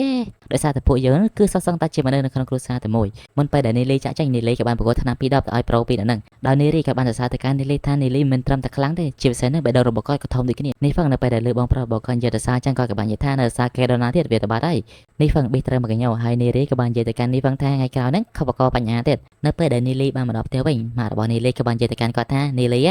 ម៉ៃគ្រួសារមករកដោយនៅពេលដែលនីលីបានជួបជាមួយនឹងម៉ៃគ្រួសារភ្លាមនីលីក៏បានទាបំណុលចាស់របស់គាត់តែម្ដងខ្ញុំនឹកស្មានថាប្រជាជនហ្នឹងភ្លេចនាំខ្ញុំទៅយកវត្ថុទេវតា ដោយប្រចានេះហើយក៏បានចូលដៃជួយក្បាលរបស់គាត់ហើយគាត់ក៏បាននិយាយថាអូមកយកនេះលវខ្លាំងមែនតើអូនអើយចាំមើលងាយស្អាតចំពូនាំទៅដោយគាត់ក៏បាននិយាយមូលហេតុដែលគាត់មករកនីលីដោយសារតែគ្រួសារពិសិដ្ឋណាគឺធ្វើការអញ្ជើញទៅកាន់គ្រួសាររបស់ពួកគេដើម្បីចូលរួមនៅកម្មវិធី tournament មួយដោយគាត់ក៏បាននិយាយទៅថាគាត់ខ្លាចថាគ្រួសារពិសិដ្ឋណាគឺមានល្បិចកលឲ្យមកលើគ្រួសារពួកគេតាំងពីដឹងថានីលីគឺជាអភិជនវ័យក្មេងមកគាត់មានការគូសោមជាមួយនីលីជាខ្លាំងសម្បីតែទឹកតែក៏ចាក់ឲ្យដែរនីលីក៏បានតទៅវិញទៅមានតំណចិត្តថាទៅភ័យអីក៏មានខ្នល់ប៉ុណ្ណាណៃបើសិនជាគ្រួសារពិសិដ្ឋនឹងពិតជាដាក់អន្ទាក់មកលើគាត់មែនគាត់នឹងទេសមាគមផ្សំថ្នាំចូលមកជាមួយគាត់អញ្ចឹងក៏ចង់ដឹងថាតើគ្រួសារពិសិដ្ឋនឹងហ៊ានធ្វើអីមកលើគាត់ទៀតអត់ដោយប្រជានេះហើយហ្នឹងគាត់មានអារម្មណ៍ថាធូរទ្រង់តិចហើយគាត់ក៏បាននិយាយទៅកាន់នីលីថាអញ្ចឹងមានតែពឹងប្អូនឯងហ្នឹងគឺជួយសរសេរសម្បត្តិទៅកាន់ខាងសមាគមផ្សំថ្នាំនេះទៅហើយគាត់ក៏បាននិយាយថាបេក្ខជនដែលត្រូវប្រកួតហ្នឹងគឺមាននេរីជាមួយនឹងនីហ្វឹងផងដែរអញ្ចឹងបូកជាមួយនឹងនីលីមួយទៀត3នាក់គាត់ក៏បានបន្តនិយាយទៅកាន់នីលីទៅថាអាកូនណានៅសល់រយៈពេលកន្លះខែទៀតទេអញ្ចឹងអានខំវឹកហាត់ទៅហើយណាកូនអូខេអញ្ចឹងយើងកាត់មកកាន់គ្រួសារពិសិដ្ឋវិញប្រជាមីងគាត់ក៏បាននិយាយទៅកាន់សិនហ្វេថាឯងមកហើយដែលកូនចៅរបស់សិនហ្វេ2នាក់ក៏បានធ្វើការគោរពទៅកាន់ប្រជាមីងដែលប្រជាមីងគាត់ក៏បានប្រាប់ពីដំណឹងល្អទៅកាន់សិនហ្វេថាគ្រួសារសម្គាល់ឋានសួគ៌បានយកព្រមហើយអ្វីដែលជាពិសេសហ្នឹងនីលីក៏ជាបេក្ខជនត្រូវចូលប្រកួតម្នាក់ដែរដែលសិនហ្វេក៏បានប្រើស្នាមញញឹមដល់កំណៃរបស់គាត់ដែលភាពជាជាតិហើយយើងក៏បានដឹងថាមនុស្ស3នាក់ដែលមានសិទ្ធិចូលប្រកួតតំណាងឲ្យគ្រួសារពិសិដ្ឋគឺមាន3នាក់គឺសិនហ្វេជាមួយនឹងអាពីនៅពីក្រោយនឹងឯងកាត់មកកាន់ថ្ងៃស្អែកវិញនីលីជាមួយនឹងនេះហើយពួកគេហ្នឹងក៏បានធ្វើតាមសន្យាដែលពួកគេហ្នឹងក៏មកឃ្លាំងដាក់វត្ថុទឹកដែលគ្រាន់តែបើកទ្វារភ្លាមនីលីក៏មានការស្រឡាំងកាងខ្លាំងដោយសារតែឃ្លាំងហ្នឹងមើលដូចតេពេកហើយនីលីក៏បានសួរទៅកាន់នេះហើយថាមិននេះហើយហ្នឹងយកអ្វីនៅក្នុងឃ្លាំងយកលក់អស់ណានេះហើយក៏បានខេមមែនថាអូនឯងហ្នឹងមិនដឹងពីសេដ្ឋកិច្ចរបស់គ្រួសារយើងណាអូនលក់បានក៏លក់ខ្លះទៅបន្ទាប់ពីក៏បាននិយាយចប់គាត់ក៏បង្វែរស្ថានភាពឲ្យនីលីឆាប់ចូលយកបានលឿនឡើងដោយវត្ថុទី1ដែលនីលីឬគឺជាស្នាប់ដៃមកគូលោកចាមួយនេះហើយក៏បានសួរទៅកាន់នីលីថានីលីអាណាច្បាស់ថាយកអាស្នាប់ដៃនឹងអត់ដោយស្នាប់ដៃមួយនេះគាត់ព្យាយាមលក់ជាច្រើនឆ្នាំហើយតែលក់មិនចេញទេអញ្ចឹងហើយបាននៅសល់ដល់នីលីដោយនីលីក៏បានដឹងពីប្រភពរបស់ស្នាប់ដៃមកគូនឹងដូចគ្នាដែលអាវុធវិញ្ញាណមួយនឹងគឺត្រូវបានបង្កើតឡើងដោយអ្នកដែលប្រើប្រាស់ធាតុរន្ទះអ្វីដែលកាន់តែពិសេសចំពោះស្នាប់ដៃមកគូនឹងគឺអាវុធវិញ្ញាណមួយនឹងគឺអាចមានម្ចាស់តែម្នាក់ប៉ុណ្ណោះអ្វីដែលកាន់តែហែងចំពោះនីលីម្យ៉ាងទៀតនោះគឺអាវុធមួយនឹងគឺមិនតើមានម្ចាស់នៅឡើយទេអញ្ចឹងគឺមានន័យថានីលីអាចប្រើប្រាស់អាវុធនឹងបានដោយវត្ថុទី2ដែលនីលីរើសគឺជាសភើរកចាមួយដោយកដាមកសិលឹកនឹងគឺវាបានរៀបរាប់អំពីការបង្កើតអាយ៉ងវិញ្ញាណដោយវត្ថុទី3ដែលនីលីរើសគឺជាគុជខ្មៅមួយប៉ុន្តែត្រូវបានបដិសេធដោយនេះហើយក៏បាននិយាយថានីលីអាចយកអីក៏បានដែរក្រៅពីអាមួយហ្នឹងដោយសារតែមួយហ្នឹងគឺវាត្រូវបានបន្សល់ទុកដោយពាក្យបរិះចំនួនទី1នៃគ្រួសារសម្គាល់ឋានសួគ៌ចំពោះនីលីគាត់ក៏មិនដឹងថាអាគុជហ្នឹងវាមានអត្ថប្រយោជន៍អីដែរប៉ុន្តែអ្វីដែលគាត់ដឹងគឺថាអាគុជហ្នឹងគឺវាមិនជារបស់ធម្មតាទេនីលីគាត់ក៏បានដកអញ្ជើញផ្ទុកមួយដែលមានផ្ទុកទៅដោយលុយចំនួន 200M ជាមួយនឹងថ្នាំមួយចំនួនណាដែលធ្វើឲ្យប្រជានេះហើយក៏បានព្រមទៅតាមសំណើរបស់នីលីតែម្ដងដោយអេដមីននេះគឺពិតជាចង់សាយគាត់ខ្លាំងមែនទែននៅពេលដែលគាត់ឃើញលុយច្រើនតែភ្នែកគាត់ក្លែកក្លាប់គាត់ក៏បាននិយាយទៅញញឹមប្រឹមប្រែងទៅកាន់នីលីថាអូនណាយកអីក៏យកទៅយកទាំងអស់ក៏យកទៅកាត់មក80ម៉ោងក្រោយមកនីលីក៏បានធ្វើការចម្រាញ់ទៅកាន់ស្នាប់ដៃថ្មីរបស់គាត់ដោយស្នាប់ដៃដ៏កាចាស់មួយនឹងគឺបានប្រែពណ៌ទៅជាថ្មីជាពិសេសនោះគឺមានចំហាយរន្ទះមកព្រាកទៀតផងនីលីក៏ចម្រាញ់បានសម្រេចហើយគាត់ក៏បានតេស្តទៅកាន់ស្នាប់ដៃថ្មីរបស់គាត់ដូចគ្នាយើងកាត់មកកាន់សាលាវិញនាងអើក៏បានមកជួបជាមួយនឹងនាយករងដោយគោលបំណងរបស់នាងអើគឺនាងនឹងធ្វើការសុំទៅកាន់នាយករងដើម្បីចូលប្រឡងទៅកាន់ទីតាំងមួយដែលមានឈ្មោះថាព្រំដែនឋានសួគ៌ពិសិដ្ឋប៉ុន្តែនាយកសាលារងហាក់ដូចជាមិនចង់ឲ្យនាងអើនឹងបថយនឹងគ្រោះថ្នាក់ទេដោយសារតែទៅទីនោះគឺវាមានគ្រោះថ្នាក់ខ្លាំងមែនទែនប៉ុន្តែដោយសារតែនាងអើមិនចង់ទៅអញ្ចឹងគាត់ក៏បានធ្វើការសម្រេចចិត្តទៅតាមចន្ទៈរបស់នាងអើដែលគាត់ក៏បានជួយដំណើរនាងអើទៅដោយនៅតាមផ្លូវនាយកសាលារងក៏បានសួរទៅកាន់នាងអើថានាងអើនោះគឺពិតជាចង់ខ្លាំងតែមែនទេដោយចម្លើយរបស់នាងអើគឺ yes ដោយនាងគឺចង់ខ្លាំងគ្រប់គ្រាន់ដើម្បីការពារទៅកាន់មនុស្សជាទីស្រឡាញ់របស់នាងអូខេអញ្ចឹងយើងកាត់មកកាន់ទស្សនវិជ្ជានៅកន្លែង tournament វិញយើងក៏បានឃើញថា Mr. Chen ជាមួយនឹងបងស្រីឡានរ៉ូក៏បានចូលរួមនៅក្នុងកម្មវិធីមួយនឹងដូចគ្នាមិនមែនមានវត្តមានស្ទើរអ្នកទាំងពីរនោះទេសូម្បីតែបងស្រីយ៉ាងស៊ីនក៏បានចូលរួមដូចគ្នានៅពេលដែលបងស្រីយ៉ាងស៊ីនកំពុងតែដើរហ្នឹងក៏បានលើពួកចកចែនិយាយគ្នាដែលពួកវេហ្នឹងក៏បាននិយាយគ្នាថាអញលើថាលោកប្រុសសិនហ្វៃហ្នឹងគឺមានគំនុំជាមួយនឹងមនុស្សម្នាក់ដែលមកពីគ្រួសារសម្គាល់ឋានសួគ៌ឈ្មោះថានីលីដែលមូលហេតុហ្នឹងឯងធ្វើឲ្យគ្រួសារពិសិដ្ឋហ្នឹងអញ្ជើញសម្បត្តិមួយទៅកាន់គ្រួសារសម្គាល់ឋានសួគ៌ដើម្បីឆ្លងតែម្ដងណានៅពេលដែលបងស្រីយ៉ាងស៊ីនស្ដាប់បានប៉ុណ្ណឹងប្រជាមីងក៏បានហៅទៅកាន់បងស្រីយ៉ាងស៊ីនសូមស្វាគមន៍ទៅកាន់ director យ៉ាងខ្ញុំមិនដឹងថា director យ៉ាងហ្នឹងគឺមានចំណាប់អារម្មណ៍ទៅកាន់ការប្រកួតគ្នារវាងក្មេងៗដែលមានទេពកោសល្យទេចំពោះបងស្រីយ៉ាងស៊ីនក៏បានតបវិញថាខ្ញុំបានលើកថាគ្រួសារសម្គាល់ឋានសួគ៌ជាមួយនឹងគ្រួសារពិសិដ្ឋហ្នឹងគឺមានការប្រកួតគ្នាអញ្ចឹងហើយធ្វើឲ្យខ្ញុំហ្នឹងមានចំណាប់អារម្មណ៍ចង់មកមើលការប្រកួតមួយហ្នឹងបន្ទាប់ពីសន្និសីទតិចតួចរួចពួកគេហ្នឹងក៏បានដើរទៅរកកន្លែងអង្គុយយើងកាត់មកកាន់បរិះកទើនីលីវិញនៅពេលដែលគាត់កំពុងអង្គុយអត់សល់ណាគាត់ក៏បានឃើញសិនហ្វៃហ្នឹងដើរកាត់មកគាត់ដល់អប៉ែមួយហ្នឹងគឺមិននៅស្ងៀមទេគាត់ហ្នឹងក៏បានទៅរករឿងទៅកាន់សិនហ្វៃតែម្ដងគាត់ហ្នឹងក៏បានលោតចុះពីក្អីរបស់គាត់លើសូតក្តុកហើយគាត់ហ្នឹងក៏បាននិយាយរាក់ទាក់ទៅកាន់សិនហ្វៃចំពោះសិនហ្វៃក៏មើលខ្លាំងមែនតើគាត់ហ្នឹងក៏បានក្តាប់ដៃរងវាយទៅកាន់នីលីប៉ុន្តែត្រូវបានកូនចៅរបស់គាត់ហ្នឹងគឺខាត់តន់កូនចៅរបស់គាត់ក៏បាននិយាយថាលោកប្រុសកុំឆេះឆាវចាំវាយលើរីងម្ដងទៅតែនៅទីនេះគឺមានមនុស្សមើលច្រើនខ្លាំងមែនតើដល់ប៉ែសិនហ្វៃហ្នឹងគាត់មើលខ្លាំងមែនតើហើយគាត់ហ្នឹងក៏បានក្តាប់ដៃនិយាយទៅកាន់នីលីថានីលីយើងនឹងចាំឯងនៅលើរីងយើងនឹងសម្លាប់ឯងចំពោះនីលីរឹកដឺຕົកចិត្តលើគាត់បានហើយគាត់ក៏បាននិយាយដឺទៅកាន់សិនហ្វៃទៅថាក្មេងស្រីនឹងគឺធំធាត់លឿនខ្លាំងមែនតើឡើងសតសាច់ឡើងកំមប់អ្វីទាំងអស់ហ្នឹងគួរអរគុណទៅកាន់គាត់ដែរគាត់ហ្នឹងគឺមើលថែទៅកាន់នាងបានល្អអ្វីដែលជាពិសេសហ្នឹងនីលីគាត់ក៏បាននិយាយថាគាត់បានម៉ាស្សាជើងទៅឲ្យទៀតលើកនេះសិនហ្វៃក៏ទុកបង្ហើរលេងជាប់មែនតើហើយគាត់ក៏បាននិយាយដែរមិនដំហឹងហើយបានស្រែកទៅកាន់នីលីថាឆាប់ទៅងាប់ភ្លាមទៅប៉ុន្តែត្រូវបានហាមឃាត់ទៅដោយប្រជាមីងជាមួយនឹងបងស្រីយ៉ាងស៊ីន ព្រះចាមិញក៏បានប្រាប់ទៅកាន់ Sinfei ឲ្យ Sinfei ហ្នឹងទប់អារម្មណ៍ចំពោះ Nili វិញក៏បាននិយាយថាបើសិនជាធ្វើទៅបត់ចលែងហើយមិនបានដាក់ភ្នំហ្មងទៅ Shin វិញក៏បានតបវិញថាឯងមើលទៅហាក់ដូចជាមានចំណុចចិត្តខ្លាំងមែនទែនប៉ុន្តែតើឯងអាចទទួលយកទំនួលខុសត្រូវនឹងបានអត់បងស្រីយ៉ាងសិនក៏បាននិយាយថាទំនួលខុសត្រូវរបស់ Nili គឺគាត់នឹងទទួលដែលព្រះចាមិញក៏បានមើលទៅកាន់ Sinfei បន្តិចបន្ទាប់ពី Sinfei ក៏ក្បាលគាត់ក៏បានអូខេគាត់ក៏បាននិយាយជាមួយនឹង Nili ថាគូទី1គឺឯងប្រគួតជាមួយនឹង Sinfei ហើយក៏នឹងភ្នាល់ទៅកាន់ Sinfei គឺ 50M ចំពោះអភិជននេះលុយកប៉ិកប៉ោកតូចតាចចឹងគាត់មិនចង់បានទេគាត់ក៏បាននិយាយថាតើអ្នកមានទេកុសលគ្រួសារពិសេសហ្នឹងហ៊ានភ្នាល់ត្រឹមតែ50លានទៅហ្នឹងឯងតែមិនមានចំណុចចិត្តទៅលើសមាជិកគ្រួសារខ្លួនឯងឬក៏ឥឡូវគ្រួសារពិសេសហ្នឹងវាចាប់ផ្ដើមក្រ Sinfei នៅពេលដែលលើដូចនេះខឹងជាខ្លាំងប៉ុន្តែត្រូវបានខត់ទៅដល់ព្រះចាមិញដោយព្រះចាមិញក៏បាននិយាយថាកុំឲ្យចាញ់ល្បីទៅកាន់ Nili ព្រះចាមិញក៏បានដើរមកនិយាយជាមួយនឹង Nili ដោយគាត់ក៏បាននិយាយថាដោយសារតែការប្រកួតហ្នឹងទាំងអស់មាន3ទឹកអញ្ចឹងគូដំបូងយើងមានការប្រយ័ត្នតិចទៅត្រឹមតែ50លានបានហើយ Nili ក៏បានតបវិញថាអូអញ្ចឹងមកក្រន់តិចចំពោះបងស្រីយ៉ាងសិនក៏បាននិយាយថាលុយគាត់ច្រើនណាស់គាត់មិនខ្លាចតាមទេដោយសារតែពួកគេភ្នាល់គ្នាអញ្ចឹងបើសិនជាគ្មានសាក់សីវាមិនសមអញ្ចឹង Nili ក៏សម្រេចឲ្យទស្សនិកជននៅទីនេះគឺធ្វើជាសាក់សីនៅនឹងហ្មងដោយ Nili បានហៅស៊ីស្អាម្នាក់ដែលធ្វើការនៅកន្លែងដីថ្លៃហ្នឹងឲ្យមកប្រកាសពីការភ្នាល់របស់ពួកគេដោយក្រៅចាននេះបានប្រកាសភ្លាមធ្វើឲ្យទស្សនិកជននៅទីនេះមានការភ្ញាក់ផ្អើលខ្លាំងអ្នកខ្លះក៏បានលោកថាអូ50លានហ្នឹងច្រើនមែនតើដោយឥឡូវមិនមែនភ្នាល់តែ Nili ជាមួយនឹង Sinfei ទេសូម្បីតែអ្នកផ្សេងៗទៀតក៏បានធ្វើការចូលរួមភ្នាល់ដែរដោយយើងក៏លេចមកមើលកន្លែងអង្គុយរបស់ពួកគេទាំងពីរទាំង3នាក់នេះវិញដោយយើងបានឃើញថាបងស្រីយ៉ាងសិនក៏បានធ្វើការភ្នាល់ទៅកាន់ Nili ដូចគ្នាគាត់ក៏បានសញ្ញេទៅកាន់ Nili ថាកុំឲ្យ Nili ហ្នឹងធ្វើឲ្យគាត់អត់សង្ឃឹមអីសោះចំពោះ Nili វិញញញឹមតែមានទំនុកចិត្តយើងកាត់មកកាន់សែងវានឹងចែកឲ្យក្រហមក៏បានប្រកបប្រកាសថាគូទី1គឺបានចាប់ដើមចំពោះ Sinfei គាត់ក៏បានធ្វើដំណើរដើម្បីទៅប្រកួតប៉ុន្តែត្រូវបានហៅឲ្យឈប់ទៅដោយព្រះចាមិញដោយព្រះចាមិញគាត់ក៏បានបញ្ចេញស្នាមញញឹមដល់គាត់សាហាវរបស់គាត់ចាប់ផ្ដើមវិស័យរឿងថ្មីព្រះចាមិញក៏បានកាក់ទៅកាន់ Sinfei ដោយក៏បានប្រកួតថ្នាំជំនួយថាពលទៅកាន់ Demon Spirit ចំនួន2ក្រាបទៅឲ្យ Sinfei ប៉ុន្តែ Sinfei ក៏បានតបវិញថាតើព្រះចានឹងគិតថាគាត់មិនអាចយកឈ្នះ Nili បានទេមែនព្រះចាមិញក៏បានបដិសេធភ្លាមៗថាអត់ទេមិនចឹងទេខ្ញុំគ្រាន់តែចង់ឲ្យលោកម្ចាស់ Sinfei បដូរទៅកាន់ Nili ឲ្យកាន់តែលឿនតែប៉ុណ្ណោះបើសិនជាលោកប្រុសបដូរទៅកាន់ Nili ក្នុងរយៈពេល20ស្នៀតអញ្ចឹងប្រាក់ចំណេញរបស់យើងពីការភ្នាល់នេះវាបានកាន់តែច្រើនដូចគ្នាប៉ុន្តែ Sinfei ក៏បានបដិសេធដំណងល្អមួយនឹងដោយគាត់ក៏បានដើរចេញទៅចំពោះព្រះចាមិញបានត្រឹមតែហួសចិត្តតែប៉ុណ្្នឹងឯងយើងកាត់មកកាន់ Nili ស្អាតនៅលើឆាកប្រកួតវិញនាងក៏បានប្រកាសថាគូទី1គឺជាការប្រកួតរវាង Nili មកពីគ្រួសារសំខឋានសួគ៌ជាមួយនឹង Sinfei មកពីគ្រួសារពិសិដ្ឋមុននឹងការប្រកួត Sinfei ក៏បានផ្លាយផ្កាទៅកាន់ Nili ឯងត្រូវតែប្រយ័ត្នខ្លួនលើកនេះយើងមិនលេងកំសាន្តជាមួយឯងទៀតទេដោយឡែកចំពោះប្រូ Nili វិញក៏បានអរគុណទៅកាន់បំណងល្អរបស់ Sinfei ឆាកក៏ហងក៏បានប្រកាសចាប់ផ្ដើមប្រកួតបន្ទាប់ពីនាងនិយាយចប់ភ្លាមក៏មានសៀលមួយលេចឡើងនៅទីតាំងមួយនឹងដើម្បីឃុំឃាំងទៅកាន់អ្នកទាំងពីរនៅក្នុង Sinfei ក៏បាននិយាយថាទៅងាប់ទៅ Nili ហើយគាត់ក៏បានសម្ដៅទៅកាន់ Nili តែម្ដងអាប៉ែកនេះគឺពិតជាតង្ហែនខ្លាំងមែនដែរដោយកូនចៅរបស់ Sinfei ក៏បានឡន់មកដូចគ្នាលបលយោហើយលោកម្ចាស់ Sinfei វាយទៅកាន់ Nili ដោយរួមបញ្ចូលជាមួយនឹង Demon Spirit លោកប្រុសដឹងដល់លបលយោហើយចំពោះ Nili វិញគាត់មិនមែនទៅលោមូលដូច Sinfei ទេគាត់ក៏បានបំលែងខ្លួនទៅជា Demon Spirit Panda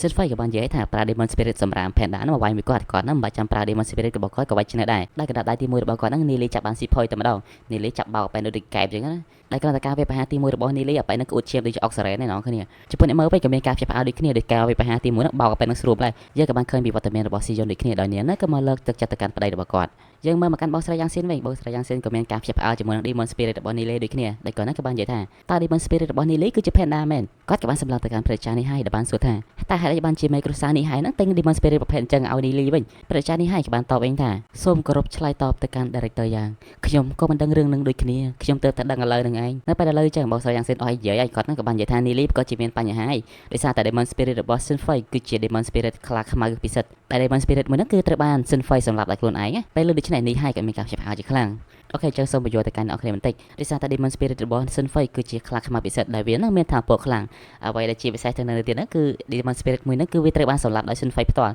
អញ្ចឹងថាពលរបស់វាខ្លាំងជាង Demon Spirit ដែល Nili តែងធម្មតាអញ្ចឹងណានៅពេលដែល Sinfei ងើបឡើងវិញ Sinfei ក៏បាននិយាយថាយើងនឹងសម្លាប់ឯងហើយគាត់ហ្នឹងក៏បានប្រាប់ថាពលដ៏ខ្លាំងជាមួយខ្លួនរបស់គាត់ដោយទស្សនិកជនដែលមានវត្តមាននៅទីនោះទាំងឡាយក៏បានហូរកញ្ជ្រោះទៅកាន់ Sinfei ប៉ុន្តែអ្វីដែលធ្វើឲ្យ Admin ហួសចិត្តបំផុតហ្នឹង Sinfei ត្រូវមកកញ្ញោរបស់ Nili ដេកក្បាក់តែម្ដងដោយ Admin កន្លែងនេះគឺ Admin record 4-5ដងចង់សាយខ្លាំងមែនតើស្មានតែខ្លាំងតែឃើញថាពលឡើងកណោមិនមកកញ្ញោព្រុសចំពោះព្រះចានេះហើយជាមួយនឹងយ៉ាងស៊ីនមានការសប្បាយចិត្តជាខ្លាំងដែលឡែកឯព្រះចាមិញវិញក៏បានទៅមុខស្ញាញ់ហើយដែលឡែកបើយើងក៏លេខមកមើលទស្សនិកជនគ្រប់ត្រូលវិញពួកគេហ្នឹងក៏មានការឆ្លុះគ្នាជាខ្លាំងដោយអ្នកខ្លះក៏បាននិយាយថា Nili ធ្វើការវាប្រហែលវាឈ្មោះអីចឹងទៅហើយអ្នកខ្លះទៀតថាឈួរទេមិនចាំគេប្រែខ្លួនរួចហ្នឹងងាប់ហើយដែលយើងបានដឹងថាទស្សនិកជនទាំងអស់ហ្នឹងក៏បានបែកចេញជាពីរប៉ាក់គឺប៉ាក់របស់ Nili ជាមួយនឹងប៉ាក់របស់ Sinfei យើងក៏លេខមើលទៅកាន់ Nili វិញ Nili ចូលចិត្តទៅកាន់ Sinfei ហើយសួរទៅកាន់ Sinfei ថាតើអ្នកប្រុស Sinfei ឈឺអត់ហើយមុខដ៏ស្រស់ស្អាតរបស់អ្នកប្រុសឯងហ្នឹងមិនហើយដល់ Nili គ្រាន់តែឯកក្បាលថ្នមទៅកាន់ Sinfei ដែលធ្វើឲ្យព្រះចាមិញហ្នឹងមានការភ័យហើយគាត់ហ្នឹងក៏បានសុំ surrender ហ្មងទៅដល់ Nili ក៏បាននិយាយថាអូសុំចុះចាញ់ឲ្យបានហើយចឹង Nili ក៏បានដើរចេញវិញដល់ Sinfei ក៏មានការឈឺចាស់ឆ្អិតទ្រូងហើយគាត់មិនព្រមចុះចាញ់ទេគាត់ក៏បានប្រមូលថាពលរបស់គាត់វាប្រហារទៅកាន់ Nili បើសិនជាអ្នកនរគ្នាធ្លាប់មើលរឿងពូថៅរបស់ Sinfei ចឹងអ្នកនរគ្នាប្រហែលជាស្គាល់ក្បាច់កង្កែបហ្នឹងហើយ Sinfei ក៏បានប្រើក្បាច់ខ្លាពិសិដ្ឋវាប្រហារទៅកាន់ Nili ប៉ុន្តែ Nili ក៏បានដឹងខ្លួនមុនដោយគាត់នឹងយកកណ្ដាប់ដៃរោនៅកាន់អាប៉ែហ្នឹងតែម្ដង ដែលធ្វើឲ្យ Shin Fei គួរឈាមជាលើកទី3ហើយនេះលីបំរុងនឹងថែមមួយជើងហើយប៉ុន្តែត្រូវបានខត់ទៅដោយ Shin Ming ដែល admin គិតថា Shin Fei គឺជាអ្នកខ្លាំងប៉ុន្តែការពិតទៅគឺកាតែមែនតែម្ដងនេះលីក៏បានម្លែងខ្លួនទៅជារូបរាងដែរហើយក៏បានគោរពអរគុណទៅកាន់ Shin Fei ដែលឲ្យគាត់ឈ្នះចំពោះអ្នកមើលនៅទីនោះខ្លះក៏បាននិយាយថាតើគ្រួសារពិសេសហ្នឹង fair គេយើងមើលមកកាន់កូនចៅរបស់ Shin Fei វិញដោយបរិយាក្រហមក៏បាននិយាយថា Shin Fei គឺជាមនុស្សម្នាក់ដែលមកពីគ្រួសារធំអញ្ចឹងវាមានអំណួតតាមពីក្មេងដែលភាពកេងក្អាងមួយនឹងធ្វើឲ្យ Shin Fei នេះគឺដូចជាសម្រាមអញ្ចឹងដែលពួកគេទាំងពីរនាក់ក៏បាននិយាយទៀតថាពួកគេហ្នឹងនឹងធ្វើ performance ដែលបានល្អជាងអប Shin Fei ហ្នឹងយើងក៏លេចមកកាន់ចៅក្រហមវិញគាត់ក៏បានប្រកាសថាដោយសារតែគូទី1បានបញ្ចប់អញ្ចឹងគេសម្រាប់15នាទីសិនយើងកាត់មកកាន់ក្រុមរបស់នីលីវិញប្រជានេះហើយបានសរសើរទៅកាន់នីលីថានីលីនេះធ្វើអានល្អមែនតើនៅពេលដែលគាត់ដឹងថាប្រជាមីងធ្វើដំណើរមករកពួកគេគាត់ហ្នឹងក៏បានធ្វើជានិយាយជាមួយនឹងនីលីថានីលីអាណៃពិតជាប្រហើនខ្លាំងមែនតើយ៉ាងហើយណាស់អាណៃគួរតឲ្យ Shin Fei ខ្លះទៅនីលីក៏បានតបវិញថាមុននឹងពេលដែលគាត់អន់ប្រាកម្លាំងណា Shin Fei ហ្នឹងបានដួលបាត់ហើយចង់តក៏តមិនកើតដែរប្រជានេះហើយក៏បានងាកមកគ្រប់ទៅកាន់ប្រជាមីងហើយគាត់ហ្នឹងក៏បានសួរសុខទុក្ខទៅកាន់ Shin Fei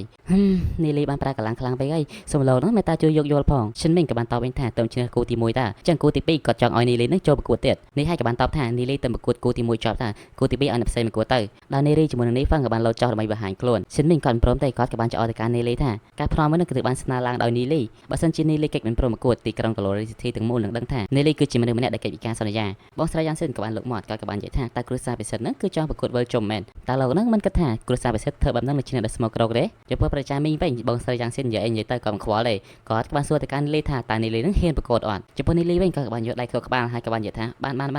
បើលោកនឹងគម្រាមខ្ញុំដល់ថ្នាក់ហ្នឹងឯងខ្ញុំគ្មានចម្រើសអីក្រៅពីប្រកួតទេទឹកថ្មីការប្រកួតក៏ថ្មីអ្នកប្រកួតក៏ថ្មីអញ្ចឹងការភ្នាល់ក៏ថ្មីដូចគ្នានីលីក៏បានធ្វើការស្នើទៅកាន់ការភ្នាល់ចំនួន 300M ប្រជាមីងក៏បានគិតទៅក្នុងចិត្តថាការមកហ្នឹងគឺគាត់ចាញ់អស់លុយច្រើនមែនតើប៉ុន្តែលើកនេះក៏បានដឹងពីសមត្ថភាពរបស់នីលីជាពិសេសនីលីនៅក្មេងអញ្ចឹងអស់ច្រើនគឺ Silver Rank ផ្កាយ2គាត់ក៏បាននិយាយទៅកាន់នីលីថាការភ្នាល់មួយហ្នឹងតិចតួចបានហើយ 100M បានហើយនីលីក៏បានអូខេចំពោះចាយក្រហមក៏បានប្រកាសម្ដងទៀតគឺការប្រកួតជុំទី2រវាងនីលីជាមួយនឹង Shin Ning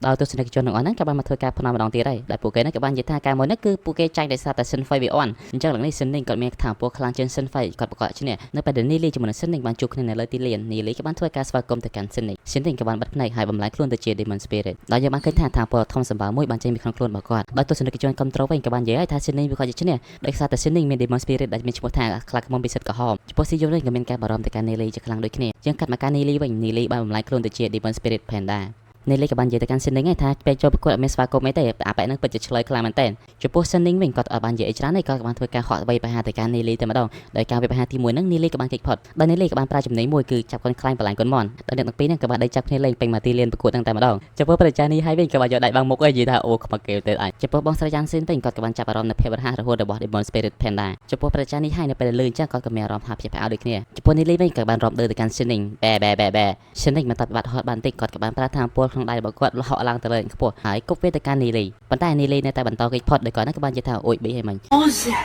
差点就砸中了ភ្លាម Shin Ning ក៏បានគប់ថាពលរបស់គាត់មកមួយទៀតគឺចំនីលីពេញបើតែម្ដងចំពោះទស្សនិកជនដែលមានវត្តមាននៅទីនោះក៏មានការសប្បាយចិត្តជាខ្លាំងនៅពេលដែលផ្សាយខ្មៅបានភ័យអស់នីលីក៏បានរត់ចេញមកដោយគាត់ហ្នឹងគឺរត់ផ្លុំកូនរបស់គាត់ដោយកន្ទុយរបស់គាត់គឺត្រូវបានឆែកនីលីក៏បាននិយាយថាអូប៊ីកាត់ខ្លាចខ្មុំដុតពោះ Pro Shin Ning វិញនៅពេលនេះគឺមើលខ្លាំងមែនតើហើយគាត់ក៏បានប្រមូលផ្ដុំថាពលរបស់គាត់ហក់ទៅកាន់នីលីជាលើកចុងក្រោយដោយគាត់ក៏បានប្រាក់ក្បាច់មួយគឺអណ្ដាតភ្លើងទៅសយត់នីលីក៏បានគិតខ្លួនម្ដងទៀតប៉ុន្តែនៅពេលដែលប៉ែ Shin Ning ចិត្តមកដល់គាត់ក៏បានប្រាក់ក្បាច់ទំនេរផាត់ដីស្រោប៉ែនឹងតែម្ដងដែលធ្វើឲ្យទីតាំងមួយនឹងពោពេញទៅដោយផ្សែងប្រជាមីងក៏បាននិយាយទៅមានទំនុកចិត្តថា Shin Ning គឺចិត្តឈានជើងដល់ level goal ហើយនៅពេលប៉ែនឹងឈ្នះត្រឡប់មកវិញគាត់នឹងបកគោរង្វាន់ឲ្យប៉ែនឹងចំពោះទស្សនិកជនក៏បានហៅថា Shin Ning ឈ្នះចំពោះប្រជានេះហើយក៏មានការបារម្ភទៅកាន់នីលីដូចគ្នានៅពេលដែលផ្សែងខ្មៅបានរសាត់អស់បន្តិចយើងក៏បានឃើញថានីលីក៏បានចេញមកដោយអស់អាវមានតែខោទេដែលធ្វើឲ្យតួឯកស្រីរបស់យើងគឺមានការធូរទ្រង់ជាខ្លាំងចំពោះប្រជាមីងវិញគាត់ក៏មានការភ្ញាក់ផ្អើលជាខ្លាំងដូចគ្នានៅពេលដែលផ្សែងខ្មៅបានរសាត់អស់យើងក៏បានឃើញថាប៉ែ Shin Ning គឺដេកស្បាបតែម្ដងដោយអ្នកទាំងអស់គ្នាមានអ្នកខ្លះក៏បានភ្ញាក់ផ្អើលអ្នកខ្លះក៏បានធូរទ្រង់ហើយអ្នកខ្លះក៏បានពិបាកចិត្តជាពិសេសគឺប្រជាមីងគាត់ក៏បាននិយាយថាគាត់នឹងធ្វើឲ្យបាត់លុយច្រើនមែនតើបើសិនជាមេគ្រូសាដឹងមេគ្រូសាក៏ជាស្លាប់គាត់ចោលហើយបរិបទដែលនៅចិត្តគាត់ក៏បានសួរថាប្រជាអីទេមែនទេប្រជាមីងគាត់ក៏បានមើលទៅកាន់បរិបទអាក្រហមនឹងហើយគាត់ក៏បានគិតនៅក្នុងចិត្តថាគាត់មានអាការតែមួយគាត់គឺឈ្នះ300លានប្រជានេះហើយក៏បានយកទឹកមកស្វាគមន៍ទៅកាន់នីលីហើយសួរទៅកាន់នីលីថាតើនីលីនឹងមកអីទេមែនទេប្រជាមីងគាត់ក៏បានមករកទៅកាន់នីលីដូចគ្នាដោយនីលីបានគោរពអរគុណទៅកាន់ប្រជាមីងសូមអភ័យទោសប្រជាមីងដែលខ្ញុំនឹងធ្លាប់គិតគំនិតអាក្រក់ទៅលើលោកក៏ប៉ុន្តែគ្រូសាពិសិដ្ឋគឺមិនមែនសតតែអាក្រក់នោះទេដោយគ្រូសាពិសិដ្ឋនឹងឲ្យគាត់ឈ្នះរហូតដល់ទៅ2ដងឯណោះប្រជាមីងគាត់ក៏មើលដែរគាត់ក៏បានសួរទៅកាន់នីលីថាតើនីលីនឹងអាចប្រកួតមកជុំគ្នាបានអត់នីលីមិនតបានឆ្លើយផងក៏ត្រូវបានខត់ដោយប្រជានេះហើយដែលប្រជានេះហើយបាននិយាយទៅកាន់ប្រជាមីងថានីលីគាត់បានប្រកួតរួចពីទឹកមកហើយប៉ុន្តែត្រូវបាននិយាយកាត់ដោយប្រជាមីងអញឃើញវេណាមានកម្លាំងឡាយតាដែលនីលីអស់ជំរឿសនីលីក៏បាននិយាយថាប្រកួតក៏ប្រកួតអញ្ចឹងភ្នំ100លានទៀតប៉ុន្តែប្រជាមីងបានបដិសេធដោយលើកនេះគឺគាត់ភ្នំ300លាននីលីក៏បានស្រឡឹងទៅមើលទៅកាន់បងស្រីយ៉ាងសេរីបន្តិចរួចទៅគាត់ក៏បានអូខេតែពួកអចចារនៅជុំវិញនឹងបានដឹងពីការភ្នំរវាងពួក ពួកគេ300លានពួកហ្នឹងក៏បាននាំគ្នានិយាយជីបអូទៀតហើយតែធ្វើឲ្យទូឯងស្រីរបស់យើងហ្នឹងគឺមានការបារម្ភទៅកាន់នីលីកាន់តែខ្លាំងចំពោះអូនស្រីអាវក្រហមក៏បានប្រកាសម្ដងទៀតហើយថាលើកនេះគឺជាការប្រកួតជុំទី3រវាងនីលីជាមួយនឹងសិនស៊ីវដោយនីលីវិញគាត់ក៏បាននិយាយថាលើកនេះគឺជាជុំចុងក្រោយរបស់គាត់ហើយអញ្ចឹងគាត់លែងមកអស់ដៃលើកនេះគូបដិបត្តិទាំងសងខាងបានធ្វើការប្រជុំមុខដាក់គ្នានៅក្នុងទីលានប្រកួតដោយប្រូសិនស៊ីវបាននិយាយទៅកាន់នីលីថានីលីបានឈ្នះពីទឹកចាប់គ្នាដែលធ្វើឲ្យគាត់គឺមានចំណាប់អារម្មណ៍ទៅកាន់នីលីជាខ្លាំងប៉ុន្តែដំណើររបស់នីលីគឺត្រូវបានបញ្ចប់នៅទីនេះជាមិនខានទេនៅពេលដែលគាត់និយាយចប់គាត់ក៏បានដកថ្នាំមកខ្លងមកហើយគាត់នឹងក៏បានសម័យឲ្យយើងបានដឹងថាមុននឹងពេលគាត់ចូលប្រកួតព្រះចាមីងបានប្រកួតថ្នាំមកខ្លងនឹងឲ្យបង្កាន់គាត់ដោយព្រះចាមីងក៏បានផ្ដាំថាការប្រកួតលើកនេះគឺមានតែឈ្នះតែប៉ុណ្ណោះមិនអាចចាញ់បានទេបើសិនជាសិនស៊ីវឈ្នះការប្រកួតលើកនេះគាត់នឹងទិញ Demon Spirit គ្រប់ប្រភេទទៅឲ្យសិនស៊ីវបន្ទាប់ពីគាត់បានសម័យចប់គាត់ក៏បានលេបហើយគាត់ក៏បានបើកស្លាបដ៏ស្រស់ស្អាតរបស់គាត់ហើយសម្រុកទៅកាន់នីលីចំពោះនីលីវិញគាត់បានបំលែងខ្លួនទៅជា Demon Spirit Panda របស់គាត់ហើយបានធ្វើការទប់ទល់ទៅកាន់ការវាយប្រហារមួយនឹងមិនថាកម្លាំងនៃការវាយប្រហារមិនថាល្បឿននៃការកិច្ចទេនីលីគឺសុទ្ធតែល្អទាំងអស់ដែលធ្វើឲ្យពួកគេទាំងពីរនាក់ដកឃ្លេយកអេឡងរៀងនឹងខ្លួនវិញសិនសៀវក៏បានសម្រុកមករកនីលីម្ដងទៀតប៉ុន្តែនីលីក៏បានចាប់ដៃរបស់គាត់ជាប់ដែលធ្វើឲ្យគាត់គឺមានការភ្ញាក់ផ្អើលជាខ្លាំងនីលីក៏បានចាប់បោកគាត់ដោយរូបផ្សំជាមួយនឹងចំណេញផាន់ដៃដែលធ្វើឲ្យដីម្ដុំគឺក៏ពិតតែម្ដងការវាយប្រហាររបស់នីលីមួយនឹងគឺមិនអាចបដូរទៅកាន់សិនសៀវបាននោះទេសិនសៀវក៏បានធ្វើការហោះឡើងលើដោយគាត់បាននិយាយជាមួយនឹងនីលីថាចំណេញរបស់នីលីពិតជាអស្ចារ្យខ្លាំងមែនទែនប៉ុន្តែបើសិនជាចង់ប្រាស់ក្បាច់មួយនឹងដើម្បីបដូរទៅកាន់គាត់គឺមិនអាចទៅរួចទេគាត់ក៏បានប្រាស់ក្បាច់ដ៏ខ្លាំងរបស់គាត់មួយគឺជាក្បាច់នៃរេវាយប្រហារទៅកាន់នីលីហើយនីលីក៏បានប្រើការវាយប្រហារយីងយ៉ាងរបស់គាត់ទៅទប់ទល់ជាមួយនឹងស្រីមួយនឹងដោយការវាយប្រហារទាំងពីរនឹងចូលគ្នានឹងធ្វើឲ្យមានផ្ទុះមួយយ៉ាងខ្លាំងដែលធ្វើឲ្យខែនៅជុំវិញនឹងក៏មានស្នាមប្រេះបែក Hello សួស្តីអ្នកគ្នាដើមនិយាយរឿងថ្មីនីលីបាននិយាយទៅកាន់ប្រជាជាយ៉ាងថាការពិតទៅកម្រិត Legend គឺជាកម្រិតដំបូងនៃការបង្ហាត់តែប៉ុណ្ណោះចំពោះសៀវហ្វៃវិញវាមានការភ្ញាក់ផ្អើលជាខ្លាំងនីលីក៏បានបន្តទៀតថាតើលោកនឹងស្គាល់សត្វបិសាចក្នុងសម័យកាល Dark Age ដែរអត់តើហេតុអីបានជាសត្វទាំងអស់ហ្នឹងវាស្ថិតនៅក្នុងភាពរញ៉េរញ៉ៃអញ្ចឹងសៀវហ្វៃក៏បានឆ្លើយបែបងឿងឆ្ងល់ថាតើពួកវានឹងត្រូវបានគេវិជាមែននីលីក៏បានតបវិញថាកាលពីសម័យកាលហ្នឹងគឺមានសត្វបិសាចមួយដែលវានឹងអាចឆ្លងកាត់ level Legend បានហើយមានមនុស្សដែលជាអ្នកខ្លាំងជាច្រើនបានធ្វើដំណើរទៅសម្លាប់សត្វមួយហ្នឹងតែអ្នកខ្លាំងទាំងអស់ហ្នឹងទៅសម្លាប់គេប៉ុន្តែត្រូវបានគេសម្លាប់វិញដោយសារតែមូលហេតុមួយហ្នឹងឯងដែលធ្វើឲ្យសត្វដ៏ខ្លាំងមួយហ្នឹងគឺមានកំហឹងជាខ្លាំងវាក៏បានបញ្ជាឲ្យសត្វបិសាចទាំងឡាយធ្វើការវិបហាទៅកាន់មនុស្សហើយសម័យកាល Dark Age ក៏បានចាប់ផ្ដើមពីពេលហ្នឹងដូចគ្នាអញ្ចឹងយើងកាត់មកកាន់ខាងក្រៅវិញសៀវហ្វៃក៏បាននិយាយថាអូក៏ពិតចឹងសោះហើយវាក៏បានសួរបញ្ជាក់ទៅកាន់នីលីថាតើសត្វបិសាចមួយហ្នឹងពិតជាខ្លាំងណាស់មែនទេប៉ុន្តែចម្លើយរបស់នីលីគឺថាគាត់ក៏មិនដឹងដូចគ្នាក៏មិនដែលឃើញផងហ្នឹងសៀវហ្វៃវាក៏មានការហួសចិត្តទៅកាន់ម្ចាស់វាជាខ្លាំងវាក៏បានបកងាកមកសួរទៅកាន់នីលីថាតើនីលីមានផុសតាំងអីដែលបញ្ជាក់ថា Level Legend គឺគ្រាន់តែជាកម្រិតដំបូងនីលីក៏បានឆ្លើយតបទៅកាន់សៀវហ្វៃប៉ុន្តែការឆ្លើយតបរបស់គាត់ហ្នឹងដូចជានៅក្នុងភពមួយផ្សេងអញ្ចឹងណាសម្រាប់លោកការឆ្លងផុតទៅកាន់ Level Legend គឺជារឿងមួយដែលមិនអាចទៅរួចប៉ុន្តែសម្រាប់ខ្ញុំនៅពេលដែលខ្ញុំឈានដល់ចំណុចកំពូលខ្ញុំគ្រាន់តែគិតហ្នឹងក៏អាចសម្លាប់មនុស្សដែលមាន Level Legend បានដែរនីលីបានងាកមកកាន់ប្រជាយាយានហើយក៏បាននិយាយថាយាយានតើលោកចង់ដឹងទេថាតើកម្រិត Level Legend គឺជាអ្វីសៀវហ្វៃក៏បានតបវិញថាអាល់អាត់អញប្រកាសចង់ដឹងហើយនិយាយមកប៉ុន្តែនីលីរបស់យើងគឺពិតជាសាមខ្លាំងមែនតើក៏បាននិយាយថាលុះត្រាតែប្រជានឹងជួយគាត់ឲ្យឡើងដល់ level gold សិនអូខេចឹងយើងកាត់មកកាន់គ្រួសាររបស់ដូជឺវិញប្រជាម្នាក់ដែលជាមេគ្រួសារបានបកគលគុជភ្លើងឈិញលេងទៅឲ្យដូជឺហើយគាត់ក៏បាននិយាយទៅកាន់ដូជឺថាដូជឺនៅពេលដែលឯងដល់អាយុកំណត់មួយឯងនឹងក៏ជាមេគ្រួសារបន្ទាប់ពីអញហើយយើងបានឃើញថាសមាជិករបស់នីលីម្នាក់ដូចជាកាក់កបដល់ឥឡូវចំពោះលោកប៉ៅគាត់បានកងតាក់ខ្លាហើយគាត់នឹងបានញ៉ាំផ្លែឈើទៅវិញអើយឪពុករបស់លោកប៉ៅក៏បានចុះមកហើយក៏បានខែមអាល់អត់យកមិនអាចទៅណាប៉ុន្តែលោកប៉ៅវិញបានតបយ៉ាងលយថាតាចាស់តាចាស់ឯងចង់ឲ្យខ្ញុំ train ទៀតមែនឥឡូវនេះគឺខ្ញុំនឹងខ្លាំងជាងគេបំផុតនៅក្នុងគ្រួសាររបស់យើងហើយចំពោះឪពុករបស់លោកប៉ៅវិញក៏បានយកដៃទៅក្បាលនិយាយថាងាប់កូនអញខ្ជិលជាងងាប់នៅខ្លាំងជាងគេទៀតវ៉ៃដោយគាត់នឹងឆ្ងល់ថាហេតុបានជាលោកប៉ៅខ្ជិលម្លឹងបើជាខ្លាំងទៅវិញអញ្ចឹងណាលោកប៉ៅក៏បានចេញមកសរសើរខ្លួនឯងថាគាត់នឹងគឺជាមនុស្សដែលមានទេពកោសល្យឪពុករបស់លោកប៉ៅក៏បានខោកលោកប៉ៅមកកញ្ញោហើយក៏បាននិយាយថាគាត់មិនខ្វល់ទេថាលោកប៉ៅធ្វើអីនៅក្នុងគ្រួសារធ្វើអីក៏ធ្វើទៅប៉ុន្តែកុំឲ្យមានរឿងបែកធ្លាយសោះថាយប់មិញនេះលោកប៉ៅទៅលួចមើលកូនកំមុំគេនៅគ្រួសារសៀវចំពោះលោកប៉ៅវិញគាត់បានបើកចំហមកធំហើយក៏បាននិយាយថាជុំជុំមិនគេដឹងឪពុករបស់គាត់ក៏បាននិយាយថាតែឯងនឹងព្រមទទួលកំហុសនៅលោកប៉ៅក៏បានតបវិញថាលើក្រោយហ្នឹងគាត់នឹងមិនឲ្យគេចាប់បាននោះទេដោយអេដមីនហ្នឹងគិតថាចម្លើយរបស់លោកប៉ៅគាត់ដឹងខុសកែខ្លួនអញ្ចឹងណាប៉ុន្តែមានតែកែខ្លួនឯណាលើសដើមឯណោះឪពុកលោកប៉ៅកំពុងតែហួសចិត្តក៏មានអ្នកបម្រើម្នាក់បានបរិយាកាសថាអ្នកនៃគ្រួសារសៀវហ្នឹងគឺមករកតែចាំអ្នកហ្នឹងគាត់តែមកភ្លាមគឺឆ្នះខ្លាំងមែនទែនបានទិញទៅជាលោកប៉ៅបងឯងហ្នឹងមិនមែនតែលួចមើលអូនយំមិញឪពុកលោកប៉ៅវិញនៅពេលដែលឃើញសភាពកូនយ៉ាប់យ៉ឺនទៅគាត់ក៏យកដៃបិទភ្នែកហើយអេដមីនអត់យល់អាប៉ែលោកប៉ៅនឹងបដ ாய் ទៅលួចមើលគេមិនឲ្យគេដឹងគ្រប់គ្នាហ្នឹងតែសារតែលោកប៉ៅព្រមសារភាពចាយនឹងក៏បានញឹងយោ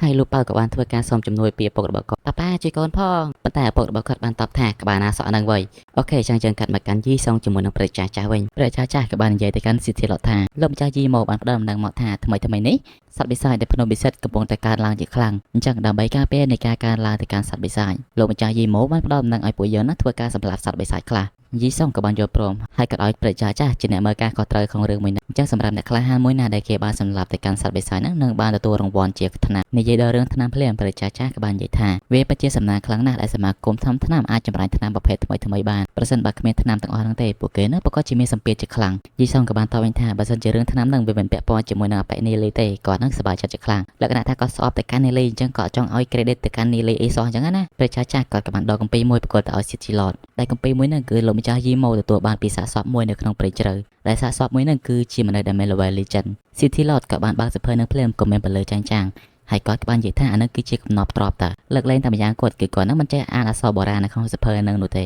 ព្រះតេចាស់ក៏បានផ្ដល់យោបល់ទៅឲ្យ City Lord ថាប្រហែលថ្ងៃមុនគាត់លើថា City Lord នឹងបានអញ្ជើញនីលីចូលទៅកាន់សំណាក់ហើយអបិនីលីហ្នឹងឯងគឺជាមនុស្សម្នាក់ដែលចេះអានតែការអក្សរបុរាណ City Lord វិញនៅពេលដែលលើឈ្មោះរបស់នីលីកពុលមកតែម្ដងអាមួយនឹងទៀតព្រះតេចាស់ក៏បានបញ្ចុះបញ្ចូលទៅកាន់ City Lord ថាបើសិនជានីលីអាចក្បោកប្រែសភើនឹងបានវាពិតជាចំនួនដ៏ខ្លាំងទៅកាន់ទីក្រុង Glory City ហើយគាត់បានប្រាប់ឲ្យ City Lord ហ្នឹងទុកឲ្យរឿងមិនសប្បាយចិត្តជាមួយនឹងនីលីហ្នឹងមិននៅមក10សិនទៅដោយសារតែគ្មានជំរឿ City Lord ក៏បានយល់ព្រមហើយគាត់បានឲ្យព្រះចាស់ទៅបញ្ចុះបញ្ចូលទៅកាន់នីលីទៅនៅពេលដែលព្រះចាស់ចេញផុតយីសុងក៏បានលោឲ្យថាសង្ឃឹមថាអាឡាតឯហ្នឹងវាមិនទៀមទាអីហួសហេតុទៅចុះយើងកាត់មកកាន់ព្រះចាស់វិញនៅពេលដែលគាត់កំពុងតែដើរហ្នឹងនីលីក៏បានហៅទៅកាន់គាត់លោកម្ចាស់យីស៊ុយព្រះចាស់វិញគាត់ក៏មានការភ្ញាក់ផ្អើលជាខ្លាំងដូចគ្នាអូនឯងហ្នឹងស្គាល់អ៊ំដែរមែននីលីក៏បានតបថាមនុស្សតែម្នាក់គាត់ដែលមាន level play goal ហើយអាចដើរលេងកំសាន្តនៅក្នុងវិមានរបស់ City Lord គឺមានតែម្នាក់គាត់ដែលម្នាក់ហ្នឹងគឺជា Lord Yi Siu ព្រះចាស់គាត់ក៏បានដឹងដូចគ្នាកាលពីមុនហ្នឹងនីលីដឹងពីវត្តមានរបស់គាត់មកអង្គុយពីក្រោយខ្នងដោយវាហ្នឹងគឺមិនមែនជារឿងចៃដន្យនោះទេនៅពេលដែលពួកគេទាំងពីរនាក់សំណេះសំណាលគ្នាតិចតួចរួចនីលីក៏បានសួរថាតើព្រះចាស់ហ្នឹងគឺមិនមែនមករកគាត់ហ្នឹងដើម្បីនិយាយគ្នាលេងទេមែនព្រះចាស់គាត់ក៏បាននិយាយថាការដែលគាត់ធ្វើអំណោយជាមួយនឹងលោកម្ចាស់យីម៉ូគាត់ទទួលបានសភើមួយដែលគាត់គិតថានីលីប្រកាសជាដឹងពីប្រភពរបស់សភើមួយហ្នឹងនីលីគាត់ក៏បានបើកសភើមួយហ្នឹងដែលមានពលឺចាញ់ចាំងតាក់ទាញស៊ីហ្វៃឲ្យមើលសភើហ្នឹងដូចគ្នាព្រះចាស់មានការភ្ញាក់ផ្អើលជាខ្លាំងហើយគាត់បានលន់មាត់ថាឲ្យយកវិញ្ញាណចេះនិយាយស៊ីហ្វៃក៏បានស្រែកឲ្យថាកុំភ័យមើលហើយស៊ីហ្វៃវាក៏បាននិយាយថាវាធ្លាប់ឃើញអក្សរហ្នឹងនៅក្នុងសម័យកាលចក្រភពពិសិដ្ឋនីលីក៏បាននិយាយបន្តពីស៊ីហ្វៃបាយអូហូស្តឹងជាច្រើនដោយជារួមទៅសភើមួយហ្នឹងគឺមិនមែនក្នុងសម័យកាលចក្រភពពិសិដ្ឋនោះទេគឺវាស្ថិតនៅក្នុងសម័យកាលចក្រភពដែនដីឈើចំពោះស៊ីហ្វៃវិញនៅពេលដែលធ្វើលយតែឆ្លៃខុសក៏បានខ្មាស់គេបដោតដោយឡែកសភើមួយហ្នឹងវិញវាបានរៀបរាប់ពីក្បួនមួយដែលមានឈ្មោះថាក្បួនសត្វបិសាច10000ដែលក្បួនមួយហ្នឹងគឺមានអនុភាពឲ្យយើងបញ្ជាទៅកាន់ Demon Spirit ចំនួន10000នៅក្នុងហ្នឹងដែល Demon Spirit មួយៗហ្នឹងគឺមាន level ចាប់ពី Play Go ឡើងដោយសម្រាប់អ្នកដែលមាន level legend គ្រាន់តែមួយស្នៀតតែប៉ុណ្ណោះគឺអាច700តែម្ដងដោយលើពីអនុភាពដ៏ខ្លាំងក្លារបស់ក្បួនមួយនឹងព្រះចាស់ក៏បានសុំឲ្យនីលីជួយធ្វើការសាងសង់ក្បួននឹងតែម្ដងដើម្បីការពារជីវិតមនុស្សនៅក្នុងទីក្រុងនីលីក៏បានយល់ព្រមហើយក៏បាននិយាយថាក្បួនមួយនឹងវាត្រូវការវិញ្ញាណសត្វបិសាចចំនួន10000ដែលមាន level play goal អញ្ចឹងវាក៏ត្រូវការទាមទាររយៈពេលដែរព្រះចាស់ក៏បានតបថាអូវិញ្ញាណសត្វបិសាចនឹងវាស្រួលរកទេវាមិនអីទេហើយគាត់ក៏បានបកត្រឡប់សួរទៅកាន់នីលីវិញថាតើនីលីនឹងត្រូវការរយៈពេលរៀបចំក្បួនហ្នឹងប្រហែលដែរចម្លើយរបស់នីលីគឺ2ខែនៅពេលដែលលើ2ខែអញ្ចឹងព្រះចាស់មានការចាប់ផ្អើលជាខ្លាំងនីលីនៅពេលដែលឃើញចឹងគាត់ក៏ខំព្យាយាមបកស្រាយថាអាក្បួននឹងវាមិនងាយស្រួលរៀបចំទេវាត្រូវការសរសេរក្បួនម្ដងមួយបញ្ចូលគ្នាប៉ុន្តែព្រះចាស់ក៏បានបដិសេធថារយៈពេល2ខែនឹងមិនមែនវែងទេវាខ្លីនីលីនឹងអាចចកេះផឹងតែម្ដងព្រះចាស់ក៏បានធ្វើការគោរពទៅកាន់នីលីសុំសំណូមពរឲ្យនីលីជួយរៀបចំក្បួននឹងដើម្បីការពារទីក្រុងនីលីក៏បានមកលើកដៃទៅកាន់ព្រះចាស់ហើយគាត់បាននិយាយថាការដំឡើងក្បួនមួយនឹងគឺជារឿងធំដុំខ្លាំងមែនទែនអញ្ចឹង City Lord គួរតែមកអញ្ជើញគាត់ឲ្យផ្ទាល់ព្រះចាស់ក៏បានតបវិញថាដោយសារតែរឿងនេះពាក់ព័ន្ធជីវិតមនុស្សរាប់ពាន់នាក់អញ្ចឹងបើសិនជានីលីមានរឿងអីគាត់នឹងព្យាយាមបំពេញតាមអំណងរបស់នីលីវិញនៅពេលដែលគេបើកដៃឲ្យហើយគាត់ចាំអីទៀតគាត់ក៏បាននិយាយថាគាត់និងប្អូនស្រីរបស់គាត់គឺបដូរកន្លែងរស់នៅគឺទៅរស់នៅទីតាំងរបស់ស៊ីយន្តបើសិនជារឿងហ្នឹង City Lord មិនយល់ព្រមទេគាត់ក៏គ្មានកម្លាំងចិត្តក្នុងការរៀបចំក្បួននោះដែរនិយាយទៅមិនខុសពីអ្វីដែល City Lord រំពឹងទុកឯនីលីពិតជាសម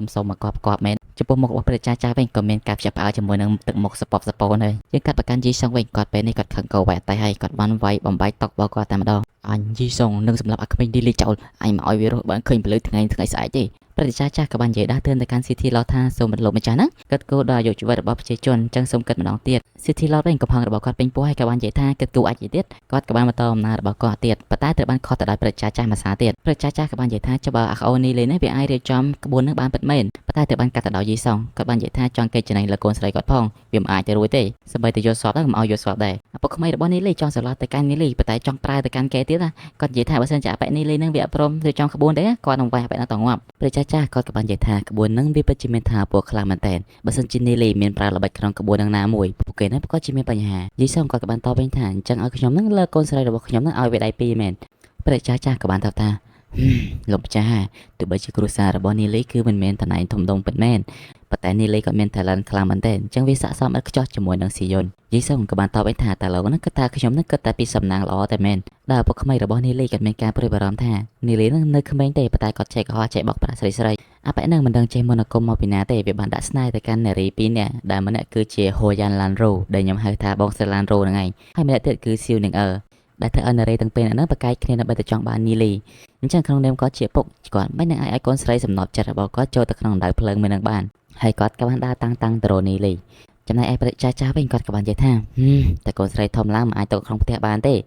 អាប៉ែឯហ្នឹងមិនដឹងទេមែនយើងកាត់មកការនីលីវិញគាត់កំពុងទៅកវិដារបស់គាត់ឆាច់គាត់ក៏បានឃើញឪពុកក្មេករបស់គាត់មកគាត់ក៏បាននិយាយស្វាគមន៍ថាឪពុកក្មេកតាខ្ចោអីបើឪពុកក្មេកមកទីនេះចំពោះយីសងវិញនៅពេលលឿនចឹងគាត់ខឹងពេកដើរដួលពេកព្រោះគាត់ក៏បាននិយាយថាអាល្អិតនីលីចំពោះនីលីវិញគាត់ក៏បានទៅសារអំពីចំហាយថាពលមួយហ្នឹងនីលីក៏បាននិយាយថាយីសងពិតជាស័ក្តិសមជាមនុស្សដែលមាន level play goal កម្រិតកំពូលមែនយីសងវិញក៏ដើរមករកនីលីដោយចំហាយថាពលដ៏ខ្លាំងក្លារបស់គាត់ថ្ងៃនេះយើងនឹងឲ្យមេរៀនដ៏ល្អមួយទៅកាន់ឯងនីលីគាត់ក៏បានប្រាប់ថាពលរបស់គាត់វាប្រហាទៅកាន់នីលីប៉ុន្តែត្រូវបានរាំងខាំងដោយរនាំងថាពលរបស់នីលីយីសុងគាត់មានការភ្ញាក់ផ្អើលជាខ្លាំងហើយគាត់ក៏បានឃើញអាយ៉ងវិញ្ញាណដែលជាសេហ្វហ្វៃវាក៏បាននិយាយថាអាល្អិតយីសុងហើយចាំអញបានអត់យីសុងគាត់មានការភ្ញាក់ផ្អើលជាខ្លាំងហើយគាត់បាននិយាយថាសំឡេងនេះគឺជាបបេបរោះយីយ៉ានសេហ្វហ្វៃបានតបថាអញហ្នឹងហើយយើងក៏លេចមកកាន់យីសុងវិញគាត់មានកំហឹងកាន់តែខ្លាំងជាងមុនទៅទៀតនីលីឯងហ៊ានបិទត្រាទៅកាន់ប្រជាយីយ៉ានឲ្យគាត់នឹងកើតជាអាយ៉ងវិញ្ញាណផងឯងនេះពិតជាប្រហើនខ្លាំងណាស់និយាយទៅយ៉ាប់មែនតាមនុស្សតែធ្លាប់អកតៈទៅលើគេហើយធ្វើអីក៏ដោយក៏គិតអកតៈទៅលើគេដែរយីសុងបានព្យាយាមបញ្ចេញថាពលរបស់គាត់នឹងខ្លាំងក្លាជាងមុនទៅទៀតសម្បីតែប្រជាចាស់មកខត់គាត់ហ្នឹងក៏គាត់មិនស្ដាប់ដែរនីលីក៏បាននិយាយថាហេតុអីបានជាលោកអត់ព្រមស្ដាប់ការបកស្រាយរបស់ខ្ញុំសិនយីសុងក៏បានតបវិញថាថ្ងៃនេះបើអញអត់បានស្លាប់ឯងទេអញនឹងមិនមែនតកូលយីទេយាយបានឃើញថាយីសុងលើកនេះគាត់លែងមែនតើគាត់បានម្លាយខ្លួនទៅជា Demon Spirit ហើយគាត់បានហក់ទៅវេប្រហាទៅកាន់នីលីប៉ុន្តែត្រូវបានសៀវហ្វៃរារាំងតន់សៀវហ្វៃក៏បានសួរថាបើសិនជាឯងអត់ចង់ដាក់តកូលយីតែដាក់តកូលអីវិញអាណប់ហើយគាត់ក៏បាននិយាយថាគាត់នឹងស្ម័គ្រចិត្តចូលទៅកាន់អាយ៉ងវិញ្ញាណមួយនឹងនោះទេយីសុងនៅពេលដែលលឿនចឹងបើកចកេះផឹងតែម្ដងហើយគាត់នឹងក៏បញ្ឈប់ការវិបហារបស់គាត់បន្ទាប់ពីអ្វីៗបានបញ្ចប់ប្រជាចាស់ក៏បានធ្វើការគោរពទៅកាន់បបេបរោះយីយ៉ានសៀវហ្វៃវិញវាបានរស់រឿងទៅកាន់យីសុងថាហើយនឹងហ៊ានដូរតកូលទៀតឯងយីសុងក៏បានឆ្លើយតបថាអត់ទេដោយសារតែមុនហ្នឹងគាត់គិតថានីលីនឹងចាប់បបេបរោះយីយ៉ានញាត់ចូលក្នុងអាយ៉ងវិញ្ញាណចឹងហើយបានគាត់មានកំហឹងនីលីក៏បាននិយាយថាអូនមិនដឹងអីផងអូនខំធ្វើល្អណានៅមកធ្វើបាបអូនទៀតណាដោយសារតែ City Lord ហ្នឹងថាខ្ញុំមានកំហុសអញ្ចឹងខ្ញុំសូមអធិស្ឋានជាមុនចុះអញ្ចឹងយីសុងគាត់មានការខ្លាចនឹងចរិតរបស់នីលីពេកគាត់ណាក៏បានសុំលាទៅកាន់បបេបរោះយីយ៉ានទៅធ្វើការរបស់គាត់ព្រះចាស់បំរុងនឹងនិយាយទៅកាន់នីលីប៉ុន្តែត្រូវបាននីលីខាត់ដោយនីលីបាននិយាយថាគាត់នឹងយកលក្ខខណ្ឌតែមួយគត់បើសិនជាមិនបានលក្ខខណ្ឌមួយនឹងទេគាត់នឹងក៏មិនព្រមធ្វើដែរអញ្ចឹងគាត់ឲ្យព្រះចាស់ហ្នឹងរកអ្នកផ្សេងទៅគាត់បានចោលទៅកាន់ព្រះចាស់យីយ៉ានណាព្រះចាស់យីយ៉ានក៏បានតបវិញថាអញចេះធ្វើក្បួនទៅអីទៅវៃក៏មើលមកអញដោយសារតែបច្ចុប្បន្នទៅកាន់នីលីមិនបានព្រះចាស់ក៏បានទៅបច្ចុប្បន្នទៅកាន់ City Lord ដែលគ្រាន់តែគាត់ទៅដល់ភ្លាមនឹងយីសុងក៏បាននិយាយថាក៏មករំខានខ្ញុំទៀតខ្ញុំនឹងមិនលើកកូនស្រីរបស់ខ្ញុំដៃពីទៅឲ្យអាឡាត់នីលីនោះទេដោយវគ្គនេះមើលទៅអាណិតទៅកាន់ព្រះចាស់ខ្លាំងមែនទែនក៏ដើរចោលឡើងដូចជាអ្នកនាំសារហ្នឹងព្រះចាស់ក៏បានចូលទៅចិត្ត City Lord ហើយគាត់ក៏បាននិយាយថាខ្ញុំមានកម្រងការមួយហើយពីរអ្នកហ្នឹងគឺបានខ្សឹកខ្សៀវហើយយីសុងគាត់ក៏បានញឹមហើយគាត់ក៏បានយកព្រមតាមសំណើរបស់នីលីអូខេចាំមើលតែកម្រងការរបស់អ្នកទាំងពីរហ្នឹងមិនវិញអូខេចាស់ស្អីរឿងរបស់យើងគឺត្រូវបានបញ្ចប់ត្រង់ចំណុចហ្នឹងឯងអ្នកនរគ្នាអូខេចឹងដោយសារតែថ្ងៃនេះអេដមីនរឿងតនេជាងធម្មតាបន្តិចចឹងអេដមីនសម្រាប់ថាធ្វើ4ភាគហ្មងទៅអូខេចឹងយើងបន្តសេរីរឿងរបស់យើងបន្តទៀតព្រះចាស់គាត់ក៏បានមករកនីលីហើយគាត់ក៏បានសម្លឹងមើលទៅកាន់បបេបរោះយីយ៉ាននីលីក៏បាននិយាយថាបបេបរោះយីយ៉ានបានធ្វើដំណើរទៅខាងក្រៅក្រុងឯងដើម្បីរកទីស្នាក់ការរបស់ក្រុមដាកាយនីលីក៏បានសួរពាក់ព័ន្ធជាមួយនឹងការសម្រេចចិត្តរបស់ City Lord បើនីលីលើទៅពាក្យថាអូខេភ្លាមនីលីក៏បានហៅសៀវយូមីក្អូនសៀវយូមេទួយទេប៉ុន្តែពេលលើកអវ៉ាល់វិញរត់ត្រុយយើងកាត់មកកាន់សៀវយូវិញនាងក៏បានលោនៅមាត់ទឹកតែឯងថាហេតុអីបានជាឪពុករបស់នាងហ្នឹងចេះតែបកកបញ្ហាឲ្យនីលីរហូតចឹងហើយនាងក៏បាននិយាយថាអូននៅក្បែរបងនីលីហ្នឹងអូនមានការសប្បាយចិត្តជាខ្លាំងឥឡូវសៀវយូស្នេហារបស់គាត់ឈានដល់ចំណុចកំពូលបាត់ហើយគ្រាន់តែមើលស្លឹកឈើជ្រុះគាត់មើលចេញជារូបរបស់នីលីដែរដោយពាក្យចាស់គេបាននិយាយថានឹកដើមដង្ហើមដល់នីលីគេបានមកឈរពីក្រោយខ្នងរបស់នាងបើបង្កើតជាទស្សនីយភាពរ៉ូមែនទិកមួយឲ្យទស្សនិកជនទាំងឡាយមានការច្រណែនជាខ្លាំងនីលីក៏បាននិយាយថាសយបងស្រឡាញ់សយបន្ទាប់ពីពួកគេតកងបង3រយៈពេល80ម៉ោងក្រោយមកស៊ីយុនក៏បានរុញនីលីចេញថាហេតុអីបានជាបងឯងនៅមកទីនឹងទៅអីអូនវាយងាប់លើហើយនីលីក៏បានតបថាចាប់ពីពេលនេះតទៅគាត់ជាមួយនឹងសៀវយូគឺមករស់នៅទីតាំងហ្នឹងហើយអូខេអញ្ចឹងតានឹងវាមានអីចេះជាទូទៅចិនគឺវាមានដំណាក់របស់គេមកដំណាក់គេហ្នឹងគឺមានបន្ទប់10 20 30អញ្ចឹងទៅហើយនីលីនឹងមករស់នៅកន្លែងជាមួយនឹងស៊ីយុនគាត់ថាបន្ទប់ផ្សេងគ្នាអញ្ចឹងណាស៊ីយុននាងមិនជឿទៅកាន់សម្ដីរបស់នីលីទេនាងបាននិយាយថាកុំចេះនិយាយផ្ទះផ្ដាស់អូនវាយងាប់ឥឡូវហើយ តែហេនៅយូរតិចទៀតឲ្យអូនមកតន់ណាបងឯងនៅថាច្រឹកដោយការមុនលោនេះលេក៏បាននិយាយថាតាស៊ីស៊ីឡរ៉ាប្រាប់ទៅកាន់ស៊ីយុនទេមែនចាប់ពីពេលនេះតទៅឪពុករបស់នាងណាជួយប្រុសឲ្យគាត់នឹងរៀបការជាមួយនឹងស៊ីយុនហើយនេះលេក៏បាននិយាយថាគាត់ក៏មិនសូវចង់ប្រមាណដែរតែឪពុកក្មេងរបស់គាត់នឹងចេះតែបខំគាត់ដូច្នេះគាត់មានតែលះបង់រូបរាងកាយមាននឹងឲ្យទៅកាន់ស៊ីយុនតែប៉ុណ្្នឹងឯងអាប្រុសក៏ទឿចង្រៃហ៊ានថាឯងមិនសាកសមមួយឯងផងដោយការលេងសើចរបស់អ្នកទាំងពីរហ្នឹងត្រូវបានឃើញទៅដោយព្រះចាស់ចាស់ព្រះចាស់ចាស់ក៏បាននិយាយថាអូពិតជាស័ក្តិសមដូចជាគូទេវតាប្រទានពិតមែនគាត់បានប្រាប់ទៅស៊ីយូឲ្យស៊ីយូនឹងរកកន្លែងដើរវ៉ាន់ទៅទូលនឹងប្រហែលម៉ោងទៀតព្រះនៅពេលដែលស៊ីយុនឃើញវត្តមានរបស់ព្រះចាស់ចាស់ជាមួយនឹងស៊ីយូទៅក៏ដឹងថានីលីនឹងមិននិយាយកុហកក៏ទេដោយនីលីទៅរកបន្ទប់រាជអាវ៉ាន់មិនទៅរកទេបើជាចង់ជួបបន្ទប់កូនកំមុំគេដែលធ្វើឲ្យចាយស៊ីយូនឹងប្រហោងពោប៉ាន់គូតបញ្ជុលដោយនាងគាត់ថានីលីទៅរស់នៅក្នុងបន្ទប់ជាមួយនាងណាតែនៅពេលដែលនាងដឹងថានីលីគ្រាន់តែបោកនេះសនាងមានការខឹងនឹងអបិនីលីជាខ្លាំងអាកតើនីលីជាមួយនឹងនីយូបានធ្វើដំណើរទៅកាន់បន្ទប់របស់ពួកគេចំពោះវគ្គមុនដូចជាខ្ញុំហៅប្អូនរបស់នីលីហៅថាស៊ីយូតែអាហ្នឹងអត់ខុសទេអ្នកគ្នាដោយសារតែឪពុកម្ដាយរបស់ស៊ីយូហ្នឹងគឺហៅគាត់ថាស៊ីយូហ្នឹងឯងនៅពេលដែលពួកគេមកដល់បន្ទប់ដែលពួកគេត្រូវរៀបចំព្រះចាស់ចាស់ក៏បាននិយាយទៅកាន់នីលីថាឆាប់រៀបចំទៅគាត់ហ្នឹងនៅចាំនីលីក្បួនសត្វបិសាច10000រៀបចំកាន់តែឆាប់រហ័សកាន់តែល្អនៅពេលដែលឃើញស្ថានភាពបន្តអញ្ចឹងស៊ីយូក៏បានយកបានទៅរៀបចំឲ្យបងប្រុសរបស់នាងណាទៅធ្វើកិច្ចការរបស់គាត់ទៅយើងក៏លេខមកកាន់ក្បួនសត្វបិសាច10000វិញនីលីក៏បានបោះស្គ្រូមួយឡើងលើហើយក៏បាននិយាយថាចាប់ផ្ដើមយើងបានឃើញថាមានអ្នកខ្លាំងមួយចំនួនបានបញ្ចូលថាពណ៌របស់ពួកគេចូលទៅកាន់ដុំថ្មដែលនៅទីតាំងកណ្ដាលមួយដែលបណ្ដាលឲ្យដុំថ្មមួយនឹងសំកាំងនៅលើអាកាសហើយក្បួនទាំងមូលក៏ចាប់ផ្ដើមដំណើរការ Hello សួស្តីអ្នកនរគ្នាយើងបន្តសេរីរឿងរបស់យើងបន្តទៀតក្នុងខណៈពេលដែលនីលីដើរលេងកម្សាន្តគាត់ក៏បានឃើញតួឯកស្រីរបស់យើងវឹកហាត់ជាមួយនឹង Demon Spirit នីលីក៏បានដឹងថារាជនីព្រិលជាមួយនឹងស៊ីយុនមានការធ្វើទំនាក់ទំនងគ្នាកាន់តែល្អជាងមុននីលីបានសន្និដ្ឋានថាតួឯកស្រីរបស់យើងយ៉ាងហោចណាស់ក៏មានចំណេញពីរដែរនៅក្នុងដៃបើតាមសមត្ថភាពរបស់នាងបច្ចុប្បន្នទោះបីជាមនុស្សដែលមាន level gold ផ្កាយ3ក៏មិនមែនជាដៃគូរបស់ស៊ីយុនដែរចំពោះយីសុងវិញគាត់ក៏មានការភ្ជាប់ផ្អើលជាមួយនឹងកូនស្រីគាត់ដូចគ្នាគាត់បាននិយាយថាមករយៈមុនស៊ីយុនមិនតាន់បានឈានដល់ level សម្រាប់ផ្កាយ1ផងប៉ុន្តែឥឡូវនេះស៊ីយុនបានឈានដល់ level ប្រាក់ផ្កាយ5ហើយគាត់ក៏បានបន្តទៀតថាស៊ីយុននឹងបានទទួល Demon Spirit ដែលជារាជនីព្រិលដែលវានឹងខ្លាំងជាង Demon Spirit ធម្មតាជាច្រើនដងនៅពេលដែលគាត់កំពុងតែមានមោទនភាពដោយសារតែកូនស្រីរបស់គាត់ក៏បានឃើញតួឯកប្រុសរបស់យើងដែលកាត់ឆ្កឹលទៅគាត់បានល្អតិចតិចថានីលីបើសិនជាឯងនឹងហ៊ានធ្វើអីទៅកាន់ស៊ីយុនឯងនឹងមិនលើកលែងឯងទេយើងក៏លេចមកកាន់ស៊ីយុនវិញនាងក៏បានដឹងពីវត្តមានរបស់នីលីដូចគ្នាបងឯងមកទីនេះធ្វើអីបងនីលីក៏បានតបវិញថាគាត់ញ៉ាំបាយរួចក៏ដើរលេងអញ្ចឹងទៅស៊ីយុននាងបាននិយាយថានាងមិនដឹងថាហេតុអីនឹងបានជាប៉ារបស់នាងឲ្យនីលីមកនៅទីហ្នឹងទេប៉ុន្តែដើម្បីល្អទាំងសងខាងពួកយើងទាំងពីរនាក់ឈប់ជួបមុខគ្នាទៀតទៅនីលីក៏បានប្រាស្រ័យញ៉ាយដល់កញ្ចាស់របស់គាត់និយាយថាបងដឹងហើយមកពីបងនៅពីក្រអានឯងនឹងមិនអាចស្រឡាញ់អ្នកក្រដូចបងទេស៊ីយុនក៏បានតបថាមិនមែនទេទោះបីប្រុសឯងនេះរឹងបែកតិចមែនតែប្រុសឯងមើលទៅដូចជាមនុស្សល្អគេដែរទោះបីជាពេលខ្លះប្រុសឯងនឹងចេះតែមករញ៉េរញ៉ៃខ្ញុំក៏ដោយប៉ុន្តែខ្ញុំនឹងមិនស្អប់ប្រុសឯងទេបើនិយាយពីអ្នកសម្រាយវិញច្រេញនោះច្រេញហ្នឹងមែននិយាយជារួមគឺស៊ីយុនចង់ឲ្យនីលីមកនិយាយលេងជាមួយនឹងនាងដោយសារតែឪពុករបស់នាងគឺមិនដែលខ្វាយខ្វល់ជាមួយនឹងនាងនោះទេជាពិសេសមិត្តភក្តិជិតស្និទ្ធរបស់នាងក៏ឈប់បានមកនិយាយលេងជាមួយនាងដែរនីលីបាននិយាយថាយីសងធ្វើទង្វើបែបហ្នឹង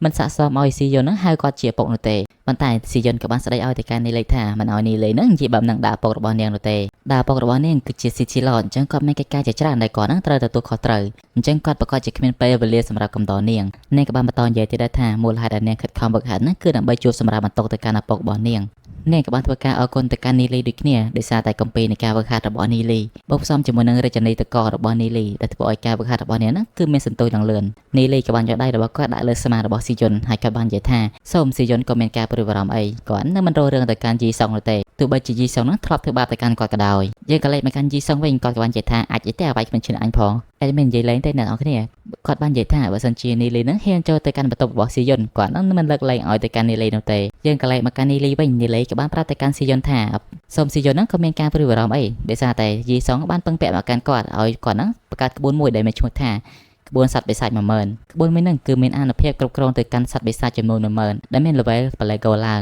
អញ្ចឹងឲ្យតែក្បួនមួយនឹងសាងសង់បានសម្រេចទោះបីជាមនុស្សដែលមាន level លីច្រើនអ្នកក៏ដោយក៏មិនអាចធ្វើអីទៅកាន់ក្បួនមួយនឹងបានដែរស៊ីយុនក៏បាននិយាយថាមិនឆ្ងល់ទេហេតុអីបានជាពុករបស់គាត់ណាឲ្យនីលីមកសម្រាប់នៅទីតាំងហ្នឹងនីលីក៏បាននិយាយថាអាណៃហ្នឹងឃើញមុខពិតរបស់ប៉ាអាណៃនៅគាត់នឹងលក់កូនស្រីរបស់គាត់ដើម្បីតែក្បួនមួយចំពោះយីសុងវិញគាត់ខឹងជាខ្លាំងគាត់បាននិយាយថានិយាយតែផ្ដាស់អាណាគេលក់កូនស្រីមួយដើម្បីតែក្បួនហ្នឹងយើងកាត់មកកាន់អ្នកទាំងពីរវិញស៊ីយុនក៏បាននិយាយថាបើសិនជានីលីអាចសាងសង់ក្បួននឹងបានសម្រេចមែនស៊ីយុនសុកចិត្តបកគលបដងស្មោះរបស់នាងទៅឲ្យនីលីដើម្បីឆាធ្វើគ្រឿងក្លែមញ៉ាំចំពោះនីលីវិញគាត់បានគិតនៅក្នុងចិត្តថាស៊ីយុនគឺពិតជាស័ក្តិសមជាកូនស្រីរបស់ស៊ីឈីឡពិតមែនគាត់បានតបទៅកាន់ស៊ីយុនវិញថាស៊ីយុននិយាយរួចហើយកុំស្ដាយក្រោយអីសោះចំពោះអភិនេះគឺអេដមីនបដូរសម្រាយវាខ្លាំងមែនទែនដោយសារតែវានិយាយពោពេញទៅដោយរឿងអត់ប្រយោជន៍ហ្មង តែអេដមីននឹកឃើញថាការពីមុនអេដមីនធ្លាប់សួរទៅកាន់អ្នកគ្នាឲ្យ skip ក៏សុកចិត្តសម្រាយទៅបន្តមកទៀតនីលីក៏បានធ្វើការញាស់ទៅកាន់ស៊ីយុនលេងនៅធ្វើឲ្យស៊ីយុននឹងខឹងរត់ទៅបាត់ទៅចំពោះនីលីវិញគាត់មានការសប្បាយចិត្តខ្លាំងដែលគាត់បាននិយាយលេងជាមួយនឹងស៊ីយុនប៉ុន្តែអ្វីដែលធ្វើឲ្យគាត់កាន់តែសប្បាយចិត្តនោះគឺគាត់បានធ្វើឲ្យឪពុកក្មេងរបស់គាត់នឹងខឹងគាត់យើងកាត់មកកាន់ពេលវេលាថ្ងៃថ្មីយីសងបាននិយាយថានីលីបានរស់នៅទីតាំងមួយនេះគឺអស់មួយសប្តាហ៍ហើយប៉ុន្តែគាត់នៅតែមិនថ្នឹកជាមួយនឹងវត្តមានរបស់នីលីគាត់ក៏បាននិយាយដែរថាក្មេងនីលីវាពិតជាពិបាកទប់ទល់ខ្លាំងមែនទែនគាត់ត្រូវតែមានការប្រុងប្រយ័ត្នគ្រប់ពេលវេលាព្រឹត្តិចាស់គាត់បានបើកទ្វារចូលមកគាត់បាននិយាយថា President Guyan មានការចង់មកជួបយីសងក៏បានឲ្យប្រជាចាស់អញ្ជើញ President ចូលមកកាន់បន្ទប់របស់គាត់ President បានធ្វើការគោរពទៅកាន់យីសងចំពោះយីសងវិញគាត់បាននិយាយថាមិនបាច់ចាំគូសអីណាទេ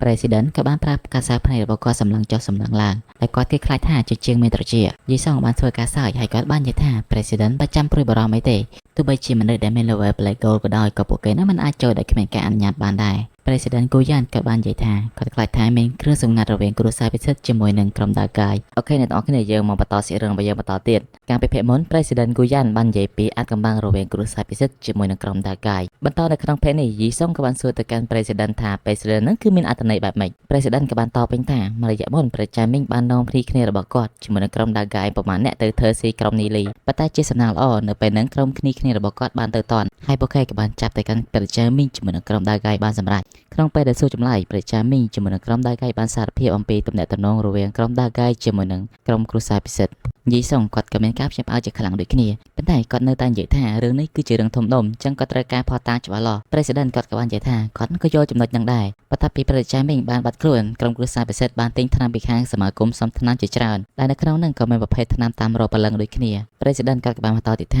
គាត់បានបញ្ជាមនុស្សឲ្យតាមដានអបិហ្នឹងដោយសម្ងាត់ដោយជាលទ្ធផលថ្នាំទាំងអស់ហ្នឹងគឺបានបញ្ជូនទៅកាន់ក្រុមដាកាយយីសុងក៏បាននិយាយថារឿងនេះពិតជាធំដុំខ្លាំងមែនទែនគ្រួសារពិសិដ្ឋមិនអាចគេចផុតពីការសង្ស័យបាននោះទេប៉ុន្តែដោយសារតែគ្រួសារពិសិដ្ឋគឺជាគ្រួសារចំណាស់មួយនៅក្នុងទីក្រុង Glory City វាពិតជាចាក់គ្រឹះរឹងមាំខ្លាំងមែនទែនទោះបីជាមានផតតាំងទាំងអស់ហ្នឹងក៏ដោយក៏មិនអាចធ្វើឲ្យមានការរង្គោះរង្គើទៅកាន់គ្រួសារពិសិដ្ឋដែរ President ក៏បាននិយាយថាប៉ុន្ត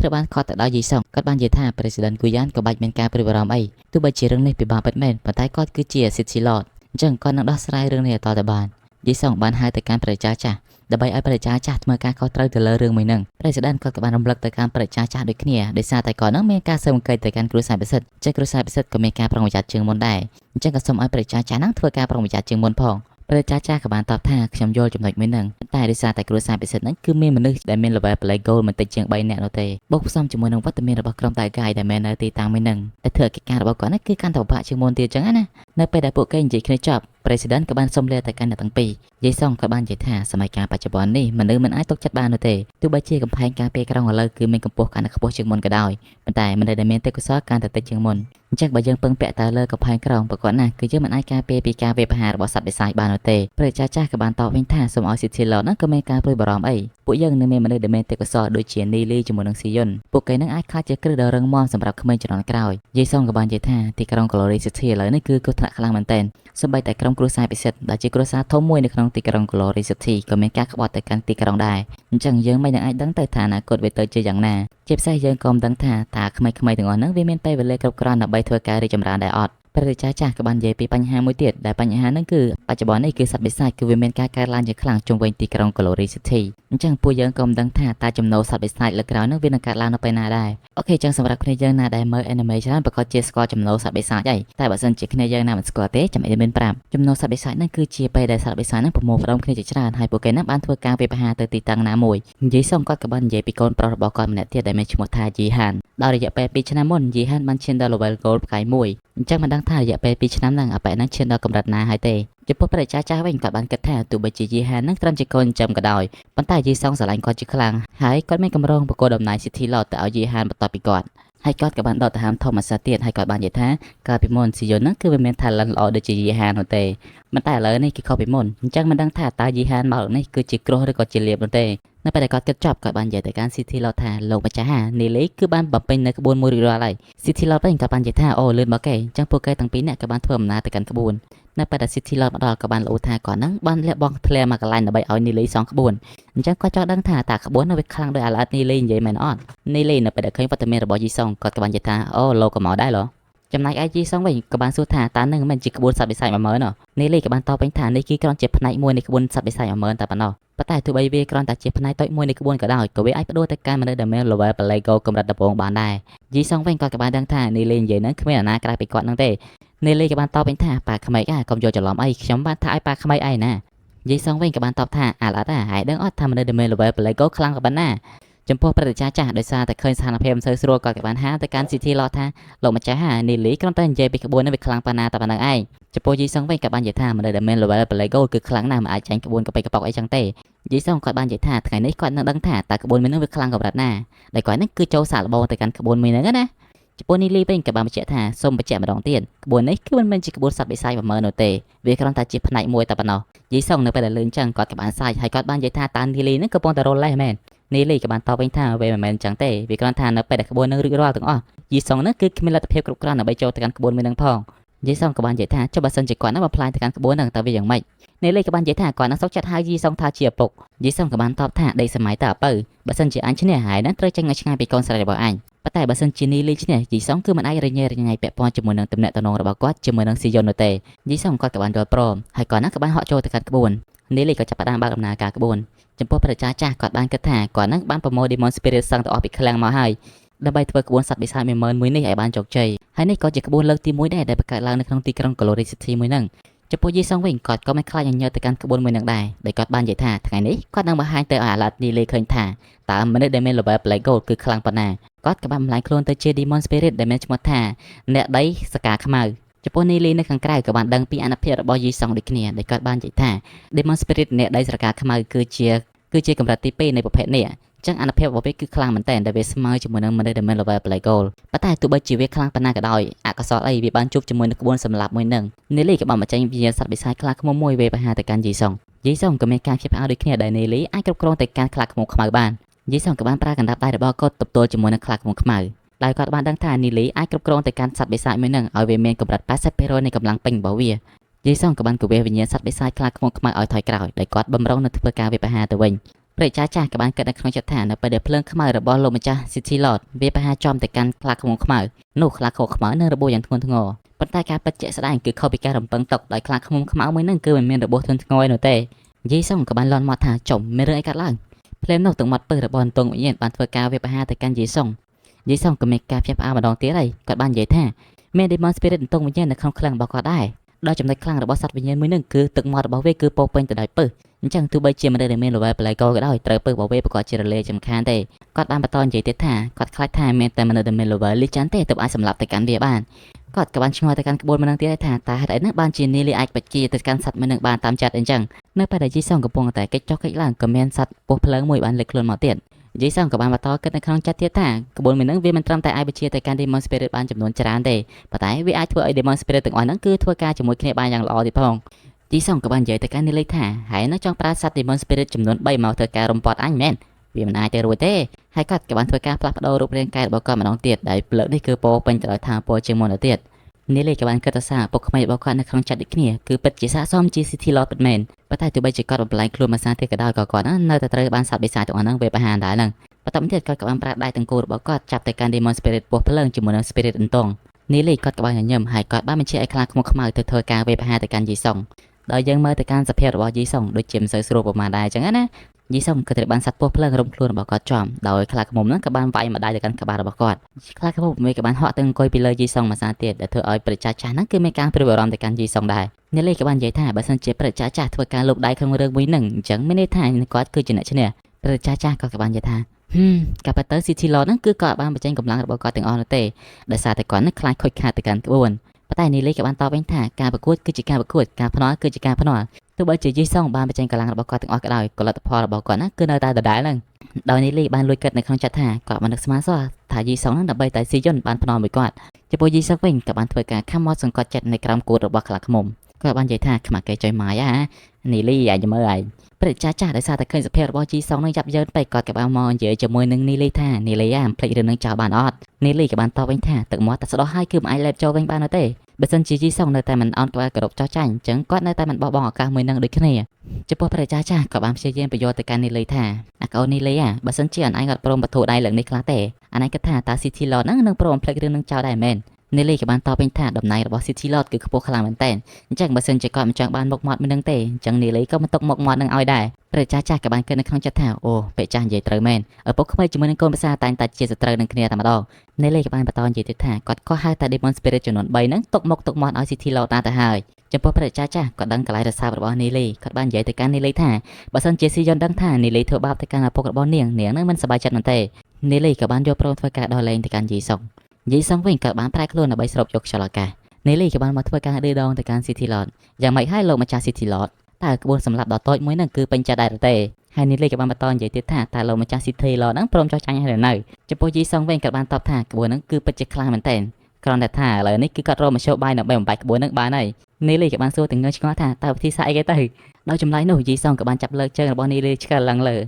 នៅក្នុងឱកាសនេះពេលវេលានេះនាលីគឺបានស្ពៃបាត់ទៅហើយនិយាយទៅឲ្យក្មេងនិងកូនប្រសារបស់គេនេះគឺមើលទៅមិនសូវត្រូវគ្នាប៉ុន្តែនៅពេលដែលជួបគ្នាម្ដងបង្កើតជាទស្សនីយភាពកំ pl ឲ្យយើងមើលតែម្ដងយីសុងក៏បាននិយាយទៅកាន់នាលីថាអារបស់យោហើយចង់ដេតជាមួយកូនអញមែនហើយគិតថាអញនឹងមិនអាចដោះស្រាយជាមួយឯងបានមែននាលីក៏បានតបវិញថាក្នុងនាមជា City Lord ម្នាក់តើធ្វើទង្វើបែបហ្នឹងគឺអត់មានការខ្មាស់អៀនអីបន្តិចទេមែនទេយីសុងក៏បានតបវិញថាអញដឹងតែម្យ៉ាងគាត់បើសិនជាអញអាចធ្វើទង្វើថោកទាបចឹងទេអញក៏អាចយកឈ្នះឯងបានដែរយីសុងក៏បានយកដៃរបស់គាត់ទេគោទៅកាន់នាលីហើយបាននិយាយថាសត្វសាច់នាលីក៏បាននិយាយថាអ្នកក្លាហានអាចសម្លាប់បានប៉ុន្តែមិនអាចប្រមាថបាននោះទេយីសុងក៏បានសើចហាហាអញ្ចឹងទៅវិញយ៉ាងម៉េចហើយគាត់ក៏បានបន្តទេគោរបស់នាលីផាច់ទៅនាលីក៏បានបន្តនិយាយទៀតថាតើយីសុងហ្នឹងមិនខ្លាចថាគាត់ហ្នឹងឈប់បង្កើតក្បួនទៀតទេមែនយីសុងក៏បានតបថាបើសិនជានាលីហ៊ានឈប់បង្កើតក្បួនគាត់ហ្នឹងមិនឲ្យនាលីឃើញស៊ីយ៉ុនទៀតទេនាលីនៅពេលលឺអញ្ចឹងគាត់អស់និយាយមកគាត់បាននិយាយថាតាចាស់គ្មានគេខ្មាស់ចំពោះព្រះចាស់វិញក៏បានបើកភ្នែកមើលគេភ្លឺយីសុងក៏បានតបទៅកាន់នាលីវិញថាថ្ងៃនេះអញនឹងឲ្យឯងដឹងថាអញនឹងអស់ចាប៉ុណ្ណាហើយយើងក៏បានបន្តលើសម្លេងផាច់កាត់មកកាន់ពេលយប់នាលីក៏បងដើរប៉ាំងខ្ញាតតែគាត់នេះមានការឈឺក្បេះគូតជាខ្លាំងនាលីក៏បាននិយាយថាទោះបីជាលើកនេះគាត់មានការចង់សងសឹកទៅលើយីសុងដែលគាត់ធ្វើបើលើគាត់ពីលើកមុនក៏ដោយប៉ុន្តែគាត់មិននឹកស្មានថាយីសុងហ្នឹងមិនគោរពបេសកដូច្នេះទេហើយលើកនេះគិតខុសហើយវិញចាំមើលលើកក្រោយគាត់នឹងសងសឹកវិញតបានអូខេចឹងយើងកាត់មកកាន់មួយប្លង់ទៀតគឺព្រឹទ្ធាចាស់ជាមួយនឹងយីសុងព្រឹទ្ធាចាស់គាត់ក៏បាននិយាយថាក្បួនវិឃាតថៃយីនិយាយបានត្រឹមប៉ុណ្ណឹងយីសុងក៏បានសើចយកតែម្ដងដោយយីសុងបាននឹកឃើញកាលពីថ្ងៃដែលគាត់នឹងវាយកាបេះគូតនីលីនឹងឯងអូខេចំពោះវីដេអូមុនខ្ញុំបានហៅក្បួននឹងថាក្បួនសម្លាប់ប៉ុន្តែឥឡូវខ្ញុំសូមដូរហៅថាក្បួនវិឃាតថៃយីយើងចូលមកកាន់សាច់រឿងវិញបន្ទាប់ពីយីសុងបានសើចមកស្ទុះគាត់ក៏បាននិយាយថា sorry សូមឲ្យព្រឹទ្ធាចាស់ហ្នឹងបន្តនិយាយអ្វីដែលគាត់និយាយទៀតមកព្រឹទ្ធាចាស់គាត់និយាយមិនតន់នឹងចប់មកប្រយោគផងយីសុងក៏បានបន្តសើចហាទៀតទៅព្រឹទ្ធាចាស់នៅពេលដែលឃើញអញ្ចឹងគាត់ក៏បាននិយាយថាអូយបន្តសើចអស់សិនទៅចំពោះអ្នកបម្រើវិញក៏បានឆ្ងល់ថាហេតុអីបានជា City Lord ហ្នឹងគឺមានការសើចសប្បាយអីម្ល៉េះថ្ងៃនេះដូចអស់10ដុល្លារម្នាក់ឯងអញ្ចឹងយើងកាត់មកកាន់ព្រឹទ្ធាចាស់វិញគាត់ក៏បានគិតនៅក្នុងចិត្តថារយៈពេលកន្លងមក City Lord គឺតែងតែគិតពីសុវត្ថិភាពរបស់ទីក្រុងគាត់បានធ្វើការលះបង់ច្រើនពេកហើយសូម្បីតែរាល់ថ្ងៃក៏គាត់មិនដែលមានភាពសើចសប្បាយលេងសើចនៅដែរប៉ុន្តែដោយសារតែមានវត្តមានរបស់នីលីទើបធ្វើឲ្យ City Lord បានបញ្ចេញនូវអត្តចរិតពិតរបស់គាត់អញ្ចឹងវត្តមានរបស់អាកូននីលីពិតជាមិនមែនជារឿងអាក្រក់នោះទេយើងកាត់មកកាន់នីលីវិញនៅពេលដែលគាត់កំពុងដើរប៉ាំងខ្ញាតនីយូក៏បានមកធ្វើការអោបទៅកាន់នីលីនាងក៏បាននិយាយថាពួកខ្ញុំហ្នឹងបានធ្វើការរកបងកន្លងថ្ងៃហើយនីលីវិញនៅពេលដែលលើពួកខ្ញុំចឹងឆ្ងល់បដ ாய் ដោយ admin មិនឲ្យអ្នកនរគ្នាចាំយូរនោះទេដែលម្នាក់នោះគឺជាស៊ីយុននីលីក៏បានសួរទៅកាន់នាងអើថាហេតុអីបានជាអូនមកទីនេះវិញនាងអើក៏បានតបថានាងក៏បានទៅកន្លែងស្នាក់នៅចាស់របស់នីលីប៉ុន្តែត្រូវបានគេប្រាប់ថានីលីបានដូរទីតាំងហើយតែជាហេតុធ្វើឲ្យនាងដឹងថានីលីបានដូរមកនៅកន្លែងទីតាំងរបស់ស៊ីយុននីលីវិញក៏បានប្រើស្ទាយចាស់របស់គាត់អេះក្បាលហេអូនិយាយចឹងអញមករកបងទៅអី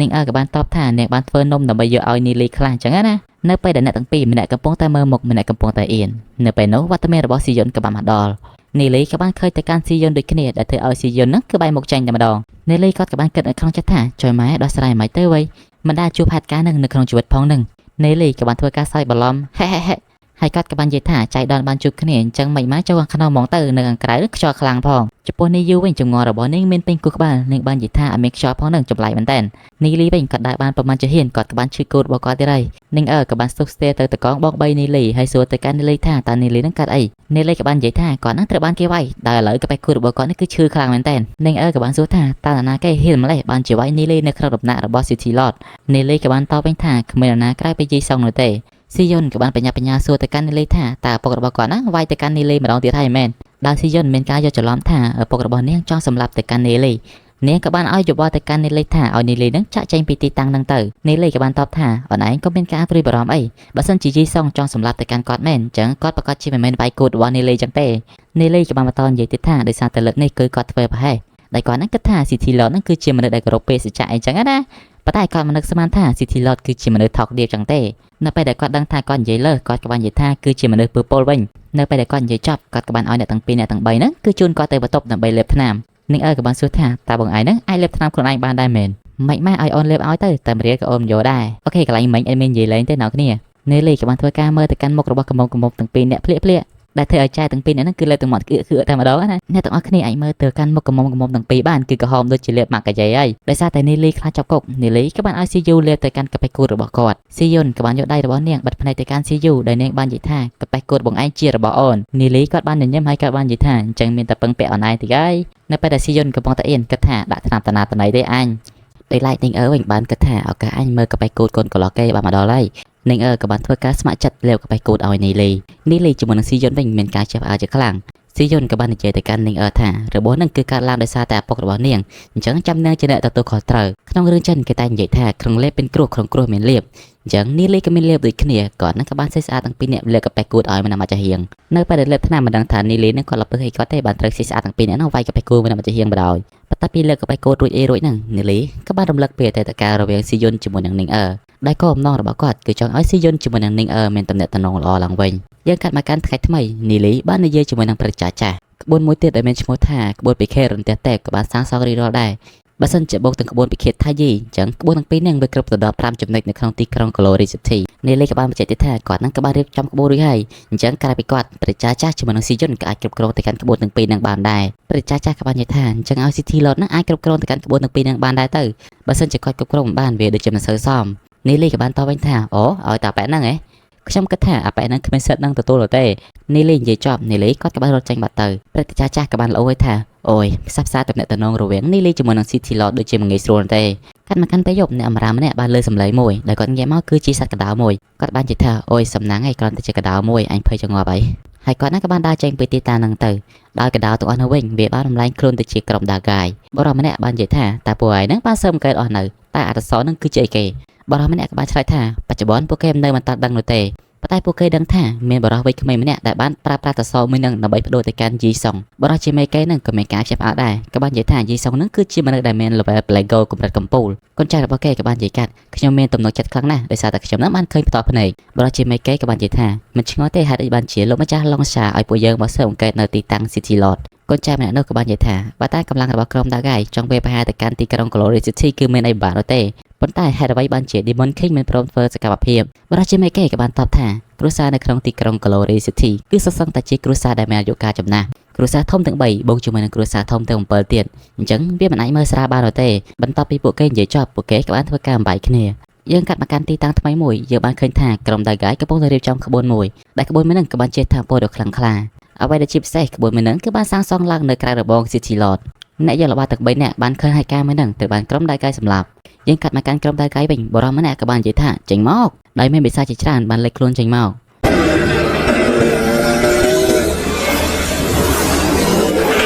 មួយរយៈពេលក្រោយមកយើងក៏បានឃើញថាមេបិសាចក៏បានចេញមកដែលវានឹងពោពេញទៅដោយថាពលម្នាក់ដែលជាមេក្រុមដាហ្គាយក៏បាននិយាយថាឈួតទៅហាប៉ុន្តែជាលទ្ធផលក្រុមដាហ្គាយក៏ត្រូវបានស៊ីមកដៅរបស់បិសាចភ្លើនឹងឯងឃើញស្ថានភាពស្រួលក្រុមដាហ្គាយទាំងអស់ហ្នឹងក៏បានប្រើក្បាច់មួយដែលជាក្បាច់មកចែកឲ្យក្រុមដាហ្គាយម្នាក់ក៏បាននិយាយថានៅពេលដែលសត្វបិសាចបានកោះហៅវាលែងស្គាល់ថាមួយណាជាសត្រូវមួយណាជាមិត្តអីនៅពេលដែលនិយាយចប់ពួកនឹងគ្មាននៅទេពួកនឹងក៏បានធ្វើការរត់តែម្ដងយើងកាត់មកកាន់ក្នុងដំណាក់របស់ City Lord វិញមនុស្សម្នាភាគច្រើនរត់ប្រងព្រាតពេញនឹងទាំងអស់នីលីក៏បានដឹងថាមានការវាយប្រហារមកក្នុងដំណាក់របស់ City Lord នីលីដើរបានបន្តិចស៊ីយុនក៏បានហៅទៅកាន់នីលីថាមានរឿងអីកើតឡើងនីលីក៏បានគិតនៅក្នុងចិត្តថាការពិចិត្រមុននៅក្នុងដំណាក់របស់ City Lord មិនដែលទទួលរងការវាយប្រហារនោះទេតែអាចទេរឿងទាំងអស់នេះបានកើតឡើងដោយសារតែវត្តមានរបស់គាត់បន្ទាប់ពីនីលីគិតចប់នីលីក៏បាននិយាយថាទង្វើទាំងអស់នេះប្រកាសជាក្រុមដាហ្គាយជាមិនខាននោះទេស៊ីយុនក៏បានសួរវិញថាតើក្រុមដាហ្គាយហ្នឹងគឺមានបំណងអ្វីនីលីក៏មិនបានឆ្លើយសំណួរនោះទេគាត់ក៏បានប្រាប់ឲ្យស៊ីយុននាំស៊ីយូទៅកាន់កន្លែងលាក់ខ្លួនប៉ុន្តែស៊ីយុននាងប្រមនោះទេនាងបាននិយាយថានាងនោះគឺជាកូន City Lord ទាំងមូលប៉ុន្តែនៅពេលដែលគេវាយប្រហារមិនរត់បាត់ចឹងវាមិនអាចទៅរួចទេនីលីក៏បានតបថាឥឡូវនេះស៊ីយុនមិនមែនជាដៃគូរបស់ក្រុមដាហ្គាយនោះទេបើសិនជានាងនៅនឹងធ្វើឲ្យឪពុករបស់នាងហ្នឹងបាច់អារម្មណ៍ស៊ីយុនក៏បានសួរទៅកាន់នីលីវិញថាចុះនីលីទៅណាវិញនីលីក៏បានតបថាគាត់មិនពឹងទៅលើតាការវឹកហាត់មួយយ៉ាងនោះទេ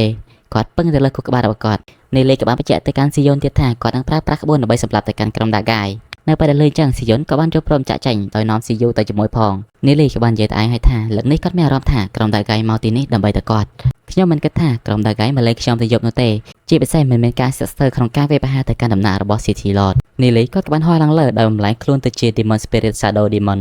នៅកន្លែងដំណើររបស់ City Lord វិញយើងក៏បានឃើញថាអ្នកក៏និយមគ្រប់ក្រុមគ្រួប៉ាក៏បានធ្វើការមកចាំទទួលទៅកាន់សត្វបិសាចនៅពេលដែលសត្វបិសាចមកដល់ពួកគេបានបំលែងខ្លួនទៅជា Demon Spirit ដើម្បីធ្វើការវាយប្រហារ